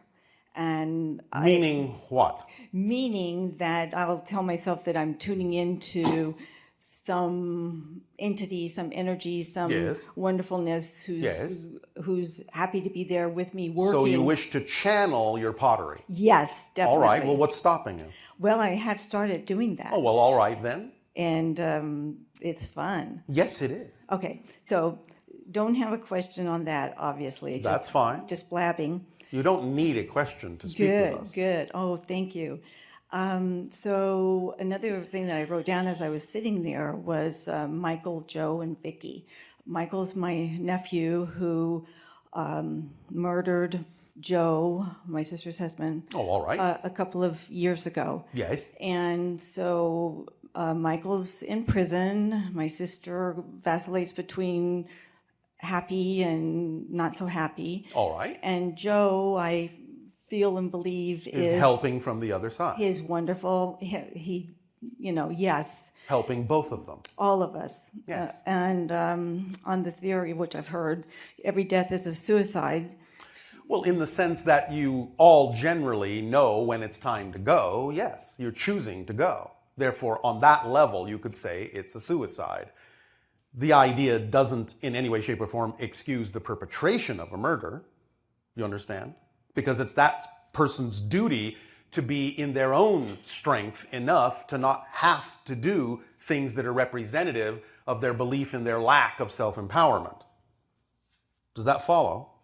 You understand what we're saying? Not exactly. People do those kinds of things and perpetrate those kinds of acts on others because they themselves believe that they have no power.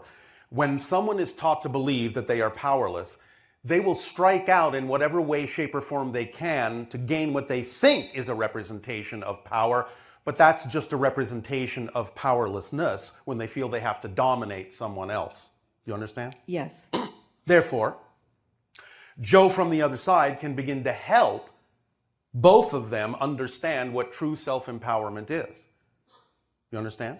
I do. All I like right. that. Thank you. Yes. And I also, tying in with the break in continuity and with my nephew, I like the idea of his being able to have a reality that goes from one frame to another wonderful frame. Yes.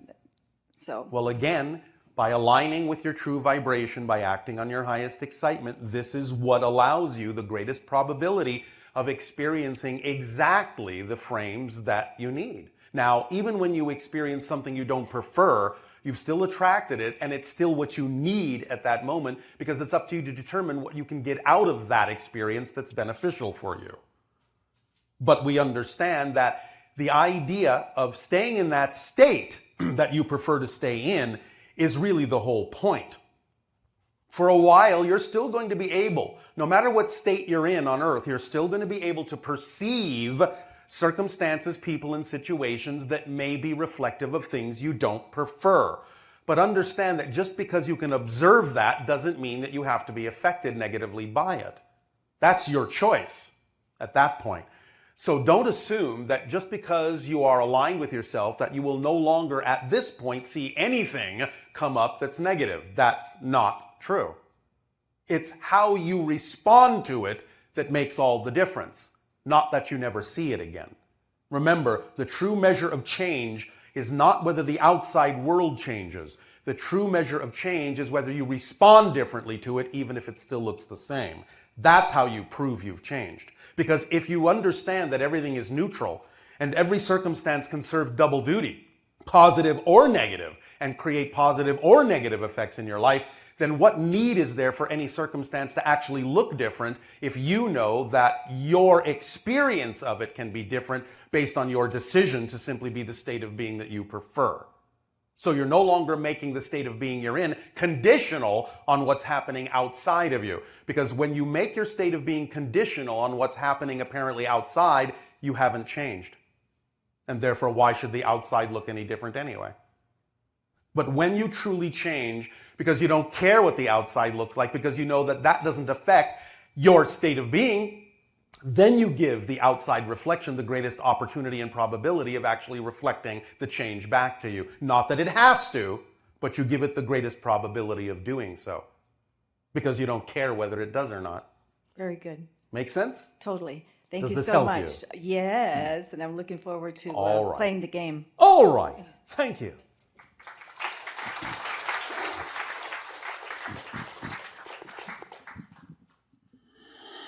Hello, Bashar. And you good day. Good day. I'm very excited to be here. I followed my excitement to be here. And Oh, all right. On my way, I experienced amazing synchronicities. Yes. That have just blown me wide open. It is so beautiful. It is. Your lives can really function very magically if you allow yourself to go with the flow of your true energy. Yes. Yes. Okay, so recently I was excited to a book called Meet the Hybrids by Barbara Lamb and Miguel Mendoca, I believe. And yes, all right. Reading this book, I experienced some amazing emotional things that I didn't quite understand. Such as? I kind of had to put the book down sometimes, and I would just start crying and weeping. All right, well, very good. In joy and in beauty, like. Yes, we understand. Okay. It brought back a memory right before I conceived my daughter. Yes. 2.5 years ago. Well, plus the pregnancy. I had a dream. We understand how it works. Okay, yes. Is it the same for you and your It was civilization? a long time ago. No Okay. longer is it that way. An energy bubble is created for a new life to form in outside of our bodies. Wow. How do you nurture the children? Do they eat food? Do they breastfeed? We no longer eat at all. We no longer sleep at all. Wow. So who takes care of the children? All of the planet. All of the planet. It's not women when they're infants? No. No? Wow. Okay. Wow. All right. So my dream. You keep saying that. I am wowed. Oh, all right. That's just where we're at in our evolution at this point. Yes. Was that another version of wow? Yes. Oh, all right. So my dream, I Yes. met a boy, and it was like a welcoming, a coming home, and Yes. he hugged me, and I've never seen him in this reality, but No, he's a hybrid child on the ship. That didn't take you by surprise, did it? no, I was just wondering if he was my brother or something, but okay, Brother? Thank you. Child. Thank you. Thank you. Partially, anyway. Yes. absolutely. Genetically speaking. Yes. And so, And you understand that one day the hybrid children will be living among you, yes? Yes. All right. I'm very excited for this. So are they, but they are learning. Yes. Right now, the phase of hybridization is about helping them acclimate to the idea of living on Earth, because there are many things that you all take for granted that are very, very foreign and alien to them. The simplest things don't make sense to them in terms of what your culture does. Okay. Even something as simple as putting food on a plate doesn't make sense to them. Wow. Why do you have to put it on a plate? Why not just eat it? Why do you need a fork? Can't you just eat it with your hands? You understand? You are a very foreign society to them. Yes. So they are learning. Okay. Are they playing with me in my house when I see my daughter's toys move and things? Not always. Okay. Sometimes that's other things, but from time to time they may be involved. Okay. Some of them are a little bit more mischievous than others. And of course, they're learning that from all of you. So. Can I ask, how many do I have? That is an open-ended question because it depends upon the amount of genetic material that would make them, quote unquote, yours. Yes. Okay. If we just deal with the idea that at the very, very least, there is 15% of your genetic material involved, then you could say that as many as 85. But if you're really going to something that is more like 80% of the genetic material, then you're really looking at something more like the idea of 5 to 7. Beautiful. Thank you. Does that make sense? Yes, absolutely. This is an average overall. Yes. Okay, thank you. Does this help you? Absolutely. I have one more question. Yes. I had another dream that came up while reading this book, and it actually happened right before I got the book.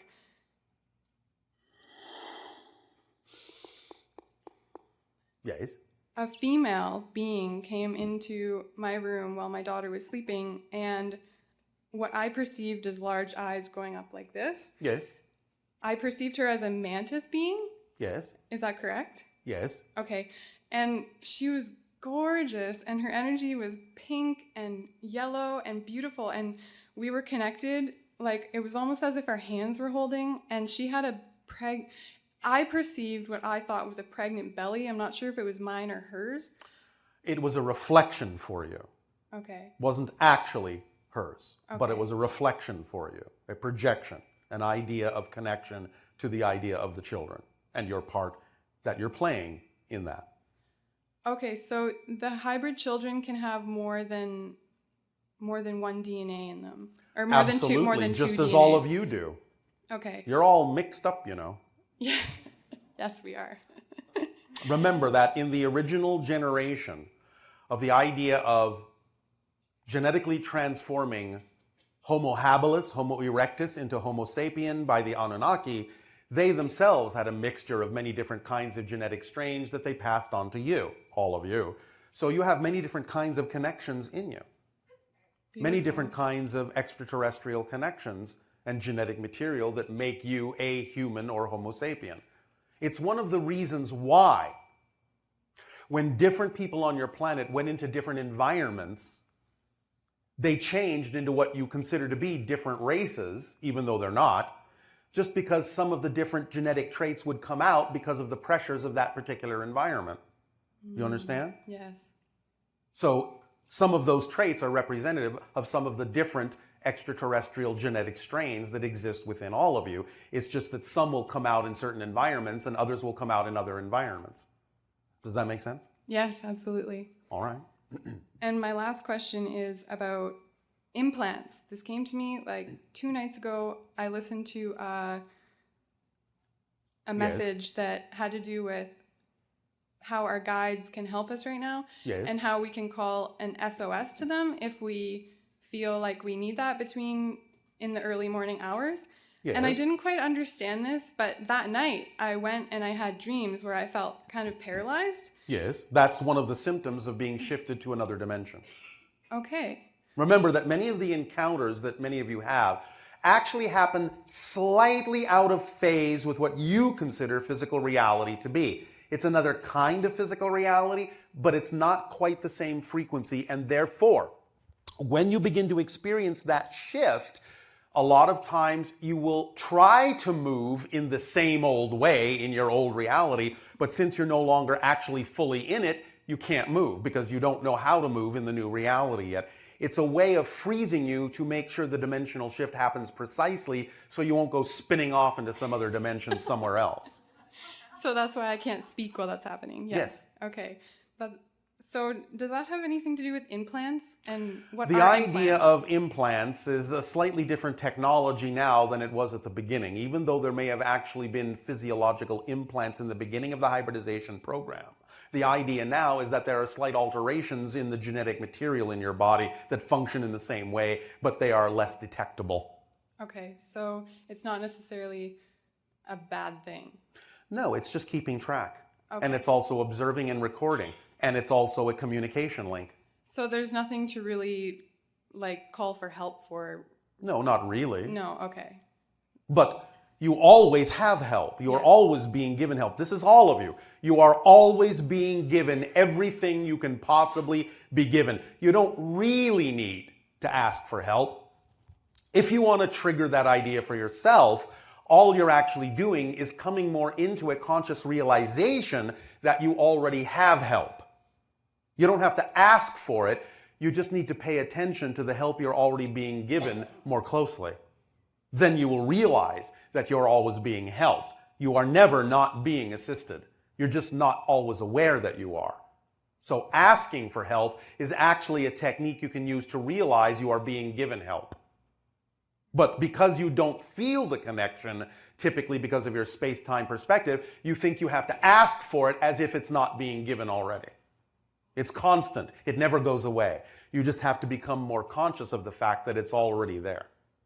You follow me? Yes, exactly. Thank you. So the next time you feel like any of you need to ask for assistance in any way, shape, or form, please take that moment to remember that's just your way of suddenly realizing it's already being given to you.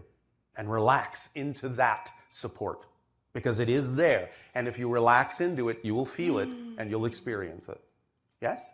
Thank you so much. You are so welcome.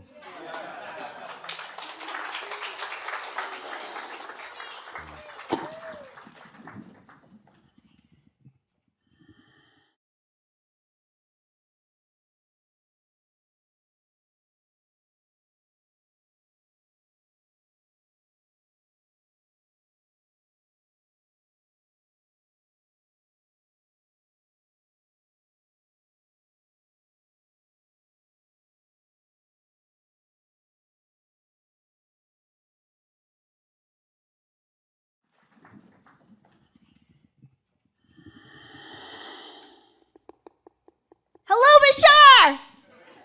And to you, good day. I was almost going to whisper.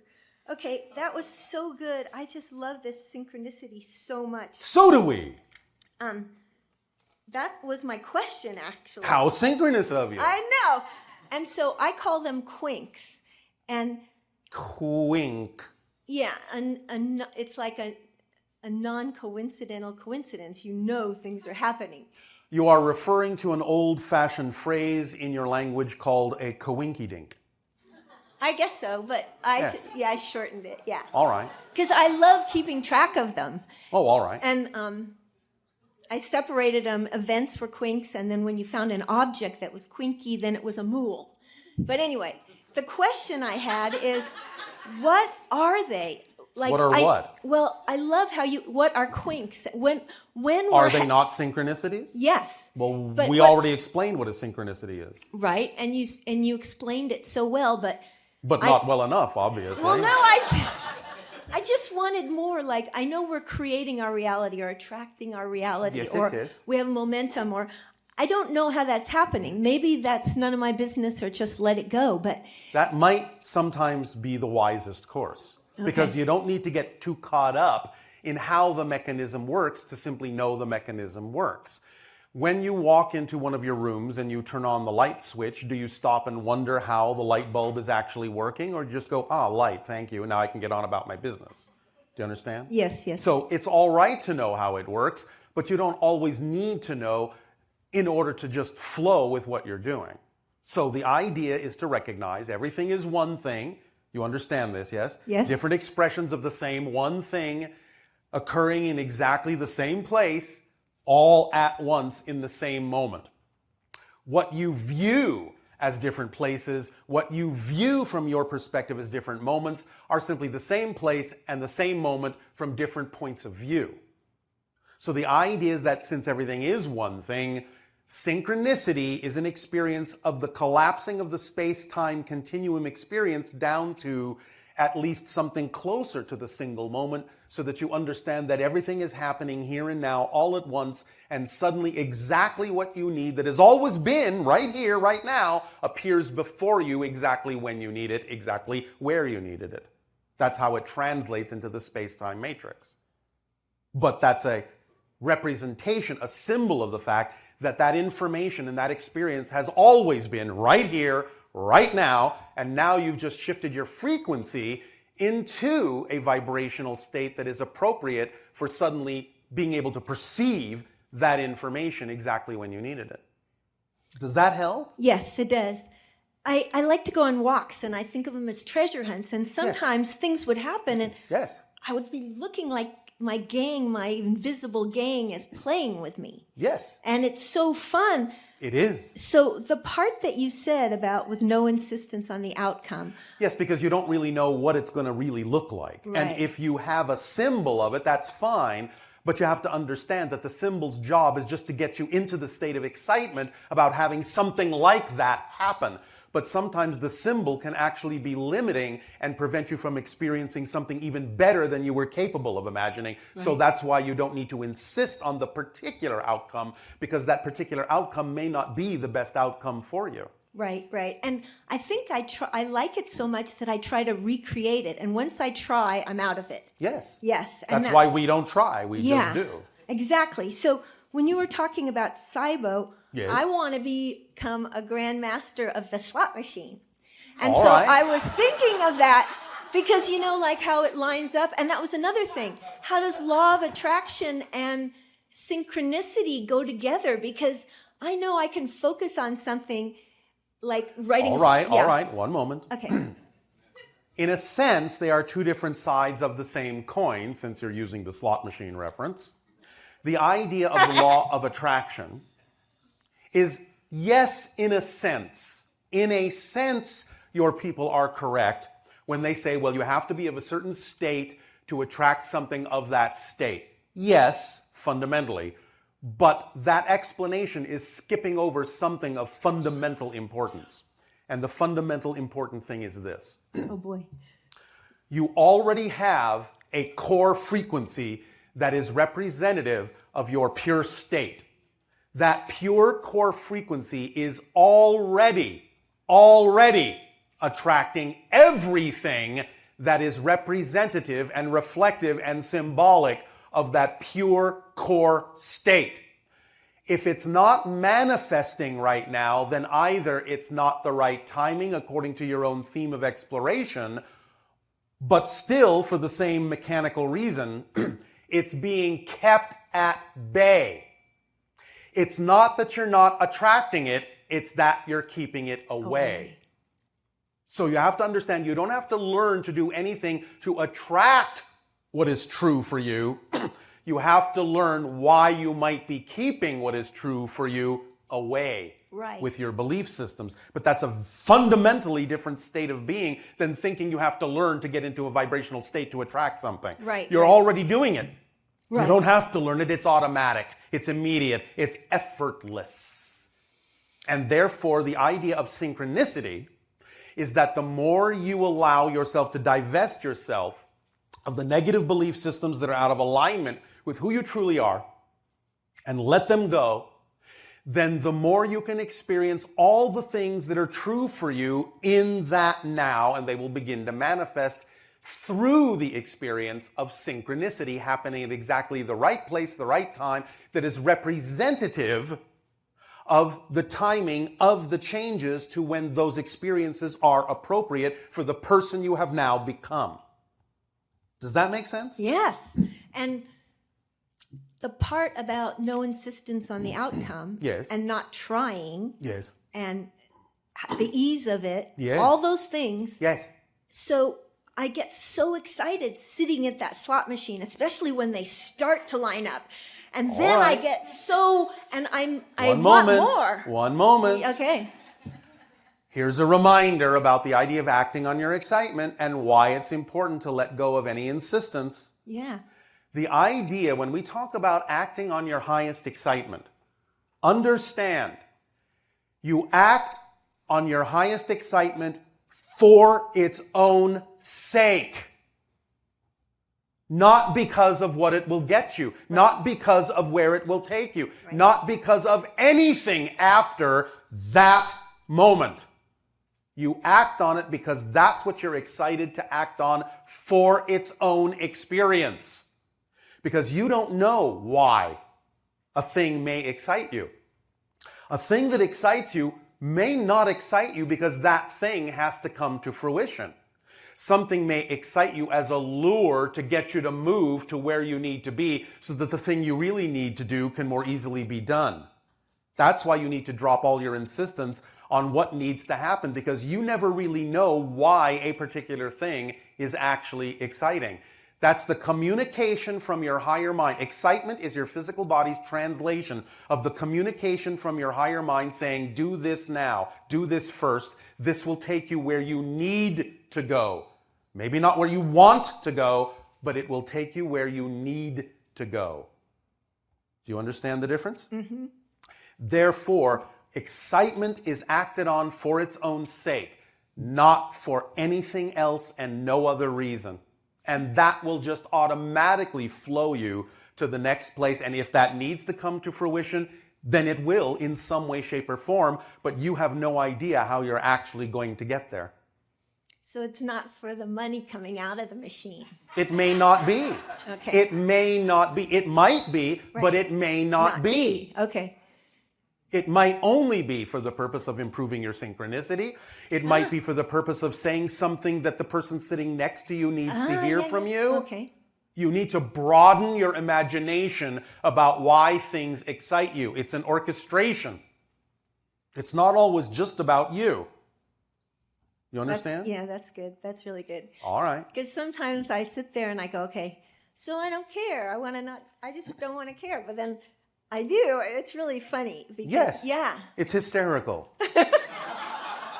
Watching all of you, as we have often said, is like watching a 7-foot person attempting to stuff themselves into a 1-foot square box. Oh my God. You are all quite hysterical. That's so And funny. you have given us years of entertainment. And so we thank you. Nevertheless, when you really relax any wanting about what you think needs to happen next, you will actually get what you need, and you will see why the thing excited you. You will understand it after the fact, and maybe not even then. And if it doesn't come then, you don't need to know. Okay. Just follow the thread of excitement for its own sake. It is leading you along the unerring path of least resistance. Just see what happens. Just see what happens. Because again, if you start to understand that many of the things that you say you want to have happen by acting on your excitement, if you understand that those things are actually very often limitations on what could happen, you'll start to drop those expectations and insistences. So let's say, to use your example, yes? Yes. You're sitting at your slot machine, you're very excited to be there, but you have this insistence that your excitement will not be fulfilled unless money comes out. But insisting on that may have actually pinned you to that machine longer than you needed to be, because you wouldn't necessarily have gotten up by following your true excitement and your instincts and gone to another casino where suddenly another machine that you sit at gives you the jackpot. But it may not come from that machine, or it may come some other way entirely, or somebody may give you something else entirely that will fulfill and reflect that excitement. So when you have no insistence on how it has to manifest, then you'll follow that thread when it actually occurs, you won't fixate yourself on something that may actually prevent you from experiencing something far grander than you could imagine by sitting at that one spot. Does this help? It helps a lot. It All helps right. a lot. Yeah, that's what I want to be able to do. To Then let by that all go. means I'm do so. doing it. Yeah, I'm doing it. Okay, I have another question. Do you? When you Go ahead, pull the handle. We'll see what happens.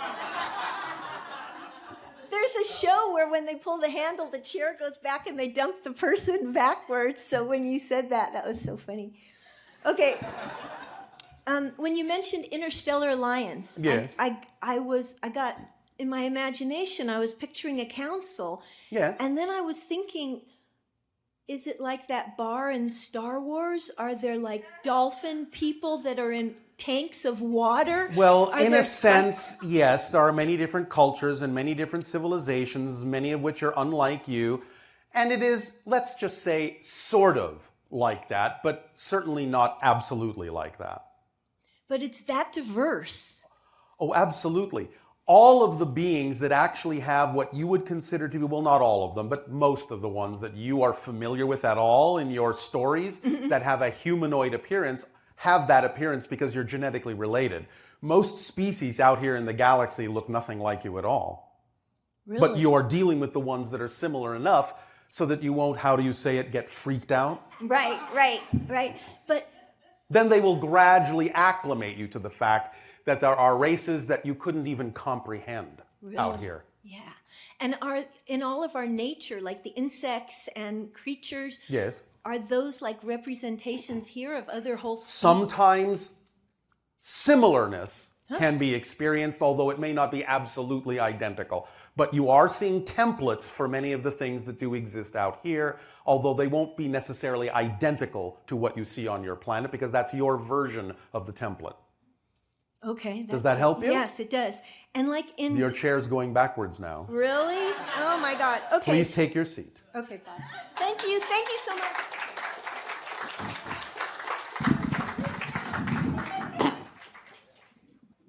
Hello, Bashar. And you good day. Thank you. Just to tag on really quick off of her last question on highest joy and excitement, I want to talk a little bit about like self-hatred and self-love, because I've heard from another channeler that if you're in like a state of self-hatred, that your highest joy and excitement can be something that's destructive and detrimental to you. No. Watch your contradictory definitions. Self-hatred is not an expression of excitement, but someone can create the idea that it is. But that is not an accurate representation of the vibration of excitement. Remember that the idea of self-hatred, by definition mechanically, is a negative energy. You follow me? Mm-hmm. It's segregative, separative, disconnective in its experience. Okay. The idea of excitement is a positive mechanical energy, which means it's connective, integrative, and expansive. Therefore, saying, well, it is my highest excitement to hate myself is a complete contradiction of energy and terms. Well, but you can create the experience as if it seems to be your higher excitement, but the only reason that would be done is because you are glossing it over so that you won't have to look at why you hate yourself. Therefore, it's simply based on fear that you're saying it's your excitement, so you don't have to look deeper and find out why you would hate yourself. Do you understand? Yeah, so my question comes to, this is a kind of a personal question, but Yes, it is. I feel very stuck in my life right now. Oh, all right, how exciting. That means you're at a crossroads and can go anywhere. That's another way to look at it, you understand? Because by saying I feel stuck, the only reason you feel stuck is because you have definitions that create that sensation. There is no such thing as an inherently difficult situation. No such thing. Only your beliefs and definitions allow you to experience it that way. Okay. So the paradox and the power in the paradox is an understanding that if you feel stuck, the only reason you can actually have an experience of feeling stuck is that you're actually not stuck. because you have to be connected, you have to be flowing, you have to be moving and creating in order to create an experience of feeling that you're not. That's the paradox. You can never be disconnected.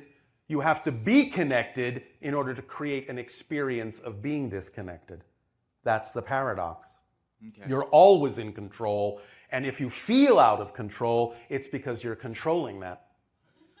That's the paradox. You cannot be out of control. You cannot be disconnected. You can't actually be stuck, not literally, but you can create experiences as if you are.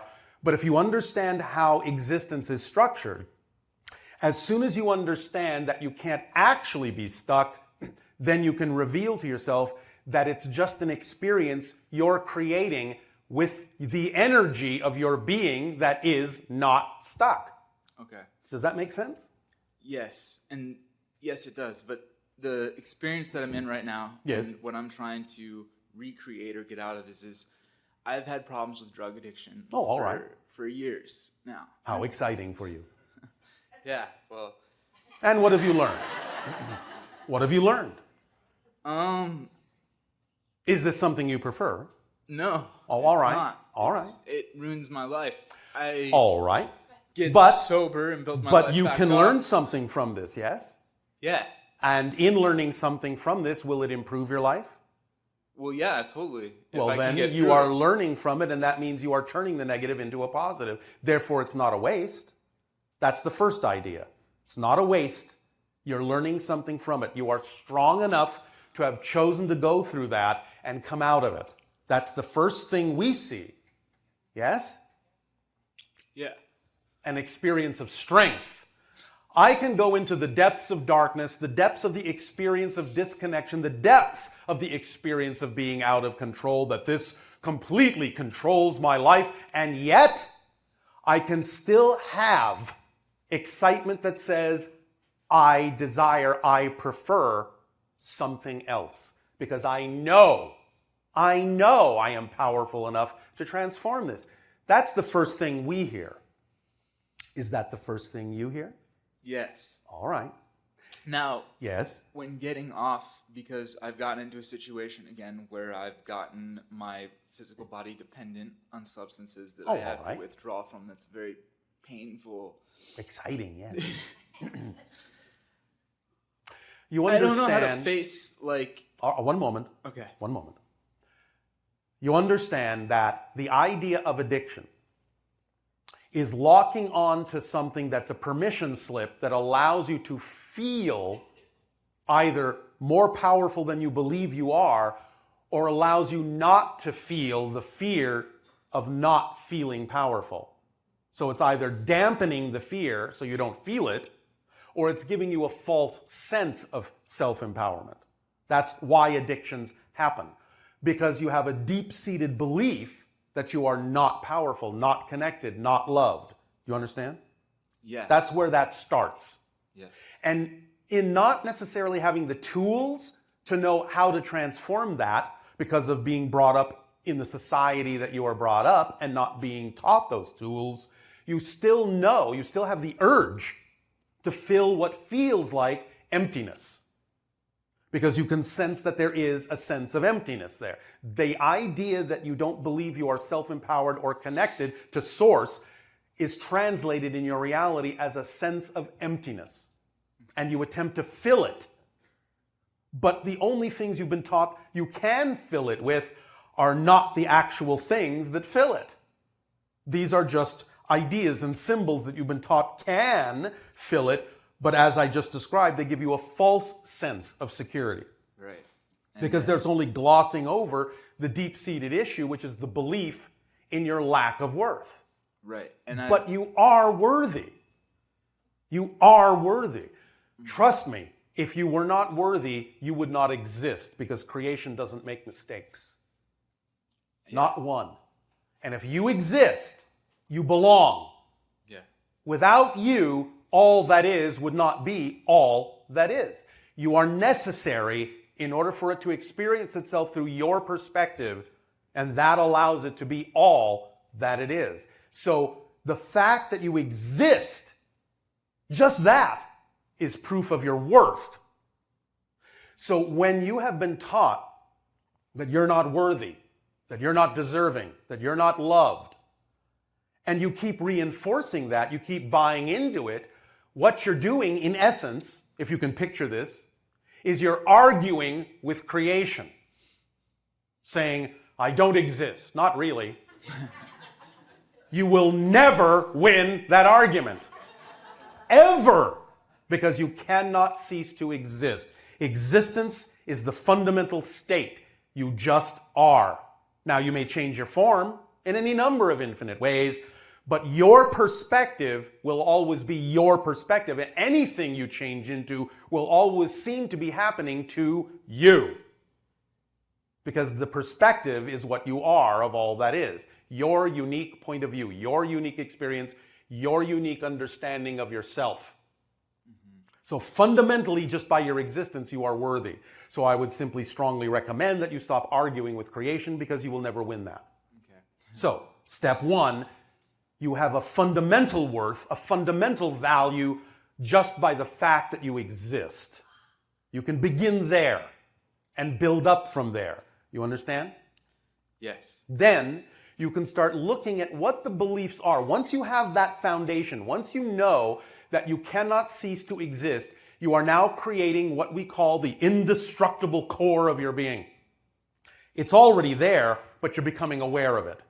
By starting there and knowing that your existence proves your worth, you are now becoming aware of the fact that you are literally, as a point of view, as a unique perspective, indestructible. That which exists cannot become non-existent. Why? Because by definition, non-existence doesn't exist. Think about it. Non-existence doesn't exist. Existence exists. Non-existence doesn't exist. So that which exists can never become that which doesn't exist. We sometimes put it in a kind of fun, poetic way by saying, well, that which exists can't become non-existent because all the things that will never exist already fill non-existence up, and there's no more room in non-existence for the things that do exist. It's full of all the things that don't exist. Does that make more sense to you? Yes. All right. So, once you establish your indestructible core, you will always be. You will always be. Now you know that it's okay to start digging down and finding out what those fear-based beliefs are, because you know that no matter how deeply you dig, no matter how frightening it may be to explore and discover what those beliefs are, you will never, ever, ever be annihilated by doing so. You can never stop existing. Ever. So dig away, find out what they are, and remember, they are just beliefs. They are not facts. It is not a fact that you are unworthy. It's just something you've been taught to believe is true. It's not a fact. So if creation is willing to support you utterly in your belief that you're not worthy, why would it care if you start believing that you are? It will still support you all the same. It doesn't care what you choose to believe, because that's been left up to you. Totally up to you. It's in your hands to decide what is true for you. So if you suddenly say, you know, I'm really tired of believing that I'm not worthy. I'm really tired of creating this sense of stuckness and this idea of being out of control. I'm really tired of using permission slips as a crutch, because I don't believe I'm self-empowered enough to attract what I need when I need it. This is all just negative beliefs. They're just opinions. They're not empirical facts of nature. They're just ideas that you've bought into. That's all they are, because that's all physical reality is. Physical reality isn't real. It's just a reflective mirror of what you believe to be true. That's all. So, and I understand that, and I've studied a lot about beliefs, and basically that things are neutral, and our beliefs are what give them. Yes. So, for me, yes, could you give me some instructions on maybe like I'm basically asking like a way like to get, I'm ready to get off and take the jumping point and get off of everything that I'm on, and go through the withdrawal, which is going to be very painful. Does it have to be? That's what I'm wondering. Does it have to be? Well, no, it doesn't. So why don't you assume there is another way to experience that process and let the synchronicity in your life attract to you the information you need to take you through that process in the most effortless possible way? Why assume it has to be painful? Just because you've gone through it before doesn't mean that the new you has to experience that, does it? No. Then there you go. Do you understand that you are a new person every moment? Yes. Are you sure? Yes. Well, if you understand that you really are a new person every single moment, then don't you understand the implications of what that means? Yes, I do. Are you sure? Explain it to us. Okay, so what Right that now. means is that like we're constantly like shifting like realities and every. And what does that imply? And that implies that like we're constantly changing. And what does that imply? That I can create any experience that I want. And what does that imply? If you are a new person, what does that imply?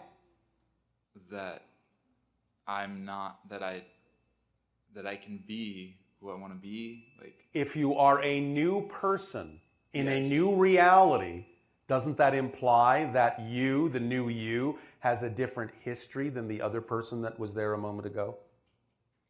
Yes. Do you understand? Yeah. If you can, I'm not saying this is the way you will do it, but if you understand this, truly understand it, you will understand that if you really are a new person, you actually have a different history. That doesn't mean that you have stopped using the addictive substances. It means you never did.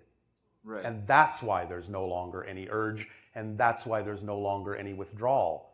Because you've never been addicted as the new person. And you talk about it as like the 13th step. That's the 13th step of transformation. Now, I understand that it may be a little challenging for many of you to really wrap your mind around this and use it. So I'm not saying that it has to be done this way. But what can be done is you can attract to yourself through synchronicity the idea of going through whatever process you believe you need to go through in the most effortless and joyful way you can. There is always an option for that. So don't assume, is all we're saying. Never assume or insist that it has to be one way just because you think you experienced it that way before. Before has nothing to do with now. Mm-hmm. Nothing. Unless you make the continuity link. And this is where breaking continuity comes in. Okay. Before is its own reality, and it's another person. It's literally another person. If you really aren't that person, and it's not even about, I'm not that person anymore. No, you never have been. Ever. You're a different person. Do you understand? Yes. So this is a description of what it would be like if you truly make this true for yourself. If you don't, right away, and you go through another process, that's fine. All we're saying is the process you go through doesn't have to be painful.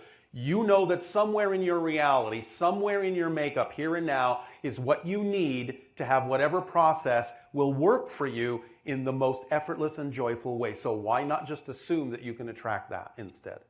Okay. Could you provide me with the process? You're going to do it yourself. Because you are a self-empowered person, aren't you? Yes. Then you're going to do it. Okay. And I have already helped you to the degree I am allowed. Okay. Now your higher mind is saying, that's enough. I'll take it from here. Okay. Yes? Yes. All right, so follow your excitement, your true excitement. Don't fool yourself into labeling things that are not your excitement as excitement. And conversely, don't label things that really are your excitement as things to be afraid of. Okay. You understand? Mm-hmm. You have to be honest within yourself about the fact that you have these beliefs and really investigate them, but at the same time know that they're just smoke and mirrors. And in fact, one of the great tricks of negative beliefs, because they don't want you to change them, that's how they're designed. They want you to perpetuate them. They want you to hold on to them. One of the greatest tricks is to make you as afraid to change them as possible. Right. Therefore, the more fear you experience when you attempt to change them, the closer you are to changing them, because they're trying harder to get you not to by making you more afraid. So the more frightened you are, that tells you, I must be close to letting this go. So, negative belief, I have found you out. I have found your trick. You are just making me feel like if I let you go, things will collapse around me. But now I know that's just smoke and mirrors. Okay. Game over. You understand? Yeah. So relax into yourself. Let these things be absorbed within you. And please remember what we said before. You are never without assistance. All right? All right. You're never alone. All right. So thank you. Thank you very much.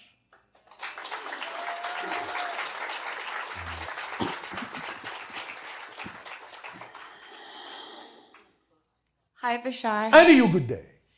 So I was just introduced to you a few months ago. Oh, how do you do? Very well. Excited to be up here. Oh, all right.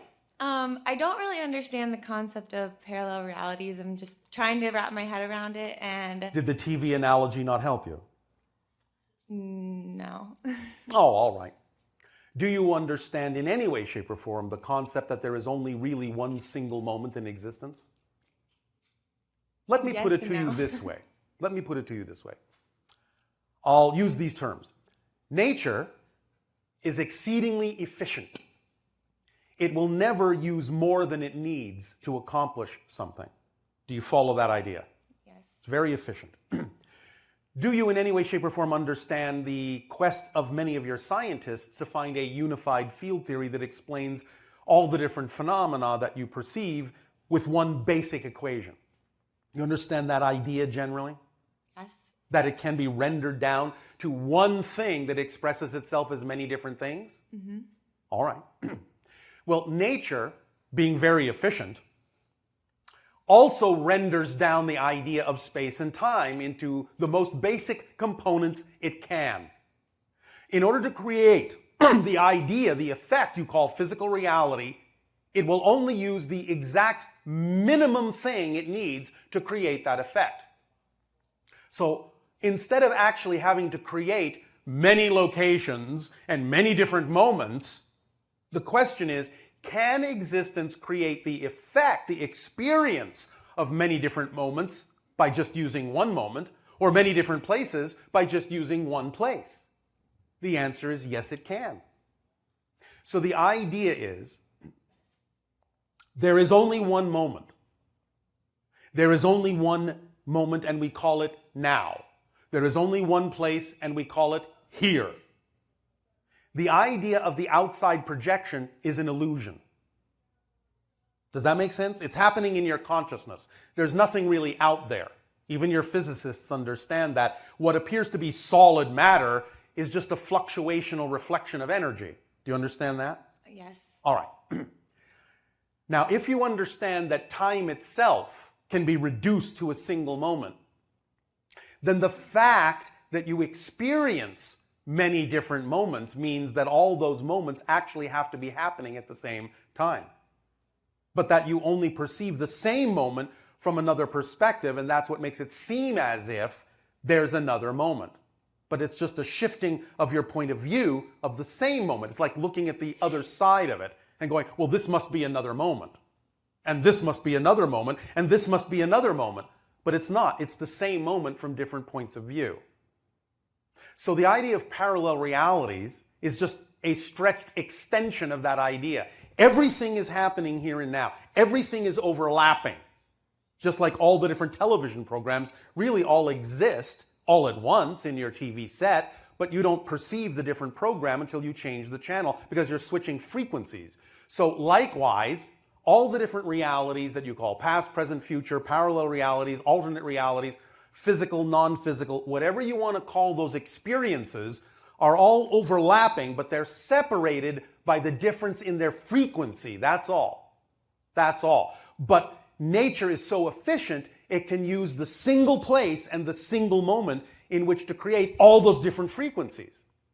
But when you start experiencing that single moment from what you call a space-time perspective, or you want to have that experience, then it seems to stretch all that out to fill space and fill time. so that you get this sense of dimensionality and the sense of change. Is this helping? Yes.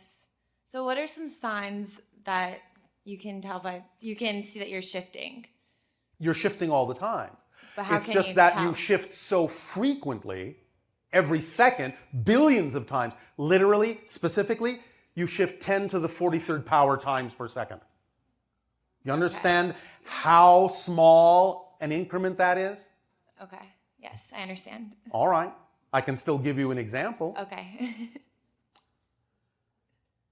The increment is so small that there are more of them in a single second than all the seconds that have existed since the beginning of your universe. Do you understand? Wow. Yes. So, in that tick of the clock, so to speak, everything actually exists in that one tick. But looking at it from a physical space-time perspective makes it seem like different ticks. Now, it's obviously going so fast and so smooth that it's beyond the threshold of your senses. In the same way that when you take a strip of film and run it through one of your projectors to see a movie, the idea is that if the film doesn't go at least 24 frames a second, you're not going to see what looks like smooth motion on the screen. You understand? Mm-hmm. So the film has to go fast enough that you don't notice the shift. It doesn't jar you to go from one frame to another. You just accept it as smooth changes, smooth motion over time. Okay.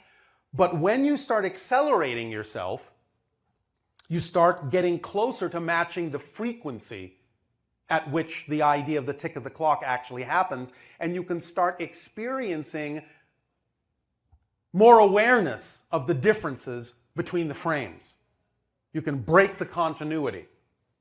You know what a strobe light is? Yes. Have you ever used a strobe light to freeze a stream of water? No, but I've seen Yes? stuff done similar to it. All right, so it's a similar idea. If you turn on your tap and there's a stream of water, you see it as an unbroken stream. Mm-hmm. But if you start a strobe light in the dark and you illuminate the water stream with flashes and you find the right frequency, suddenly you find that the frequency is only illuminating one small part of that stream to such a degree that that's all you see, and it seems like there is literally a sphere of water hanging in midair, frozen, just floating there, because you've matched the frequency at which the water is falling. So the idea is that when you change the frequency, you can start to match the frequency of reality and start to see things in a different way and experience things in a different way. But this is going on from many different points of view, which you call parallel realities. There is a version of you experiencing this. There is another version of you on another Earth experiencing something slightly different. Another version on another Earth experiencing something even more different. Another version experiencing something that could be very, very different, and on and on and on and on to infinity. Everything that can happen is happening all at once. But from a space-time perspective, you say, well, it's got to be stretched out somehow, so we'll call those parallel realities, even though they're all happening at the same time. Is this helping? Yes. Thank you. It's helping. Is that clear enough? Yes. Very clear. Anything else? Yes. What civilizations am I most related to? Sirius, some hybrid civilizations, such as the Yael, some Pleiadian, smattering of Arcturus, and a few other things we won't go into now. Okay. Does that help you? Yes. And one more question. What is my current vibration right now? 143,000 cycles per second. Okay. Thank you, Bashar. Thank you.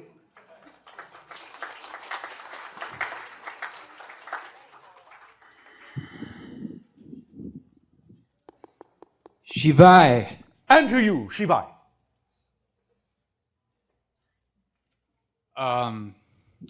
Saibo is a friend of mine. And when he introduced himself to me, he was sort of disguised himself, and I understand that. He's very mischievous. Why was he wearing all red? The vibration itself was a clue to go to a certain level within yourself and build up from there. To take a look at something on a certain frequency level in order to use it as a foundation and build up from there. Does this make sense? Can you expand on that? May I ask you a question? Absolutely. What do you feel about physical reality? It's not for the faint of heart. All right. All right. But by going into the lower vibration, the red vibration, can you develop a deep appreciation for it? I'm in process of that. All right. I know how dark can get. All right. So by giving you the red frequency, it's an opportunity to understand that without building the foundation of appreciation for physical reality as just another expression of the spirit, nothing on top of that foundation will survive. It will just collapse. The foundation has to be strong. Your relationship to physical reality has to be one that is equivalent to your relationship to the idea of spirit, because physical reality is no less spiritual than non-physical reality. Does this make sense? I'm on board with that. All right. Then that's why you were given that vibration. Okay. Does that make sense? Yeah. And? I just love the ebb and flow of energy between me and you. As do we. Anything else? I love you, and I want to express my appreciation. All right. We love you unconditionally as well. Would you like to now flow away? Okay, I would love to.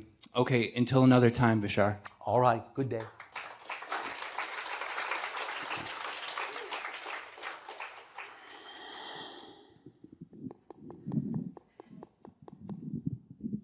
Hello, Bashar. And to you, good day.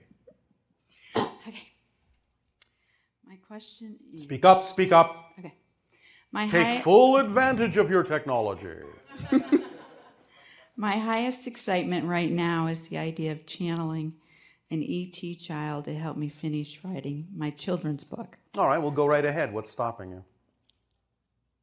I've been feeling like I'm open, but... But what?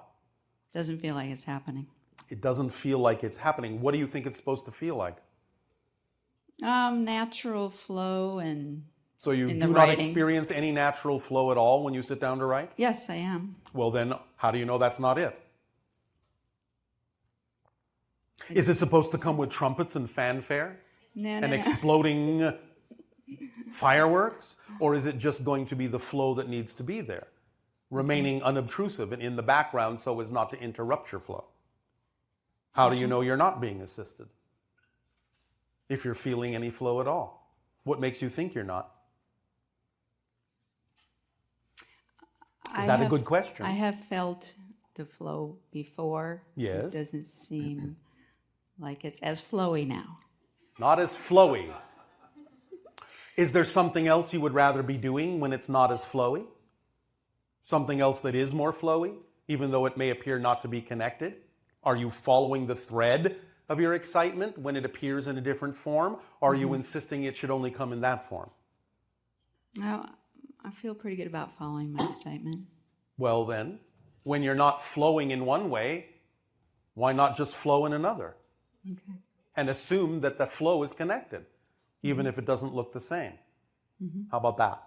Are you doing that? Yes. Then why are you asking this question?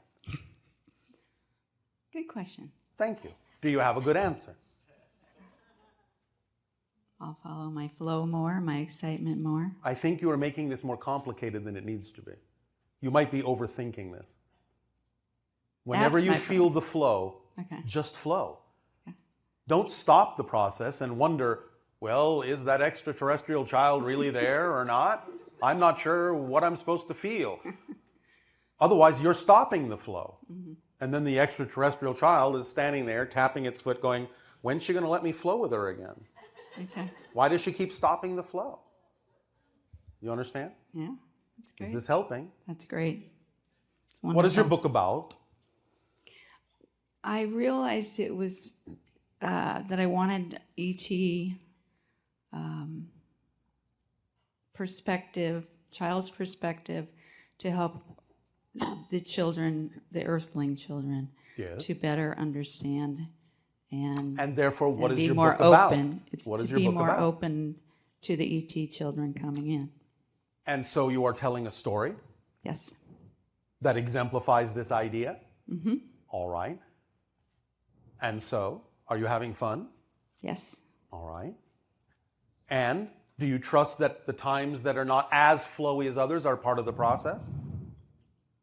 Okay. Or do you label them as interruptions and obstacles? Mm-hmm. I have been, yeah. Why would you want to do that? I don't. Then don't. You never have to feel any kind of writer's block or feel stuck in any way, shape, or form, you know. The idea is that if you have writer's block, write about the writer's block, and then you won't be stuck. Do you understand? Mm-hmm. And it may take you places you need to go to give you the information you need to then go back to the story with a deeper appreciation of another perspective you may not have had not the flow shifted. It's all part of the process. It only seems like it's not when you start labeling the differences as not being part of the process of your excitement. Do you follow that? Mm-hmm. So the ebb and flow is all natural. Absolutely.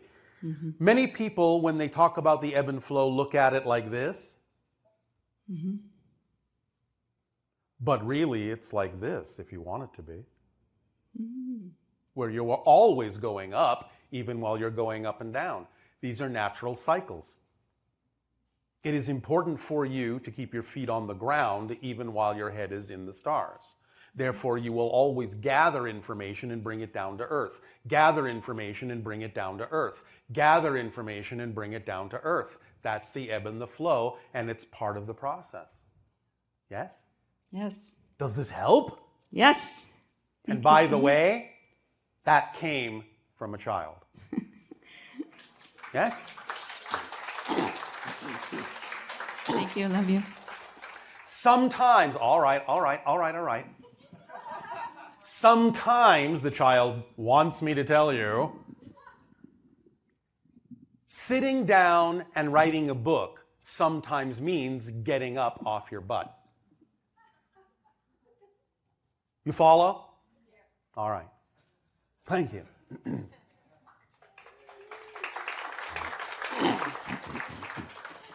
And to you, good day, Bashar. And to you, good day. I'm so excited to be here. Oh, all right. I can't believe it. Well, believe obviously it. you can, yes. Yes, it's a dream. It's a dream world. It is. Physical reality is just another kind of dream. It is, and I've been creating the most wonderful dreams lately in my life. Thank you. And my life is a testimony to your success. I just want to say that, and the ET success at this point. I've lost everything and gained it back, got it back, and more. Oh, all right. That's a testimony to your success, not ours. Thank you. Our success is being ourselves. Your success is being yourself. Well, your guidance. All right. Thank you. We're happy to share. It did. It works. It works. Right now. We know it does. It although really none works. of you have to believe it. Yeah, 13 is my. It's been my number since I was born. Oh, all right. Born Friday, February 13th, 1987. All right. How exciting. And it's been just a path that's guided me. Of course. That number. Well, you are a path. Thank you. Remember, none of you are on a path. You are a path. You can't really be off yourself. So I do have. I basically, I'm kind of nervous now because this is literally a pinnacle leap in my life right here, being here at this time, at this moment. Yes, well, isn't that exciting? It's very exciting. Oh, all right, then you don't have to be nervous. I take people up for ET contact groups. I was told to do that, and I end up moving. Right. Are you having fun? Yes, a lot of fun. Right. It is my highest excitement. That connection is my highest excitement. That kind of what? That connection, the connection between me and them, to sharing that with other people. All right, and so? And so I just, basically came here to share that with you. And Thank you. It has been shared. And you get to do that too. And it's really fun that I get to lift people up and empower them in their lives and show them that we're, how we can grow, how we can move, how we can flow. But more precisely, Our excitement is in sharing information that allows people to lift themselves up. Exactly. Because we don't lift anyone up. We can only lift ourselves up. Yeah. But others can choose to do so by choosing to match the vibration we give off of lifting ourselves up. And that's what's exciting to us. So I moved to a place in Colorado. Oh, all right. From Denver. And when I got there, I was wondering why I ended up being in this random place in the middle of nowhere. It's exciting. It is very exciting. And who knows what will happen in a place where you don't know what will happen.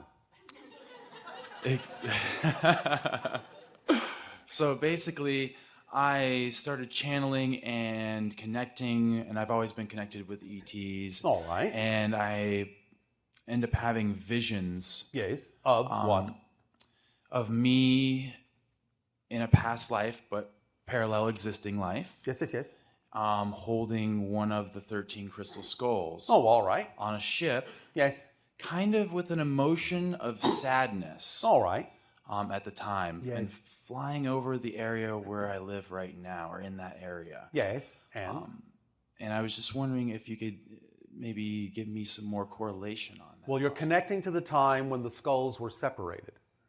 And so the experience you're having of sadness is the idea of recognizing that they needed to be separated and that it would take, in terms of time, a long time before they would be brought back together again. Well, and then I asked the universe, send me synchronicities that show me the path I need to go for that focus of whatever this means to me. I try not to take it on as I am the holder of the 13th skull, because it was a past parallel life. You tap into all sorts of different things as you need to. It's a dynamic thing. Remember that these are dynamic things. When people on your planet talk about what is my past life, this is dynamically changing all the time, because you're connecting to other things as you need to, and as you become a different person, you may need to connect to another life that coexists. So one moment you may say, well, you're connecting now to an ancient Egyptian person in that time frame you call ancient Egypt, that you are thinking is a past life because you need information from this person, because you're interpreting the connection from a space-time perspective as a memory. Therefore, that's why you think it's your past life, as opposed to simply the life of someone living in Egypt parallel to you now. But nevertheless, all that aside, the idea is that you connect to whatever you need to at any given moment. And when you're a new person, you'll connect to different things. So next week, you may no longer have the connection to the ancient Egyptian person.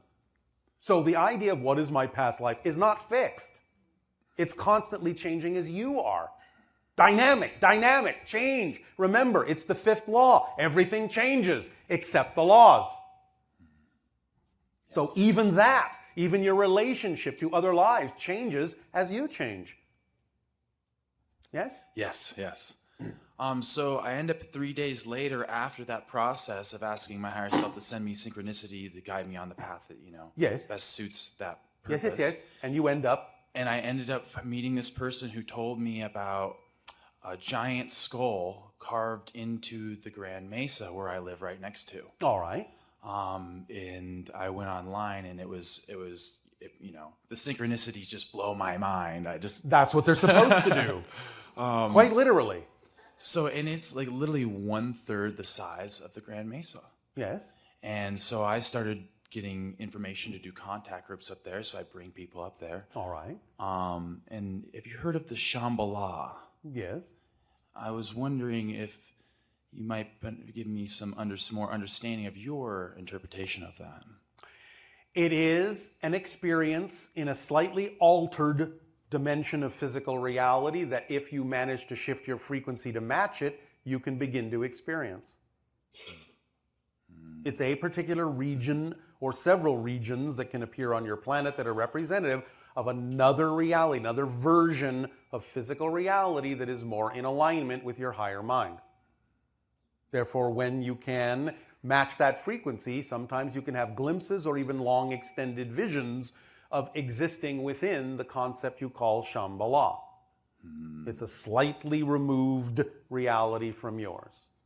Just on a slightly different frequency, but just enough so that you will know that when you match that frequency, you've really shifted to something different. It's another example of a break in physical continuity that is specifically designed to let you know you have broken with your physical continuity and the mass consensus to a great degree. Does this make sense? Yes, yeah, it definitely does. All right. That's beautiful. So a couple days before I came here, I laid out outside under the stars. Yes. And I always have ET contact through, just looking at the stars. Yes.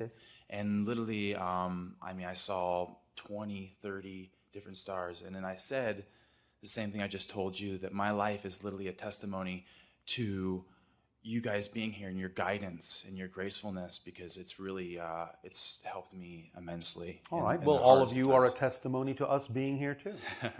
Well, then a giant bright light shined right on me. And so before I could even actually bring the words out. Yes. You guys are just on it. Yes. Just so synchronistic. There is much more going on than you are able to perceive. But when you perceive it, you suddenly realize how much is happening. It's very beautiful. Very beautiful. All right, I got some quick questions. Ready? Yes. All right, here we go. Mermaids, yes or no? Longer answer than you may think. Okay, darn.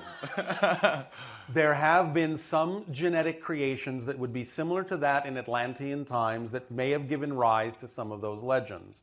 In terms of them existing physically as a species on your Earth, no, but they are part of the nature world that again is a slightly altered, shifted vibrational reality to yours that sometimes overlaps in your reality, and therefore sometimes people who are sensitive to it can sometimes perceive those kinds of beings, but they don't exist in your normal physical reality. All right. Dragons? Similar idea. Again, they are beings that are of a higher dimensional level that you can interact with, but they exist between the planes of dimensions. They are never presenting themselves in your physical reality as the dragon that you think they do. They look quite different when they come into your reality. But the idea is that you perceive them in the way that you do when they're in their own natural state in between the dimensions. But they are higher levels of wisdom. Megalodon. Well, that exists. It's a giant shark. Does it exist right now? Several do. Yes! In the very depths of your oceans. Awesome. And a few other things you haven't found yet. Oh, cool. Way cool. How about a hollow earth? No, not physically. Okay. Again, people that may have, without intending to, crossed through different dimensional vortices may find themselves in a reality that because of their understanding of physical reality, they think actually physically is inside the earth, when in fact they're no longer on the earth anywhere at all. Really? So they just make the assumption when they come back through that particular portal that they've actually physically been inside the earth, and they haven't. They've been somewhere else. What can you tell me about Argentina, and that wouldn't jeopardize anything in such a way? It's a lovely country. Is it? Maybe you should visit there. Oh, no, sorry. Antarctica, excuse me. I was thinking Argentina. Antarctica. Well, that's a lovely country too. Right. But you might want to dress more warmly. What we can tell you is yes, there are certain extraterrestrial bases there. Okay. And that's all we're going to say for now. Okay. Thank you. Thank you, sir.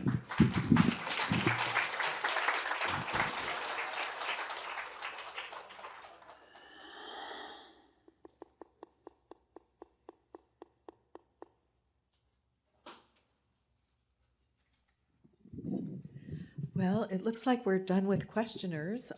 We do have a few minutes left. Meaning? Well, when you were talking before about other versions of yourself and the idea that you change your history every time you change yourself. Yes. Now, is that on the personality level that you're saying that? And what is it that makes a parallel version of you still you versus it being another person, like a past life connection that you're making? Generally speaking, whatever you still recognize as being similar to you, as opposed to that which seems different enough that you don't recognize yourself anymore. Okay, so what is, and can you be more precise about the difference between it's the personality that most of us perceive ourselves as being. Yes. And yet I think a lot of the information that you share reflects on the idea that at other levels of yourself, yes, obviously you're indestructible. Yes, yes, yes. You can change your history instantly. Will you change your history even physically? Remember that what we're talking about includes your physical experience. It's not above it, it's not beyond it. It includes your physical experience. Right. So when we talk about changing your history, we are referring to something that is mostly a physical experience. Because on the higher levels, there really isn't a concept of history since everything is perceived to exist more simultaneously. Right. So if you have a version of yourself that's on an earth that's peaceful, it doesn't have any war, Which and things all like of you that. probably do. Right. And then you have another version of yourself that maybe is stuck in World War II kind of Which environment. many of you actually do. Right. So each of those versions of yourself Yes. have different histories. Exactly. And it sort of reflects the idea that when you, the version of you that you're experiencing yourself to be now, Yes. changes a belief. You Yes. change your entire history at that moment. Every change is a total change. And so all the alternate versions of you are obviously doing the same thing. They are. And experiencing themselves as being the center of the Yes, universe. exactly so. It's a holographic, multidimensional experience of all that is, seeing itself from all the different points of view that it can simultaneously, and all those points of view seeing themselves as the center of all that experience that they are having. Yes. So is there an infinite number of versions of you, Yes. each person? Yes. Yes. Okay. But the perception that you have of yourself Yes. excludes all those other versions Yes. of yourself. Otherwise, how could you experience that? It's a lot to wrap your mind around sometimes. It is. But again, remember, it goes hand in hand with what we have said about the idea that while you think you're only using 10% of your brain, you're actually using 100% to make it seem as if you're only using 10% of your brain. Therefore, you purposely block things out so that you can have a particular kind of experience that otherwise you couldn't have if all that information was flooding in. So does that mean that all the different versions of you have different themes? Or some Yes. may, some may Yes, not? yes, yes. Well, some may be very similar, some may be very different. Again, any variation you can imagine is happening somewhere on some level. So I think a lot of people feel like, oh, I'd like to be experiencing what that version of me is If experiencing. it is relevant for you to experience that, then by acting on your highest excitement to the best of your ability with no insistence on a particular outcome, the relevancy will bring synchronicity into your life to give you your version of that experience. Because each version of you has its own higher mind, right? Absolutely. And so each version of you is experiencing a specific theme that will determine what is relevant for you to experience and whether you're going to shift into a parallel reality where you're experiencing another version of yourself or what that other version is experiencing. Correct. See how simple it is? And it all comes down to need and not want, right? It all comes down to what you need. Sometimes your wants and your needs may coincide, but the idea is that if you understand that what you need is actually what serves you best and is most aligned with your highest vibration, then you can allow yourself to want what you need. Right, which comes back to the AAA The formula. AAA technique. Yeah. Appreciation is key in this, but the first step is acknowledge what you have instead of what you don't have. Appreciate what you have in that moment and allow what needs to happen next to happen. Acknowledge, appreciate, allow. The AAA technique, again, no coincidence that in your culture, AAA is your sign of rescuing your vehicle from being stranded. So anytime you feel stranded, call on this AAA, take a moment, take a pause, acknowledge what you have instead of what you don't. Appreciate fully what you have at that moment and allow the next thing that needs to happen. And you will take yourself back to the 0 point moment. You will transform negativity into positive vibrational states, and you will begin to flow more easily and effortlessly through your life. So remember that technique. It is very powerful, transformative permission slip. And now, another very powerful, transformative permission slip is for all of you to go and have a wonderful lunch. We will resume this transmission after you have refreshed yourselves. Good day.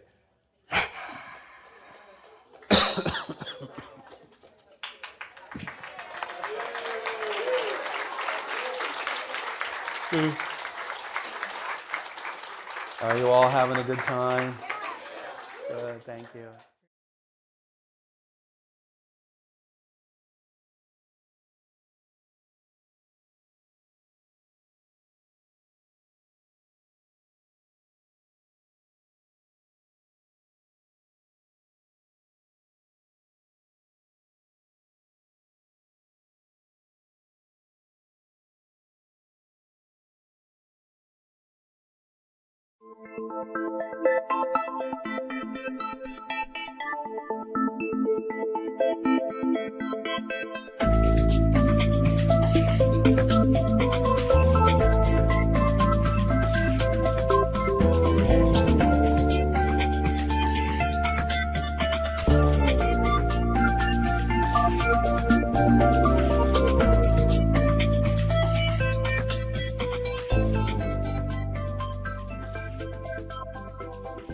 Okay. Hope everybody had a good break and refreshment break, shall we say? And looking forward to the second part of our experience. After Bashar finishes doing the Q&As, then we will take a 15-minute break while we set up the holotope, and then we'll have that final meditation, the holotope meditation. So there's still lots of exciting things coming. So you ready? You ready to go to sleep? Yes. He's not actually asleep, you know. His brain is very active. So, all right. Well, thank you so much again, Darryl, from all of us for bringing us this beautiful gift of information and Bashar. Thank you. Have fun, everyone.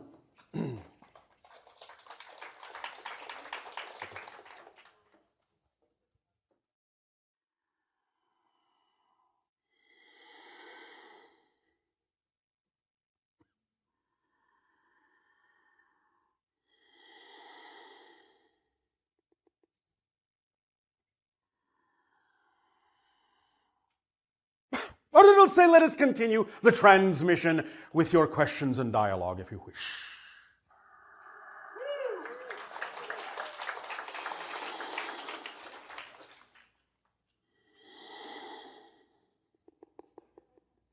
Hi, Bashar. And you, good day. I didn't think about the question, so so I always have so I had a dog as a pet, and then Yes. he died last year, Oh, and then I do miss him a lot, and then I always think about Well, he's still around, you know. still around. Yes, of course. They can come and go. They can come to you. Often they are around. Not always. They're off doing other things sometimes, but they have more access to you in many ways than you appear to have to them. Oh, wow. Okay, So good. they know you. They are part of your family. You are part of their family. They are always able to be with you. Okay. It's just that you need to tune your senses to something different now. Okay, that's really, I'm really happy to find that, and I just always wonder, like especially pets who have a lot of stronger relationship with human beings. Yes. What is their purpose of having a life in Earth, and then if they have like a same kind of thing, like they have their higher self, and then or They do in many ways. The idea is that they often function as reflections for what's going on in their human family members. They will sometimes take on certain qualities, certain attributes, even sometimes certain symptoms that are reflective, perhaps, of what the humans in the family are going through. So they are willing to do that from their unconditional love. You understand? Yes. But they will also lead you into allowing your senses to stretch, to remember your connection to nature, to use them as a guide in that way. You follow? Yes. And again, many other purposes. You have to take it on a case-by-case basis. But they have their lives, and they share their lives just as you do with others. And they always like reincarnate as animals, and they're like a human and animals have to Remember that everything already exists. So reincarnation is an illusion. Okay. You follow me? Yes. You can create the experience of reincarnation, but that's not mechanically what's actually happening. Nevertheless, certain expressions of consciousness do usually, not always, do usually choose to stay within the general range of that expression. There are exceptions, and again, it depends upon the purpose. But you must understand consciousness as a very malleable thing. And it can express itself through many different doorways. On the highest level, everyone is the same. Because everyone, everything, everywhere, everywhen is an expression of all that is, including dogs, cats, trees, rocks, and everything. You understand? So on that level, you're all the same. But as they choose to express themselves, as that idea of consciousness chooses to express itself in a certain way, it will often express itself in many similar ways, just as you, expressing yourself as a human, will often make connections to other human expressions. Again, there can be exceptions depending upon what you're exploring and depending upon what the level is that you're coming from that particular perspective or point of view. Does this make sense? But again, just like we talked about before with the idea of past lives, so on and so forth, it's a dynamically changing, fluctuating, malleable thing. It's not static. And different levels of consciousness are constantly expressing themselves in different ways. Is this making some sense to you?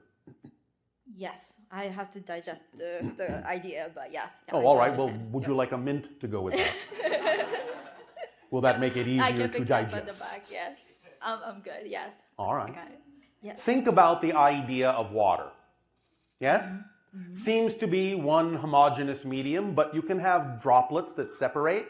Sometimes they can be larger, sometimes they can be smaller, sometimes they can be warmer, sometimes they can be cooler, and those would represent the different expressions of consciousness, and one can transform into something else. One can rejoin, in a sense, the whole, never losing its identity, but can take on the qualities that other droplets may have from time to time expressed.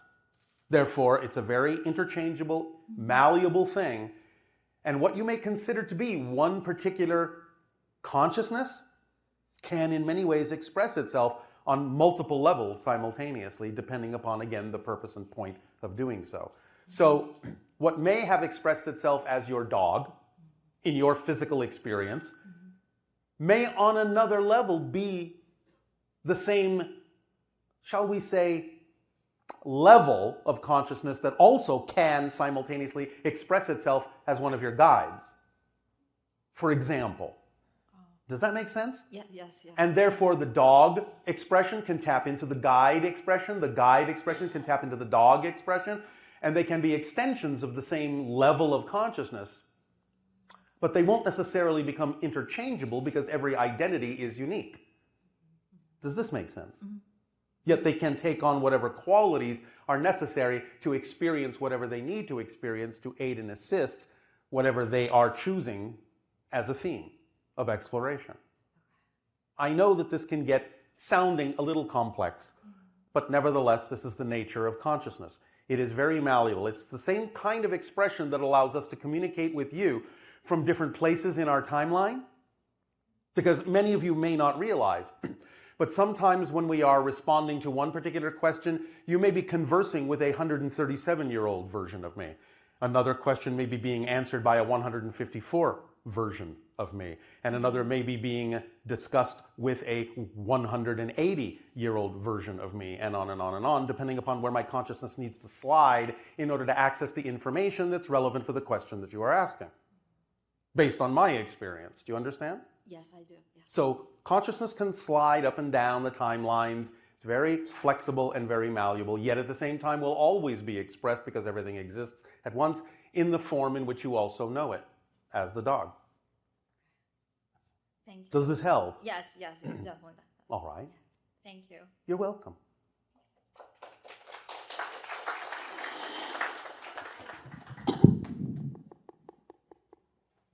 Hi, Bashar. And a you good day.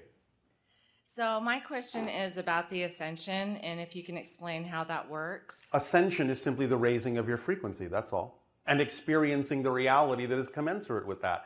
And by acting on your highest excitement to the best of your ability with no insistence on a particular outcome, you will allow yourself to expand and, quote unquote, continue to ascend, unquote. Does that make sense? It's that simple. The idea, of course, is that many people in your mass consensus are now deciding to do that all at once. Therefore, it looks like a mass movement, that there are now discussions of consciousness, explorations of spirit. Now that that is common in your language on your planet for many people, more than it was before, you are experiencing the idea of the momentum of a large segment of the collective consciousness deciding that it's the transformational time to do this. Therefore, that is being called the ascension. But it's a process. Does this answer your question? A little bit. All right. What parts seem to be missing? I was wondering, like, am I going to be in a different density, or am I going to stay in my house and things will just change around me? Am I in a different reality? Sometimes you will not necessarily be able to tell that you're in a different density. Sometimes you will. Let me give you an example. We have given this example before. If a person from 300 of your years ago were to suddenly be transported into your present and look at you, you would appear to be glowing to them because your frequency is so much higher than the average frequency 300 years ago. But you don't notice it because you're used to it. You understand? Yes. So when you are in the process of transforming into fourth density, as you are right now, you may do it so gradually that you won't necessarily notice certain things changing, but you will notice other things changing that are relevant. But of course, remember, that means you've shifted to another version of Earth that is already representative of the changes you've made within yourself. You never changed the world you're on. Okay. So, if there is another version of the house that is more representative of the fourth density version of you, that's where you will wind up. If not, you can be in what appears to be the same house, but it won't be the same house. It just may not need to look any different in order to satisfy your fourth density needs. Does that make sense? Yes. Is this answering the question more specifically? Yes. Anything else? Yes. When I go to fourth density. You are going. This is a process. You're already raising your vibrations by having these kinds of conversations. It's not just, oh, today I'm third density. Oh, 11:59, boom, I'm now fourth density. It's a process. You've been doing this for years. You've been raising your frequency, exploring consciousness, exploring spirituality. Eventually, you will be purely fourth density. But this is a process. Okay. My question was, when I get there, will we be able to see people that have passed, that are loved ones? Yes. We do that all the time. We commune with spirits all the time. It's natural for us. So many of you will have that ability as well. Again, if it's relevant. But that can become something quite common to your society eventually, yes. And fourth density means we'll all get there during different times, or we're going to all go together? You will each have your own rate, but there will be an overall bubble rate as well for the collective consciousness that chooses to do that. Will I have to pay taxes? No. That's it. I'll leave on that positive note. Thank you, Bashar. However,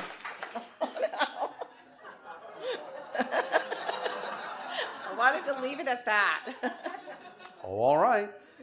No, go ahead. Please. There are systems that people are contemplating on your planet that would change in your culture certain aspects of finance as you have alluded to them. We would suggest that you get physically and actively involved in choosing the things that would allow you to make those changes. And not just wish for it. Okay. But do it. Do you understand? Yes, I do. All right. Thank you, Bashar. Thank you. Remember, you chose to experience yourself as physical beings. If you don't actually take physical actions on the things that excite you, then you are not grounding the energy like a circuit into the physical experience. That shows the commitment to the idea, that you live it, that you do it, that it's in your behavior, not just your speech, not just your thoughts. And? Good day, Bashar. And to you, good day. So I'm following my highest excitement. Why, thank you. But? I'm following my highest excitement, but now I'm not. I still am. Then there's no but. It's not supporting me. Then you're not following your highest excitement in the way that works for you. In what way do you believe you need to be supported? You may still have certain definitions of what support means to you that might be out of alignment with the true definition of excitement. Financial support. Thank you. Like I said, you may have definitions of support that may be out of alignment with your excitement. You have heard us talk about the definition of abundance? Yes or no? Yes. What is our definition of abundance? Do you remember? The ability to do what you need to do when you need to do it. Did you hear me say anything in there about money? No. I didn't say anything about it. I didn't not say anything about it. The point is, there are different forms of abundance. If you insist on only one form, one expression, like money, and you may then find that by following your excitement, you actually need another expression, but while insisting on just one form, you may be closing the door through which another form of abundance can come because you won't accept it as a form of support. Do you understand? So I should stay with a job that I don't enjoy. What I'm saying is, if you have a belief system that says you can't be supported by your excitement in some way, shape, or form, then honor your belief system and stay with something, even if you don't enjoy it, that you believe you need to be supported in the way you believe you need to be supported. However, act on your highest excitement when you do, to give yourself the chance and give your excitement the opportunity to show you, to prove to you it can support you, yet you must relax your definition of support. You must broaden your definition of support if your excitement is going to be capable of bringing you support. You can't give your excitement the job of supporting you and then limit or straitjacket your excitement in only bringing you one form that's acceptable. Do you understand? Okay. You may not need as much money as you think to do the things you need to do. So if you can broaden your definition of what support means, then you will find that excitement is capable of bringing you any form of abundance that you need at any given moment, and you won't have to insist that it should look a certain way. Then you'll experience support and abundance in all the ways it can come to you. Okay. Even someone coming up and giving you a gift is a type of abundance, is a type of support, isn't it? Yes. Well, be open to the possibility or the probability that things can happen that way more often. And you may find that you don't necessarily need as much money as you think to do what you need to do. You follow me? Okay. Yes? I do. You remember the story we told about the photographer traveling around the world? I do, yeah. Why doesn't that apply to you? Did she need money? No. Well, I've been doing it for years and it hasn't. You've been doing what, though, for years? I play poker. So, is that what excites you? Yes. Then if playing poker excites you, do you remember what we said about doing what excites you for its own sake, not what you think it can get you? Right. Because if you're really focused on the idea of the money, then the poker is not what excites you. You're just using it as a means to an end. Therefore, you're not actually acting on your excitement because you expect and insist that the poker should bring you something other than the joy of playing poker. Okay. Which means you're not doing it for its own sake. When you forget about the idea of what you think the poker needs to bring you and you really actually enjoy playing it for no other reason than to play it because it excites you, you may be surprised as to what it can bring you. But it may not always come in the form of money. But if that really excites you, then do it for its own sake, or you're not actually acting on your excitement.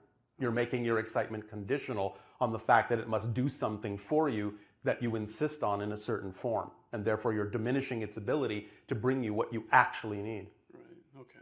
Does that make more sense now? It does. It does. Does that help? It does. Thank you. Aces. Can I ask one more thing? Yes, that was a question. Would you like to ask another? Yes. All right. Any messages from my higher self? What do you think I'm giving you? Okay. Thank you. Thank you.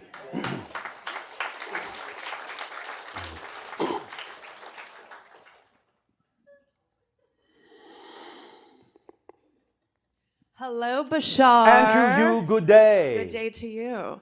Okay, so a couple of questions pertaining to our simultaneous lives that are happening. Yes. As you said, we cross-connect to these lives. And Yes, and they're not necessarily yours. Correct. You understand? They are their own people. Correct. Would it be... The other simultaneous lives you are connecting to. Sure. So, as you say, we add to them and they add to us. Yes. Are they, if we're focused on them in somehow, some way, are they as well focused on us? Some are, some aren't. You don't need to be to receive the information that you require. Okay. For example, I know that I am cross-connecting or connected to a consciousness that humans would call an ET pharaoh. All right. And I just want to know, since I'm, so many synchronicities in my life have been happening with this kind of consciousness, I'd like to know if he too acknowledges me in this life, and if there's some kind of information that I could take or need to know, so on and so Well, forth. that being, as you call it out, does acknowledge that there are many other beings connecting to it. It doesn't necessarily always need to know exactly your identity, because it recognizes that there may actually be hundreds, if not thousands, of other people cross-connecting to it. Right. Do you understand? Yes. But it will take from it what it needs. So from me, what is it taking from it? The recognition of what you would classically call the future. Okay. And that you have the freedom now to live your life in the way that you prefer. Therefore, strengthening the resolve and the confidence of that being in living life the way that being prefers. Yes. Because that being now knows that this will become a constant in the future. And therefore, you could say the being is ahead of its time. Ahead of its time. Almost as if facilitating those, maybe the energy from that time into the present, into my present life. Yes. You Okay. can do that too if you wish, and are to some degree doing that. Because again, it's a reciprocation. Right. Exactly. Therefore, the confidence that then is expanding in that being can be reflected and rebounded and expanded back to you in a way that you can use in your life. And you can be your own pharaoh, in a sense. Right. Having command over your reality, so to speak. Exactly. Yes. I'd just like to One tell. moment. Go ahead. Or you can make an asp out of yourself. An asp. This comes from another being that you are connected to, Okay. who is a little bit of a joker. Okay. May I have a little bit more information about this being? The being says, ask nicely. Ask nicely. May I please have some more information about this being? The being says, ask more nicely. Ask more nicely. May I please have some information? Pretty please. You fantastic, fabulous being, you. The being says, where the hell's the sugar on top? With the sugar and the cherry on top, please. Oh, all right. You have a connection to what we would call a trickster energy. Do you understand this concept? A shapeshifter. Yes. In the future of your world as you understand time to exist. Yes. What we would call a cryptic. A cryptic? Yes. You are familiar with the being that we have brought through called Willa? Yes. Willa is a cryptic. Okay. You are connected to another cryptic. Very nice. Very nice. Okay, thank you. In these cross connections, Yes. is there ever a chance when we do cross connect to these same consciousness that is a part of our own oversoul and our higher mind? That is, I describe it like the tentacles of us. Yes. Do we ever meet those same tentacles in our present life right here, right now? For example, through friends, family? Yes, it's what we refer to as a counterpart. Right. When they overlap your lifespan. So what happens when we meet those kind of counterparts? I mean, Anything, I know... everything, and nothing. It depends on the themes you're exploring. Okay. Sometimes you may not know them at all, even though you may pass each other on the street. Mhm. Sometimes they will be your best friend, sometimes they will be your lover, sometimes they will be your worst enemy. It depends. And exactly, and for the exchange of growth and expansion for both parties in which we Yes. agreed on. Very nice. One more thing just on the E.T. Pharaoh. I know that we had a son, hybrid. Just want to know if that consciousness is, if I'm connected to that consciousness here in this present reality, or... No. Okay. This is something quite different. Okay. And we will talk about that subject another time. Okay. It is not yet time for the revelation of those particular hybrids. Okay, very good. I had a dream many months ago, almost as if I would describe I was in space and there was no sound. And there was about 5 beings silent in front of me, and they were very glowy, light kind of beings, and their outer aura was purple. I'd just like to know who they were, or I saw them, I felt like I smiled back at them. I didn't want to be afraid, and I Yes. wanted them to know that I did receive their energy, and I just wanted to know where they came from, or if I needed any extra. They're your support group. Let's leave it at that for the moment. Okay. Am I asking too many questions that I'm not supposed to know right now? It's not that. It's just that there are certain processes you're going through that would be better served if you actually continued to go through them. Absolutely. At the moment, you can be aware of these things, and we can give you what we're allowed to give you, and we're happy to do so. Nevertheless, we are also being asked not to give you too much yet, because they have some things in store that you need to be aware of in your own timing. Very nice. But you can focus on the violet vibration and remember how that felt, and thus put yourself in the same state of being and see what happens if you do that in an intentional way. Okay. Very nice. Is this the same thing? The same thing happened when I would describe as the goddess Bast, who's a cat. She kind of just like jumped into my dream one day in the same kind of energy. Yes, well, again, vibe. because of the cross connections you are making to the idea of ancient Egypt and the priesthood and all of that, and you're dealing with archetypal consciousness level energies, there are many things going on here that tell a tale of another story in another dimension that require much too much time to go into now in detail. But you're beginning to get snatches and tidbits and snippets of these things that will eventually all grow together to form one linear story for you. So Very- you're seeing bits and pieces at the moment. Very nice. So then the path. So then I'm flowing with my path, if you will, and meeting these extra stories and counterparts. Yes. That are adding to the experience, the Yes. expansion. One more question. I am an acting coach, and I teach actors. All right. And I like to infuse a lot of my acting with actual, some of the metaphysical properties, Yes. principles that we Yes, teach. yes. And in my mind, I like to kind of tailor the child to know about their human avatar mechanism and really know about their senses and observation and awareness, because Yes, all right. I'm feeling that is part of, is that a good way to help in their development? Is it your way? Does it Yes. excite you? Yes. Then it's a good way.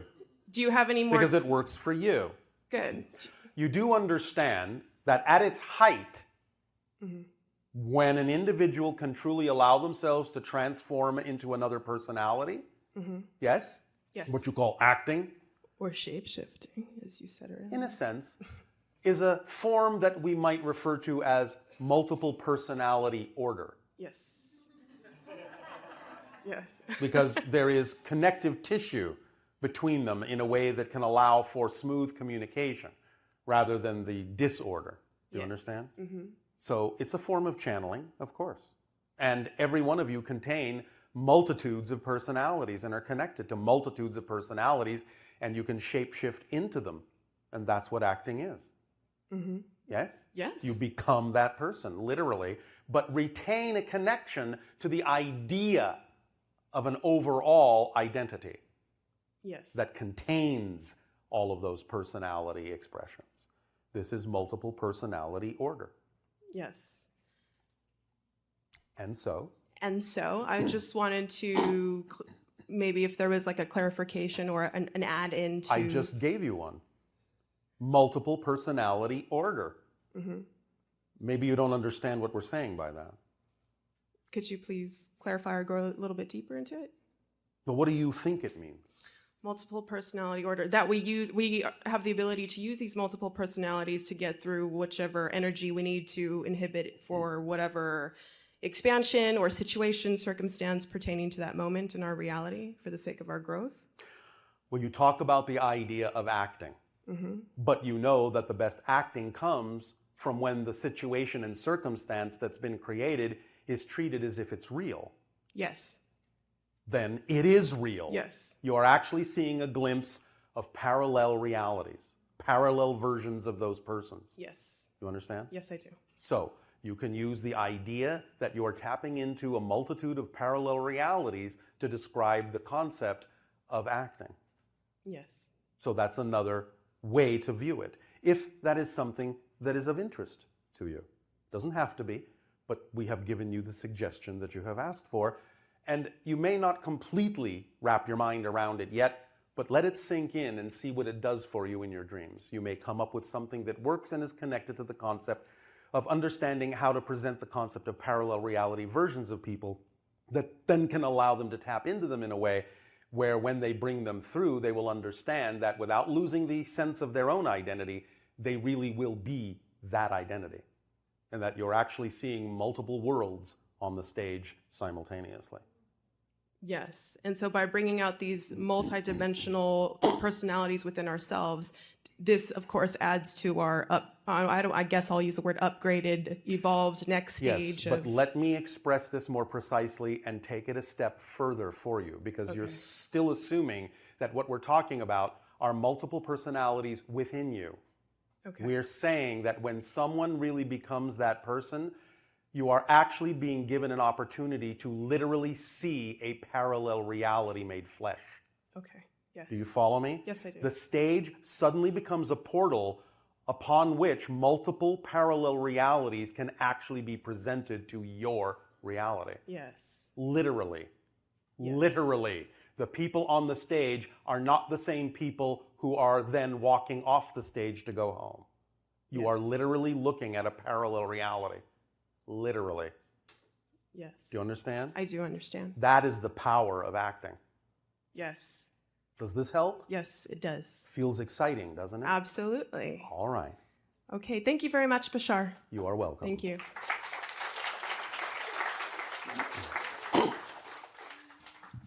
This is why your stories are so powerful.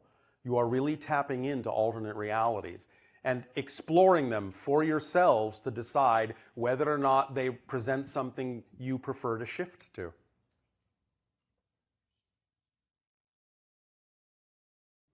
It is a pleasure to share this time and space with you, Bashar. And you as well. Good day. Thank you. So, I understand that my outer reality is a direct reflection of my inner reality. Is that correct? It is, but what you see on the outside doesn't necessarily mean that it's an absolute one-to-one reflection of things or issues that you have to necessarily pay attention to the same degree that someone else might, who might be sharing a similar reality with you. In other words, it's an orchestration, and sometimes when you interact with things, situations, circumstances, people, objects, what have you, there may be an orchestrational reason for you to be there, but that doesn't necessarily mean that what someone else is experiencing is exactly what you need to work on. Okay. You may just be there for them to support them in their ability to work on it too. But you have to have an honest self-assessment as to what it is that's actually there for you. Nevertheless, it's still a reflection because you're willing to be part of that orchestration. So it reveals that to you, if nothing else. So my reflection and reality, if it will, has been telling me some different things lately that I would like some clarification with. All right, with. such as? The globe being round or flat. Yes, well, you know the globe is round. Okay. Why would you assume that it's flat? I assume that it's flat because of the eye test. I don't feel like we're spinning. I don't. So what? It made more sense for it to be flat in my Not estimation. really. Not when you understand how things work, it doesn't. Okay. So the flatness idea comes from and is real on another dimensional level, right? The holographic level that projects information that needs no dimension into the idea of realities that then are expressed dimensionally. Okay. So in that context, the Earth is both flat and a globe.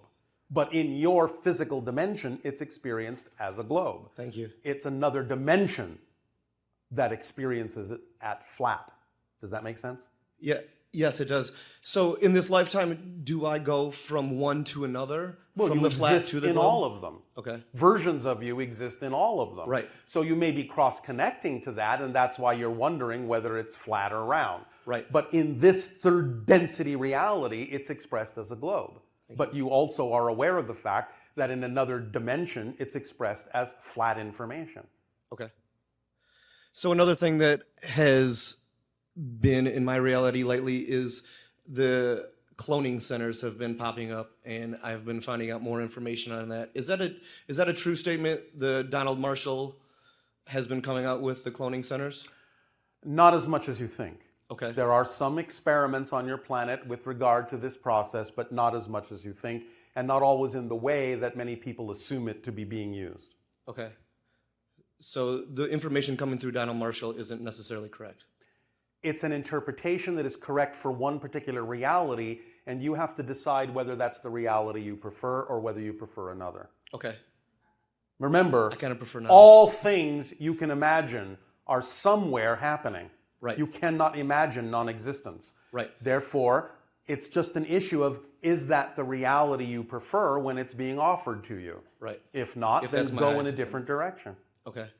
I found myself saying the other day that I had hybrid children, and I didn't even know where that came from coming out of my mouth. Could you Probably please came from one of the hybrid children. Could you elaborate on that for me, please? Well, you understand the hybridization agenda, yes? No, very little. All right. Well, you understand that beings that you typically refer to on average as the gray beings, you're familiar with this? Yes. Conducted a hybridization program because they were really originally humans from a parallel version of Earth that destroyed their world and mutated themselves into the beings you understand as the grays. Right. Not being able to any longer reproduce, they realized that the only way to save their civilization was to find a viable source of human DNA, and that means they had to tunnel into parallel realities, such as yours, where humans still exist in their original form, thus taking genetic material, blending it with their own and a few other things, and creating the hybrids of which my civilization is one offshoot. And there are other children still existing in a variety of ways that are more contemporary with your civilization that will ultimately come and live among you.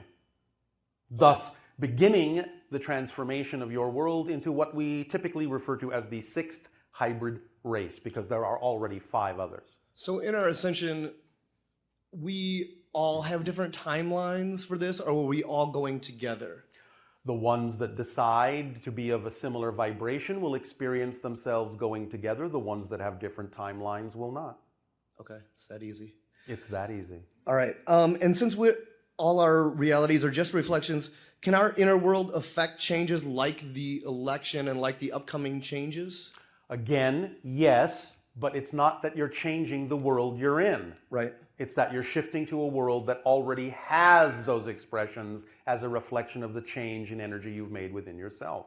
But remember, you have also made agreements to share some of this and go through certain processes with other people in order to learn things, in order to grow from it. And one of the things you learn is more readily how to shift to realities that are already in existence that are more reflective of what you prefer, by being in a reality that is reflective of what you don't prefer. Makes sense. It does. That's why I said it. So when I am following my highest excitement, sometimes I fight the feeling of I'm not working hard enough, I'm being lazy, and then I have to balance that out. Again, remember that it's all about letting go of beliefs that are out of alignment with that vibration.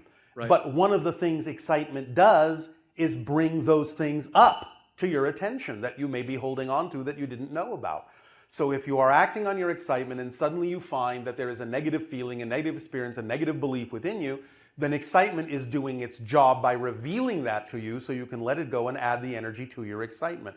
So in other words, whenever your excitement brings up something within you that you don't prefer, get excited about the fact that it did that. Okay. That's part of the excitement process. Because then once you're consciously aware of it, you have something to work with. You have something to let go of. Okay. If it remains unknown, then you can't do anything about it. Right. So that's part of the process. And So how do be I lay excited that about down? it. Lay it down? Yes. How do I lay that down, that feeling, that When negative you allow feeling of- yourself to actually consciously identify the belief that's out of alignment with you, Yes. the moment you truly access it and truly consciously identify it, it will automatically and immediately appear nonsensical and illogical. And as soon as it does, it's gone. Okay.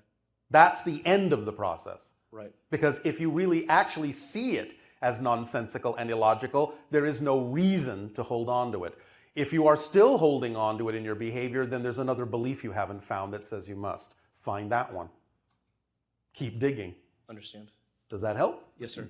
Oh, sir. Oh, so formal. All right. I was led to get some numbers on my arm that I was told would help me to remember my own frequency. Can you please expound on that? What numbers are you talking about? I have a tattoo that says 92.78 on my arm. 92.78. Yes, sir. And I have no idea where that came from. One moment. Thank you.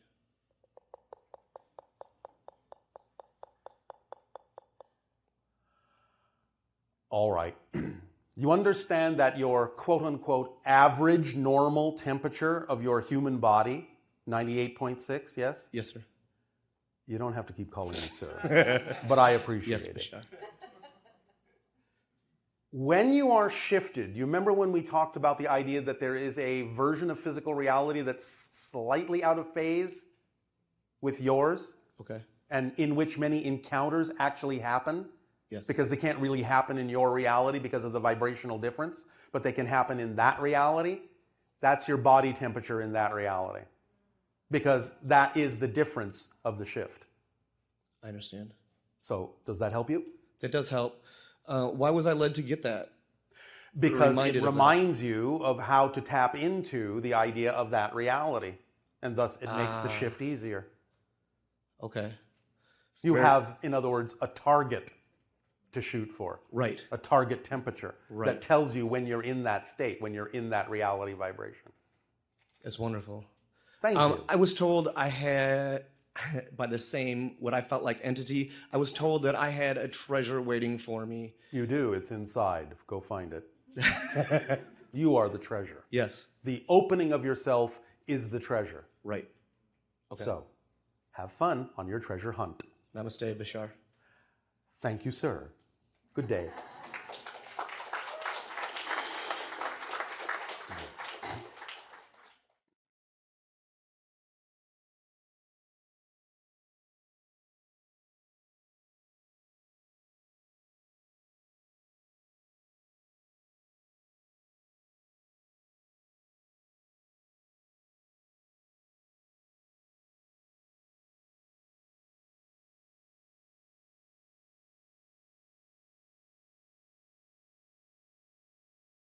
Good day, Bashar. And to you, good day.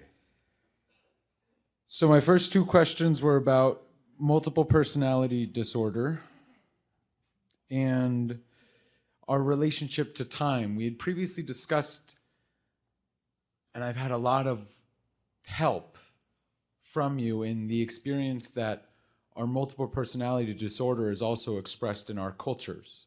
In the warring nations, borders, boundaries, agreements. That the entire collective consciousness, because of all the division within the individuals, your entire collective world has multiple personality disorder. And that is a macrocosmic expression of our own Yes. internal multiple personality disorder. Yes. Now, this multiple personality order, what comes to mind based on what you've shared previously and today is this Planck time constant that Yes. this external reality, this physical expression that's reflected happening 10 to the 43 times per second. Yes. It makes sense that when you say circumstances don't matter, only state of being matters. So that Yes. vibration of excitement, you know, for us to put intellect in between, well, this is what I'm experiencing, so I need to understand this and intellectualize Yes, it. So but that do you also it's pick up so on fast. the double entendre in that sentence? Yes, circumstances don't matter. Create matter or physical Yes. structure in our reality. But state of being does. Yes, so along that line. Yes. Or plane, or cube, or hypercube. So when you were talking about SIBO being a 12-sided dice. SIBO is 13, but it is played with a 12-sided die. Dice Excellent. is plural. Thank you.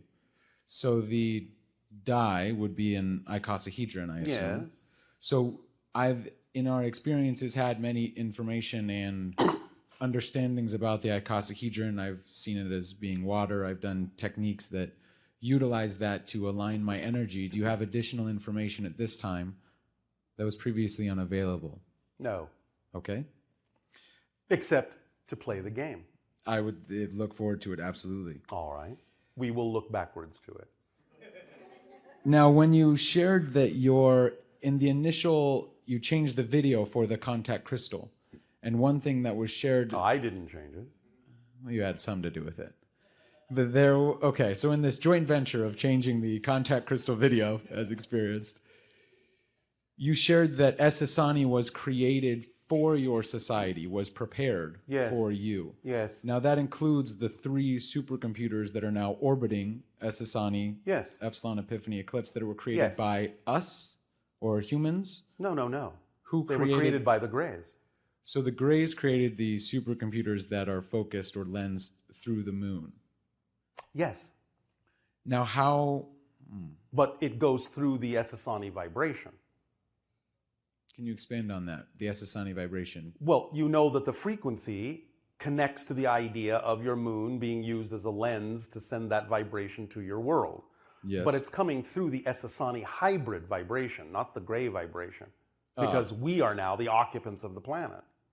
Okay. So it's coming through our collective field.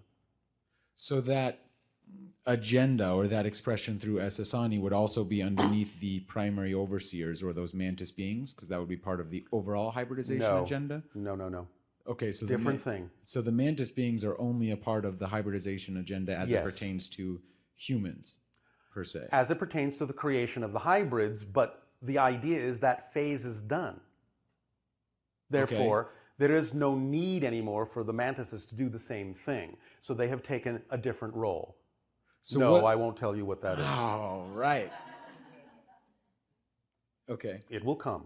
Okay, wonderful news. A parallel simultaneous incarnation that I have with Essassani, and more specifically your consciousness, is something that's become more and more interested with the idea of first contact specialist, the contact crystal I drew, that exact sigil 5 years before I met you. You're a 12-year-old child on the southern continent of Essassani. Okay. That's your connection right now. Thank you. That's helpful. Oh, boy. Yes. 12-year-old boy. A boy, yes. You had previously also discussed the idea of, for me to do research into Hecate, or a previous version or older version of Anu in the Gwythonic or Celtic tradition. Yes. Now, I've since researched that it's understood with 3 heads. So the positive, negative, neutral, that triad. All right, very triumvirate, good. that information is definitely prevalent in that. Is there... Keep digging. Okay. Is there any other clues? Keep digging. Well, the previous question, the woman was talking about the ET Pharaoh energy. Yes. And that other hybridization agenda. Is there a connection there? Is there something else that's being unfolded in that understanding through that? We are allowed to say yes. Okay. But that's all we're allowed to say. Okay, that's useful. When we become the 6th generation of hybrid children, you've also discussed that happens at a time where the 6th genetic marker is activated within our DNA. Yes. So then the 7th genetic marker being activated when all the 6 hybrid races blend to form the 7th hybrid race. Leads to, and is it the same timing of the 7th genetic marker being activated? In 1,000 years. Thank you. And then SIBO being around 13, and there being 13 genetic markers as well as 13 skulls. Yeah. What is the timing and or what would unfold as the 13th genetic marker or the last of the genetic markers? That takes place on higher levels of dimensionality that you know nothing about right now. Okay, so that's a different dimension. So that's past our DNA It's would past be your physical reality. above 333 kilohertz. Yes. Ah. Interesting. Will Okay. that do? What is my frequency currently in this? At this particular moment? Yes. 127,000 cycles per second, approximately, and sometimes shifting around to about 140. But it depends. What I'm putting out. Got it. Okay. Does that help you? Yeah, it's a lot. Okay. Thank you. Thank you. Love you.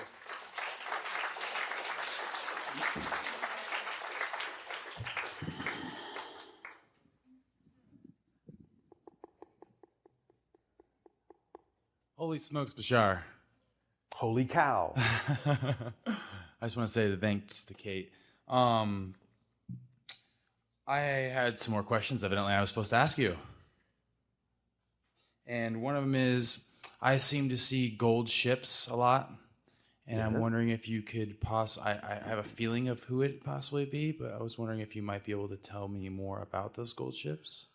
Again, the idea is that many of your senses, as you explore consciousness, are becoming more sensitive to seeing what's actually all around you all the time that is heretofore invisible to you. So it's a stretching of the senses. There is some Pleiadian and Arcturian energy in that, what you're seeing. That's what I thought too. Are the Yael present much when I'm doing my ET contact groups? Sometimes, not always. All right. Sometimes there are others peeking in. Nice, nice. I have a question. My mom was always in fear of ETs. I've always been really into them since I was little. Yeah. In that experience. And she was in fear of it, and we came to the conclusion that She's had her own experiences. Yeah. Yes. Was that... It often happens in family lines, you know. Definitely, definitely. Was there a period, because I had a vision when I actually was having the collapse of my life in such a positive, good way, that changed my life. Yes. I had a vision of me standing around my mom as an astro being, looking at her on a table.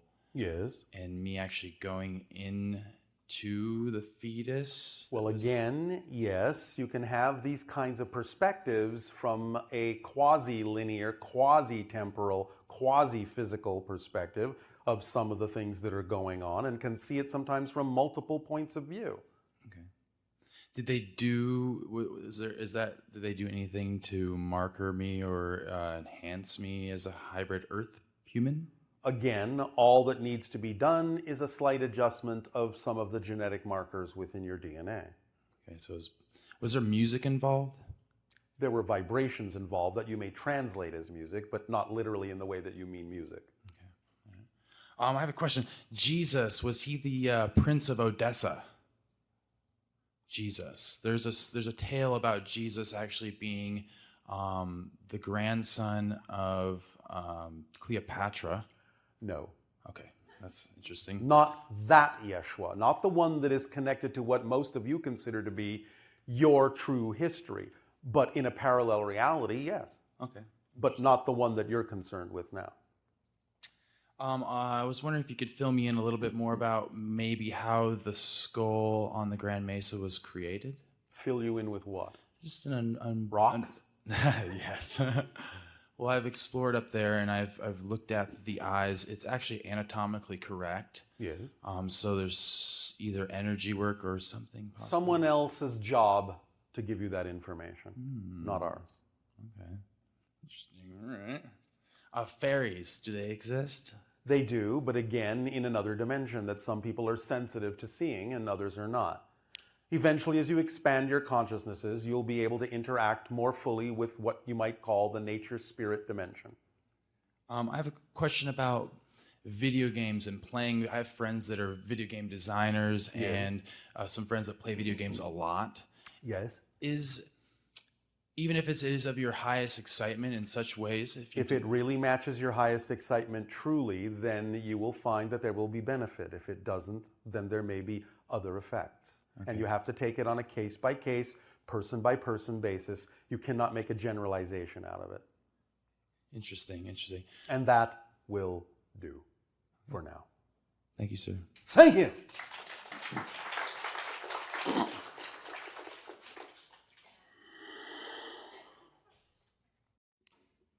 Hello, Bashar. And to you, good day. Thank you. Just making sure you're all awake. I'm all here. This is exciting. Yes, it is. I have not been aware of you for very long. We haven't been aware of you for very long. Well, now what we a are coincidence. together. Probably just random. Speak up. I have several questions. I want to start with a simple one, just about myself. Yes. I see the number 1, 2, 3, 4. Yes. All the time. You would be a good candidate for the SIBO game. Okay. But the idea in general of these kinds of synchronous numbers that happen to many of you is that it's like a synchronicity marker telling you that you're on the right path, you're in the right frequency at that particular moment that you experience those numbers. It's like road signs that you use. Okay. Simple enough. Yes, it is. All right, something more complex. And you talked about this earlier with someone who spoke to you about when you talk about the parallel realities and all of them existing at the same time with past lives. And this is a new concept to me. Although all right. I How can fun. grasp it. So thank you for that. But Yes. I would like to get some more clarification. Yes. And I was told that, and clarify if I'm wrong, that after 2012 was when you were allowed to make contact with our species and offer this more clarity. Yes, before that there was a quarantine period. After that, it's not so much the idea of a quarantine as it is now in your hands to decide that you are actually ready. So nothing is now preventing us in terms of our own laws from making contact. It's now all being determined by the rate at which your people are actually truly ready for it. Gotcha. Okay. So in that, let's see if I can clarify this question. Because I'm trying to understand the concept that we weren't ready in the before in this linear time space that we perceive it as. Yes. But now we are, and yet No. it's all Now you're not. You are becoming ready. I'm simply saying our own laws no longer prevent the contact. It's now completely whether or not you get ready. You're not ready yet, otherwise open contact would be happening. But you're here. I am having this conversation. Sure. But that's not me landing my ship and getting out and staring you in the face. Do you understand? That's I a do. difference. And it's a difference in vibrational frequency. Very different in vibrational frequency. We are being filtered. Our consciousness is being filtered through a human on your planet, and you are experiencing right now no more than about 5 to 10% of our total energy. Therefore, if we were to stand in front of you in our total being, we could actually overwhelm your vibration to the point where you could go into blanking out or psychotic shock. Does that make sense? Yes, perfect sense. So, when you accelerate your vibration and meet us more closely halfway, then true physical open contact can really begin. Okay, excellent. This is fascinating. Yes, and where we I'm think so. still and exciting, and where I'm still going with this. This is Yes. all happening right now, It right is. now, and in It the is. now. It is. But it hasn't happened yet. Correct, and yet, from a but that is still the time-space now. point of view. From the Okay. time-space point of view, it hasn't happened yet. Nevertheless, it all happens at once. And has so you are happened. shifting like a projector light through different frames, now picking the frames that then get projected on the screen to determine the movie you will experience. So all the frames exist of that movie, but you haven't necessarily run those through your projector from the space-time point of view yet. But all the frames exist. Okay, that I understand. All right. In a related question, and this has been explained to me, but I would like more clarification Yes. because in my limited human physical brain, I'm still trying to wrap my brain around some of this. That's all right. You It's used the exciting. analogy earlier, like most people when they walk into a room, switch on the light switch, they're not thinking about how that all works, the light comes Yes. on. I am the guy who's thinking about that all the time. I That's drive my fine. car, I'm thinking about every moving part. So All right. just Is that fun for you? it is. I All enjoy it very much, and Thank I you. have a very profound grasp of the physical world All right. in that space, and I love it and I Yes. enjoy it. So where I'm going at is, I am grasping where your entity is at. Yes. And compared to the life on this planet and where we're at, Yes. and I'm looking at the differential Yes. space, and I realize I'm creating this too. Yes. So it's another little fly in the ointment. But I guess the question I'm asking is, how come I'm not where you're at? Or how come I was born here, or the choice I made to be here instead of with you? And I don't know if I'm asking the question We clearly understand enough, but- exactly what you're asking, but this is one of the things that you decided would give you an interesting new perspective of your total being. It doesn't mean that there aren't other aspects of you experiencing other things, even things similar to what we are experiencing. Nevertheless, this aspect of your total consciousness is experiencing this because you believe that this is important for you as a total being to experience, to add another perspective of discovery to your total being. I'll take that. Does that help? Yes. All right. It does. Thank you. Anything else? That's it. Thank All you. right. Thank you. Thank you. It's been an honor. Thank you.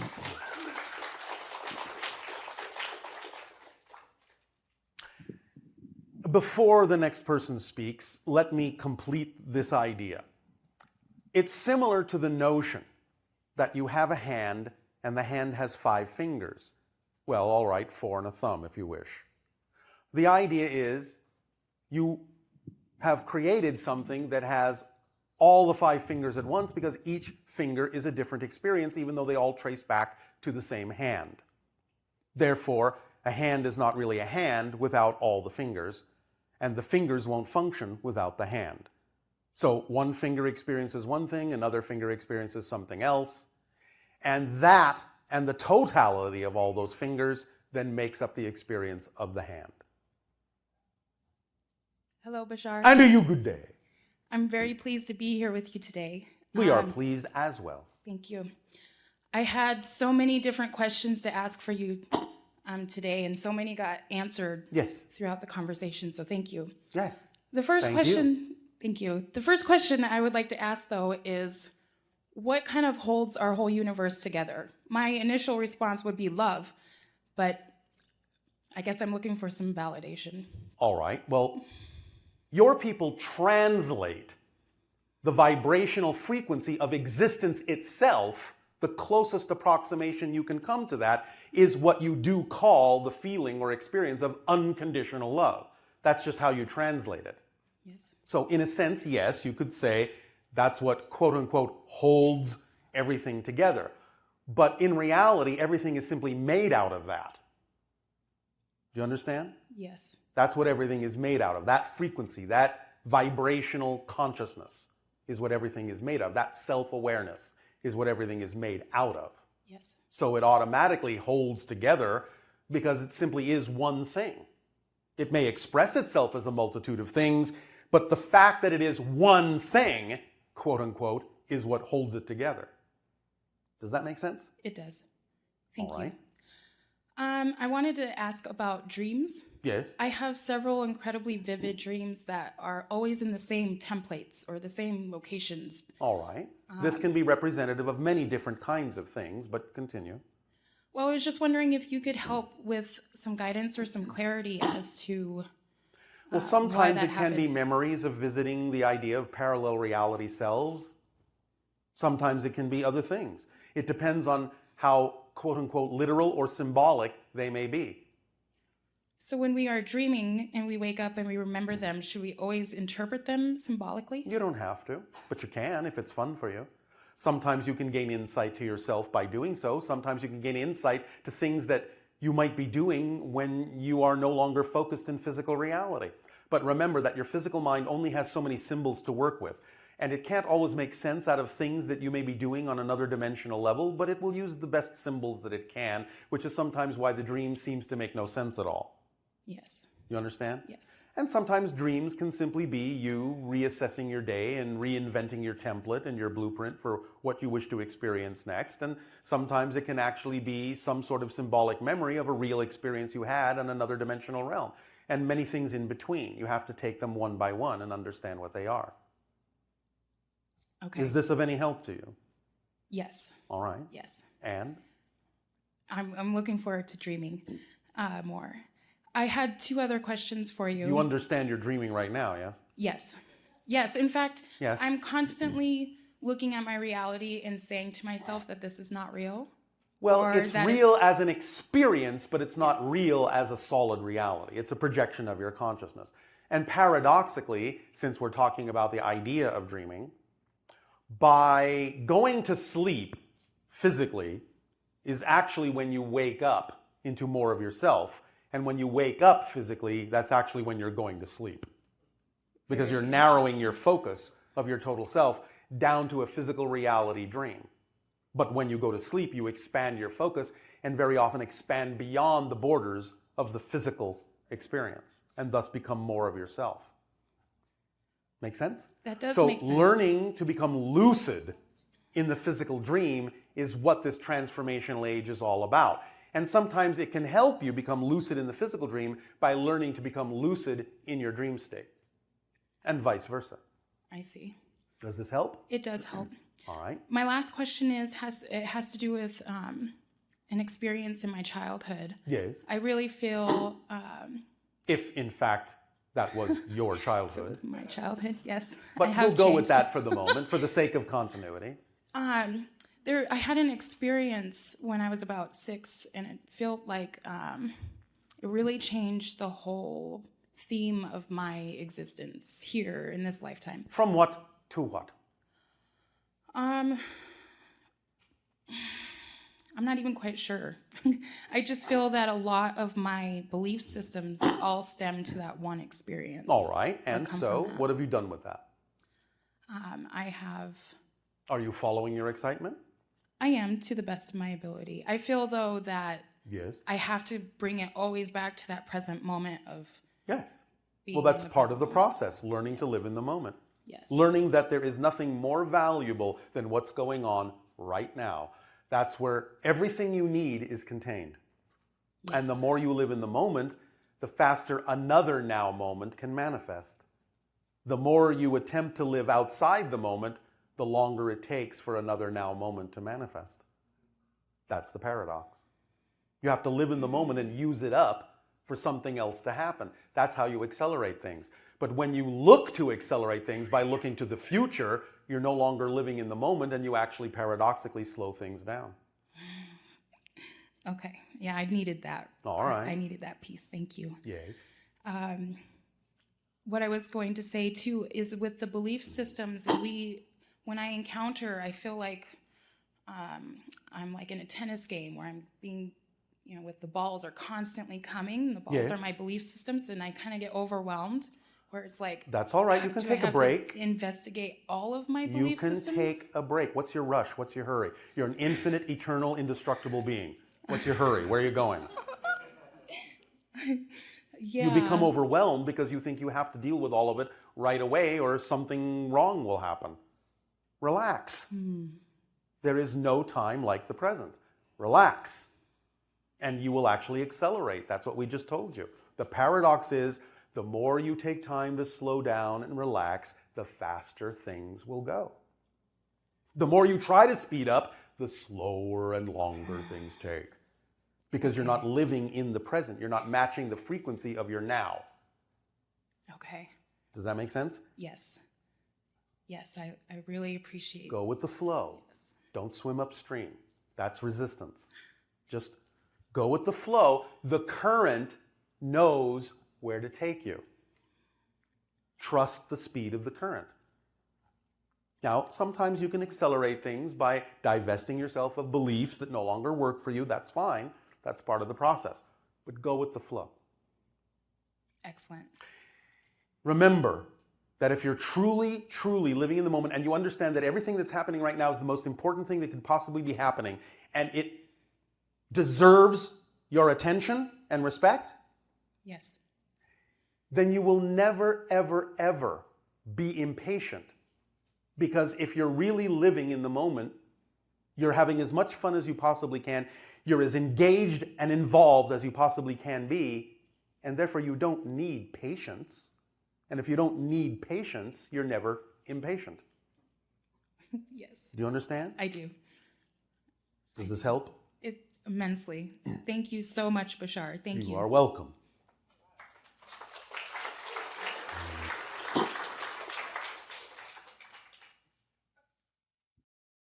Hi. And to you, good day. Yay! So my first question is about coffee. Coffee. Yes, the drink.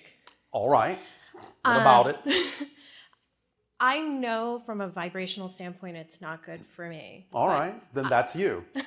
But I find that when I raise my frequency to incredibly high transformational rate, Yes. I have issues with insomnia. So what?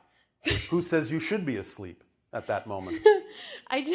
Many people on your planet do not follow their natural biological awake-sleep cycle. They force themselves to be awake when they need to be asleep. They force themselves to be asleep when they need to be awake. Find your natural cycle. That's all you need to do. Then it will not be insomnia. If it's natural for you to be awake at the wee hours of the morning or whenever, then that might be your natural cycle when you're at your highest peak of creativity. Mm-hmm. Then when you find yourself actually going down in your vibratory biological cycle and need to sleep, sleep. You have to get over the idea that your society tells you when you should be awake and you should be asleep to find your natural cycle. You follow me? Yes. Is this helping? Yes. Yes. Most of you are not living your natural biological cycles. Yes, definitely. Yes. So my second question is about moldavite crystals. Can you Yes. expand on those a little Permission slips, like anything. If you're attracted to it, then that means there's something about that particular permission slip that aligns with your belief system in such a way that it allows you to give yourself permission to be more of who you are by using that particular reflection or object. If you're attracted to it, use it. If you're not, don't. Simple enough. All things, all objects, all rituals, all techniques, all tools are permission slips. Use them if you're attracted to them. Don't use them if you're not. That's all they're there for. To reflect to you an alignment in your belief system wherein you are willing to say, I'm willing to change my beliefs and allow something to happen I didn't believe was possible by using this thing. But you're the one doing it anyway. You're the ultimate permission slip. But you can use those reflections as helpers to put you in touch with what you believe is true. So if that's what attracts you, by all means. Cool. Yes? Yes. So one more question. I wanted to ask about a relationship. Yes. A soulmate of mine that I have a tendency to go through. You have a what? I have a tendency. You have a what? I go through. You choose. I choose to go through many Thank you. times. Tendencies mean I can't help it. No responsibility there. Right. No way to change anything. Right. I choose. I choose. Now if you're choosing something you don't prefer, now you have something to work with, because the first question would be, what would I have to believe is true in order to keep choosing something I don't prefer? Where if you say, well, I have a tendency, that gives you nothing to work with. No insight into yourself at all. It's about taking ownership. Yes. Response ability. The ability to respond. Oh, that's good. So, what is the thing that you choose? So the thing that I choose Yes. is that, going almost back to the coffee question, I ramp up my energy to such a degree that this counterpart to the relationship comes in. Yes. And it has a tendency. It has a what? We are selectively deaf to concepts that don't work for us. I choose this relationship to drag me down. Why? That's a good question. Do you have a good answer? No, I don't. Yes, you do. You're just not paying attention to it. Yes. Remember what we talked about when we talk about the motivational mechanism within all of you?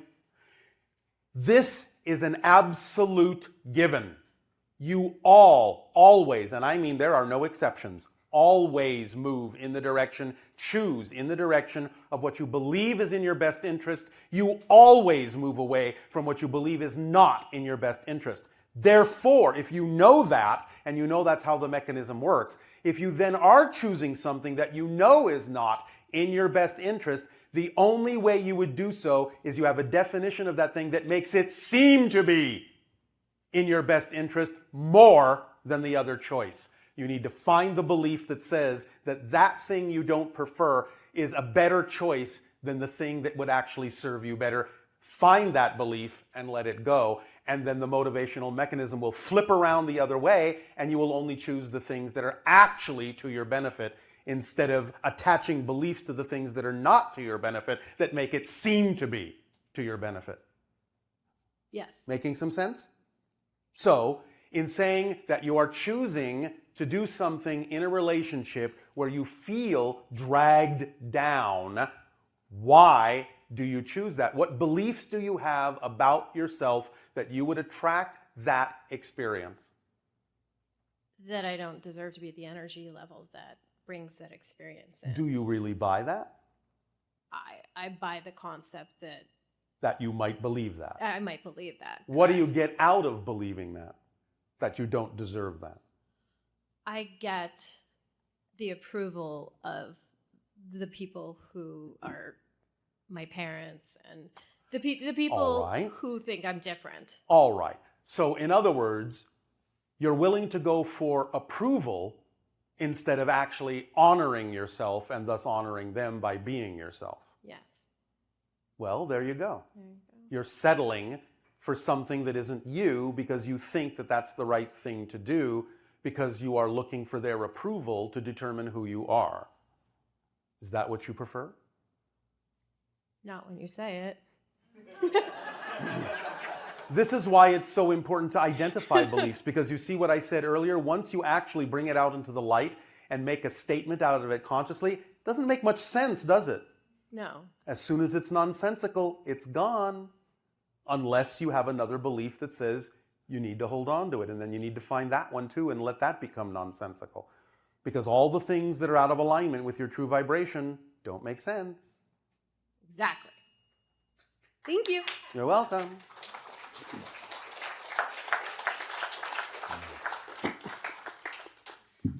Hello, Tadea. Nani. We have some questions from our Ustream listeners. Oh, all right.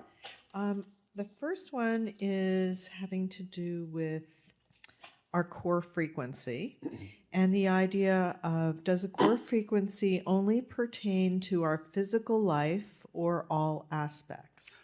There are core frequencies all the way up the spectrum, but the one that we are obviously discussing most is the one that you experience as your signature frequency as a person in physical reality, because that's the one that needs the attention in order to be changed.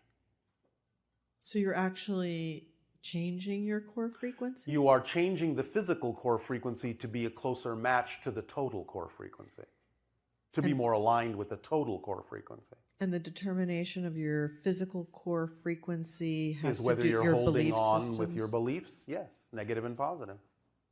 But you know how you always say that your core frequency is always attracting everything that you need, and The true core frequency, yes, but you can surround it with secondary frequencies that may still represent your personality and your overall signature vibration as a person that may be muddying the true alignment with the core frequency. I think that's interesting about the personality versus the actual core frequency of the Yes, person. but look at it as the idea of nested dolls, yes?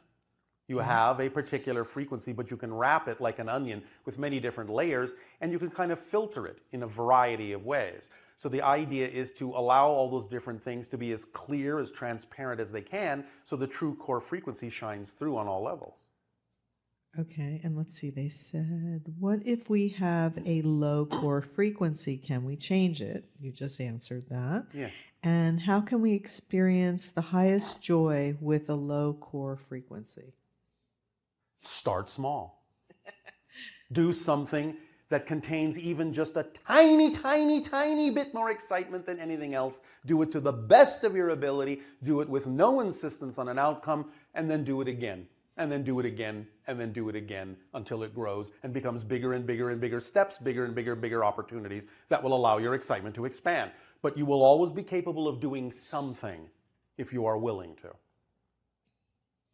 And is it really necessary on a daily basis to sort of monitor your state of being and determine if you're in a negative state and change it. And No. Just It's not always necessary, but you may find that from time to time it will be valuable to do so.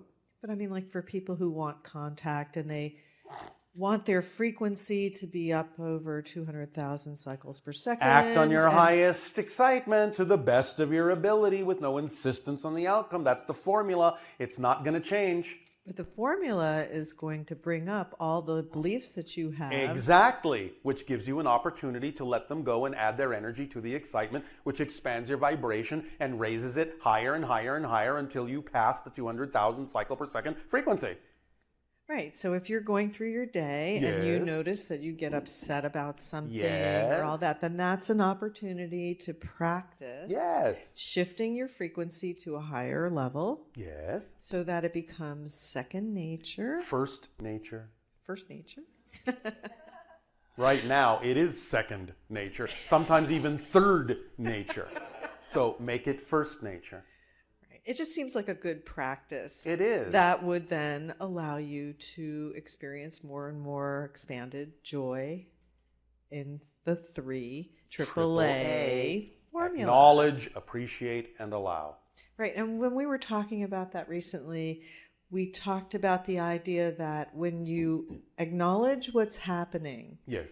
and then Acknowledge what you have instead of what you don't have. That's the phrase. Okay. Acknowledge what you have instead of what you don't have. Appreciate what you have once you've acknowledged it. Again, the appreciation of a moment and an experience that you're having doesn't necessarily mean that just because you appreciate it for being there, that you have to condone something you don't prefer that may have happened. right, because circumstances don't matter, only state Exactly. of being matters. That's So- why you go into appreciation as a state, regardless of the circumstances. And it doesn't mean that you're condoning the circumstances. So if something challenging happens Yes. that causes you, that you make a choice to lower your frequency Yes. around it, yes, the antidote to that is to acknowledge what you do have instead of what you don't have. Appreciate, which means create that state of appreciation for what you do have, and then allow the next thing that needs to happen, and continue to do that if you need to continue to do that. and then don't give energy to the circumstances. No, kind of because what the you're saying. circumstances is just a neutral set of props. It may still be representative of something you don't prefer, but that doesn't mean it has to affect you in any negative way. Therefore, if you simply go into a state of appreciation, you can still neutrally observe that it is a situation you don't prefer, but you won't be negatively affected by it. It really is a relearning of how to interact with physical reality. That's what we've been talking about for 33 years of your time. It's a relearning of how physical reality works. It's an understanding of the nature and structure of existence, and so you can use it effectively as a tool, because it works the same for everyone, all the time. It's only an issue of whether you use it in a way that you prefer or use it in a way that you don't. It doesn't care. It's up to you. Well, it's nice to know there's an alternative way of experiencing this reality, certainly. There always is. Yes. There always is. In all ways, right? Yes. Okay, and here's another question. You said that everything is synchronicity, Yes. but often we don't recognize it as such. Yes. Do we attract negative synchronicity based on our thoughts and beliefs? And is giving negative things a positive meaning a method of attracting more positive synchronicity? Yes. Again, you don't have to say this negative thing is a positive thing. We're saying you can recognize something that you don't prefer and still create the understanding that you will still derive a beneficial and positive effect from your experience of it. And that will continue to expand your positive state of being. And that's actually a really powerful thing to recognize that Yes, it is. you don't have to give you don't have to look at a situation and say, oh, I'm really glad this happened or something like that. You can go more in the That's not direction, what it's about. just recognizing that everything that's happening can serve you in a positive way. By putting it in that context, that then allows it to shift into positive energy. If nothing else, the idea of observing something you don't prefer can put you in a state of appreciation that it is now clarified more clearly for you what you do prefer by contrast. Sometimes people on your planet will do that. They will expose themselves to something they don't prefer to give themselves a better idea, a clearer idea of what they do prefer. And therefore they've used what they don't prefer in a positive way that they can appreciate, even if they don't actually prefer the thing itself. It's just really interesting that you don't necessarily have to deal with what you're observing. You simply have to put it under the umbrella of a positive meaning for what you will get out of it. Yes, and you may find yourself dealing with it, but then you will deal with it in a completely different way that's reflective of the positive state that you have generated with your appreciation. It's wonderful. Yes, it is. What time is it? It's probably time to do the holotope. Yes, it is. And so please take a short break. We will resume this transmission for your holotope meditation.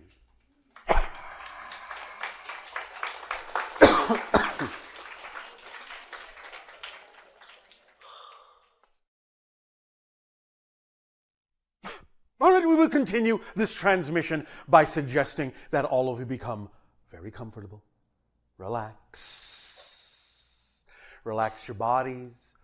Relax your hearts. Relax your minds. Relax your spirits. Just let everything melt away. And as your music comes up and your lights go down, focus on the center of the holotope.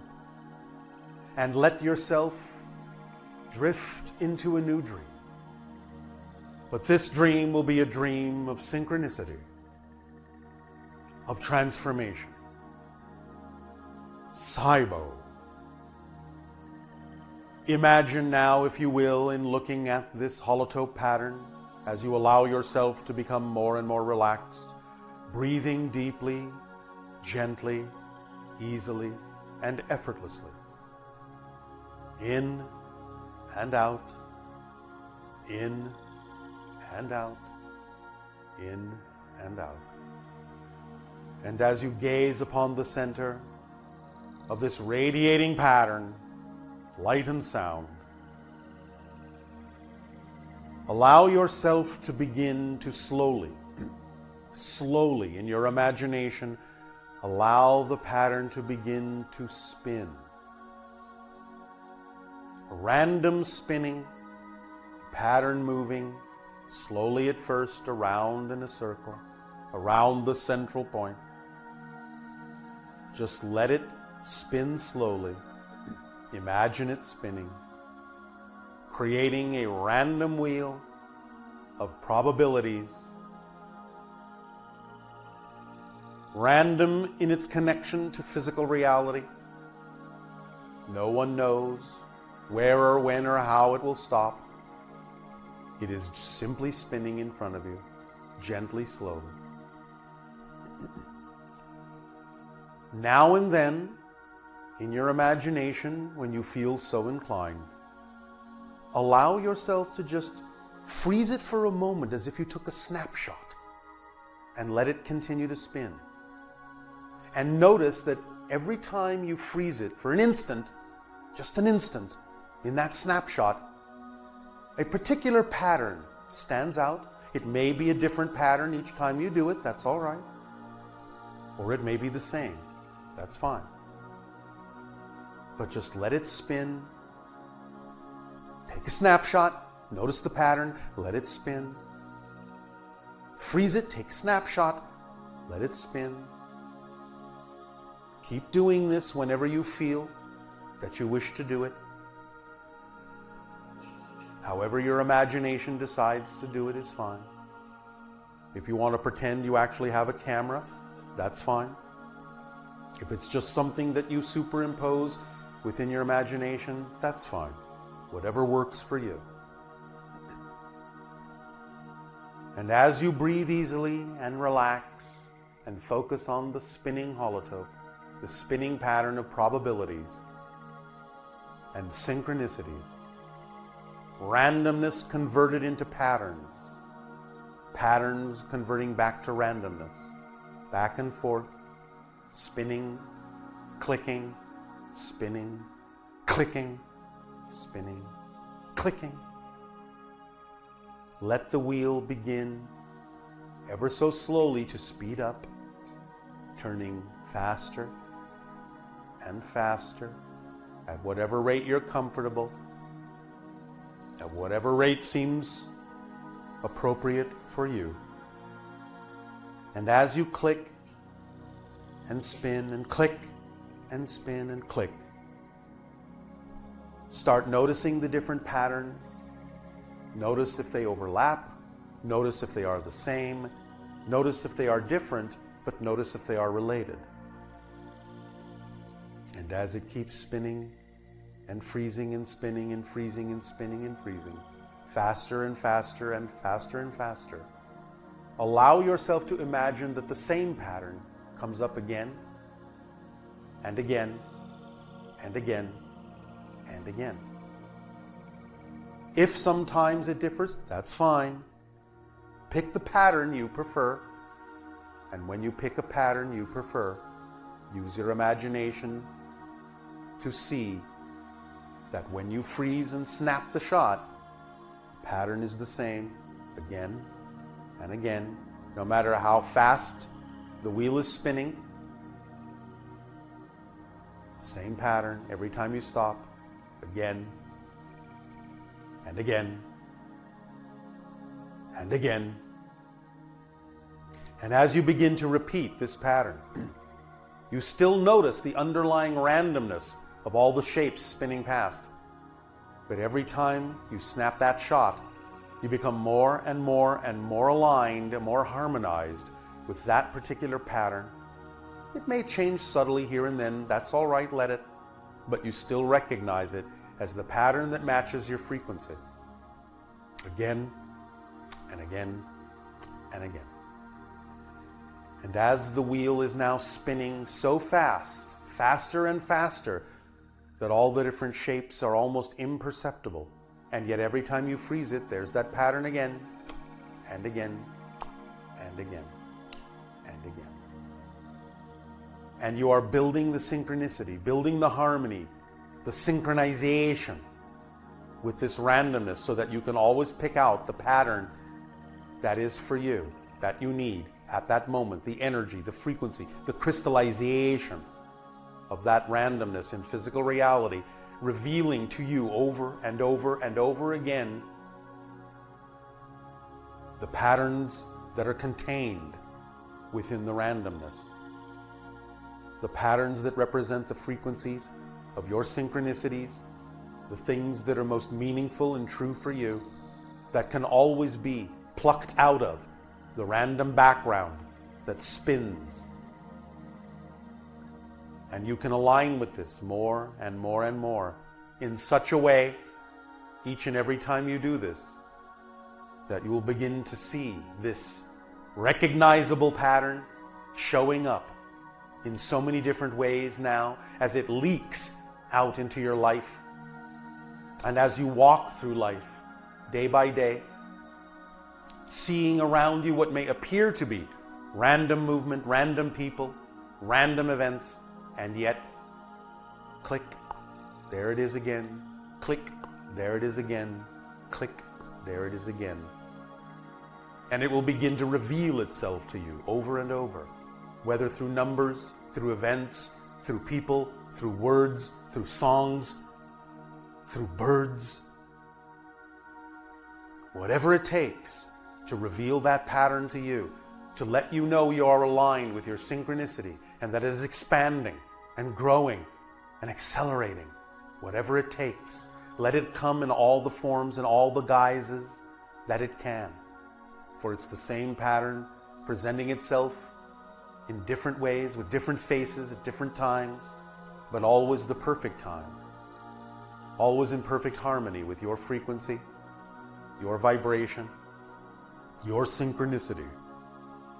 Over and over and over again. No matter how chaotic the world may seem, no matter how random, there are always these underlying synchronous patterns that are there for you, and each of you has your own, and it is unique, and they all overlap, and they all exist. And by your frequency, can you pull out of the random background these patterns for yourself and know that you are on your track, your path, the path you are, that you're aligned with it now, consciously aligned with it, never off it, just consciously aligned with it, able to recognize it, make it more apparent every moment. Synchronicity will abound, will grow. And as you play the game of Saibo, the transformational game of synchronicity that has served us so well, and that can serve you too, as a permission slip, as a doorway, as a portal, as an opening to the synchronicity within your mind, within your heart, within your soul, so that you may experience all that is in more synchronous, connected ways, and truly begin to see more clearly that all is one and all is connected, and all is here and all is now. Let it come to you in whatever ways represent the paths of least resistance, and go with the flow. Go with the flow. Go with your flow, for you are the current. You are the stream and the current within it. And you are that which is carried down the stream. Allow yourself to go where the current will flow. No resistance. Relaxed, supported, unconditionally warmed by the sun or cooled by the moon, under the stars or under the blue sky of your world.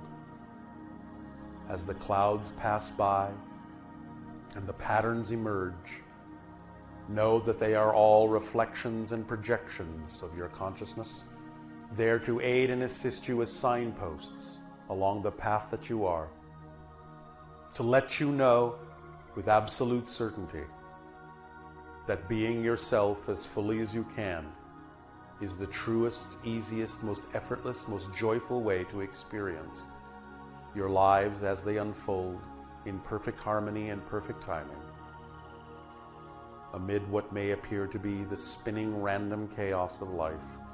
You will always find the patterns that represent your path, who and what you truly are. Let them come. Let them come. Let them come. At every moment where you find it necessary,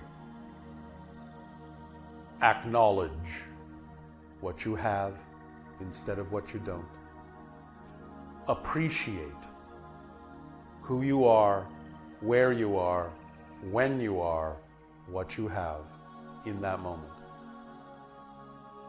And above all, allow. Allow what needs to happen next to happen. And expand your synchronicity, your harmony. And allow yourself to see with more transparency the vibrational frequency of your core as it attracts and manifests exactly what you need, exactly when you need it, exactly how you need it, exactly when you need it, exactly with whom you need it. On all levels, be clear about your definitions of your excitement. Do not infuse it with things that do not belong in that definition, for those are other realities altogether. Each is a pure, vibrational color in a vast spectrum. and each is its own experience unto itself. Act on your excitement for its own sake, for that is the truest form, truest expression of your core frequency. All else that is required shall fall into place. As the wheel spins, as you take your snapshots, the patterns will appear. The path will be clear. Live within the vibrational stream of your synchronicity. Cybo 13, transformation, synchronicity. The revelation of your true core frequency as expressed in your reality. Have fun. Allow it to be a game. Allow it to be a dream in which you can awake and understand more clearly everything that is relevant for you in your life, and let go of those things that are not. For all that is relevant shall come to pass, and that which does not come to pass is not relevant for you. Trust that. Acknowledge that. Appreciate that, and allow that. Live in the now, the beautiful now, the perfect now, the only now, that shall become another now, and another, and another, and another. Allow yourselves now to slow the spinning wheel down, even as you still see the patterns, so that even when the wheel slows to what appears to be a stop, it will always also be spinning. And it is just one frame of reference, one way of looking at it, one perspective, one point of view. But they are all overlapping, they are all here and now. And you can pluck out of that combined vibration that which is yours by the allowance of synchronicity that will be reflected to you by simply choosing to be the state that you prefer. Your true self, your highest excitement, your joy, your unconditional love and worthiness and deservability, your self-empowerment. For you are all that is, seeing itself in all the ways that it can. You are all connected and you are all one. Take a deep breath in and make this your own truth, in your own way, and breathe it out into your reality. Take a deep breath in and crystallize this into your very essence and being, and breathe it out into your reality. Take a deep breath in and hold it, and cherish it, and nurture it, and acknowledge and appreciate and allow it to blow out and clean out and wash out all that does not belong to you.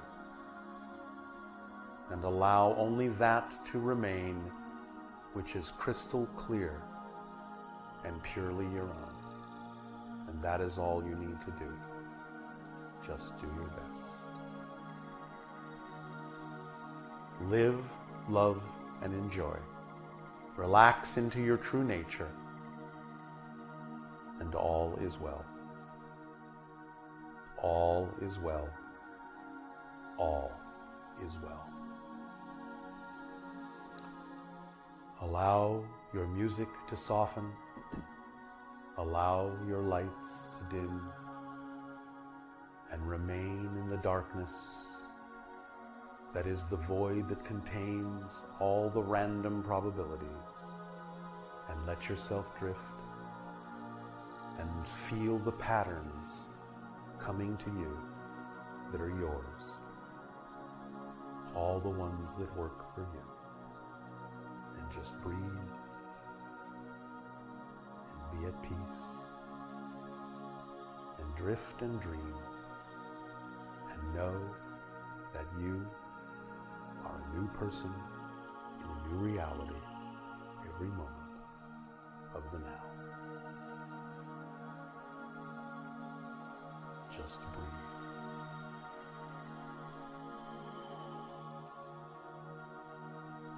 Just breathe.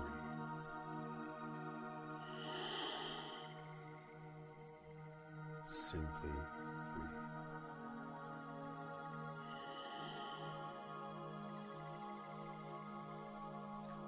We thank you for the co-creation of this interaction, our deepest appreciation to you all, and our unconditional love, always. Pleasant dreams. Good day.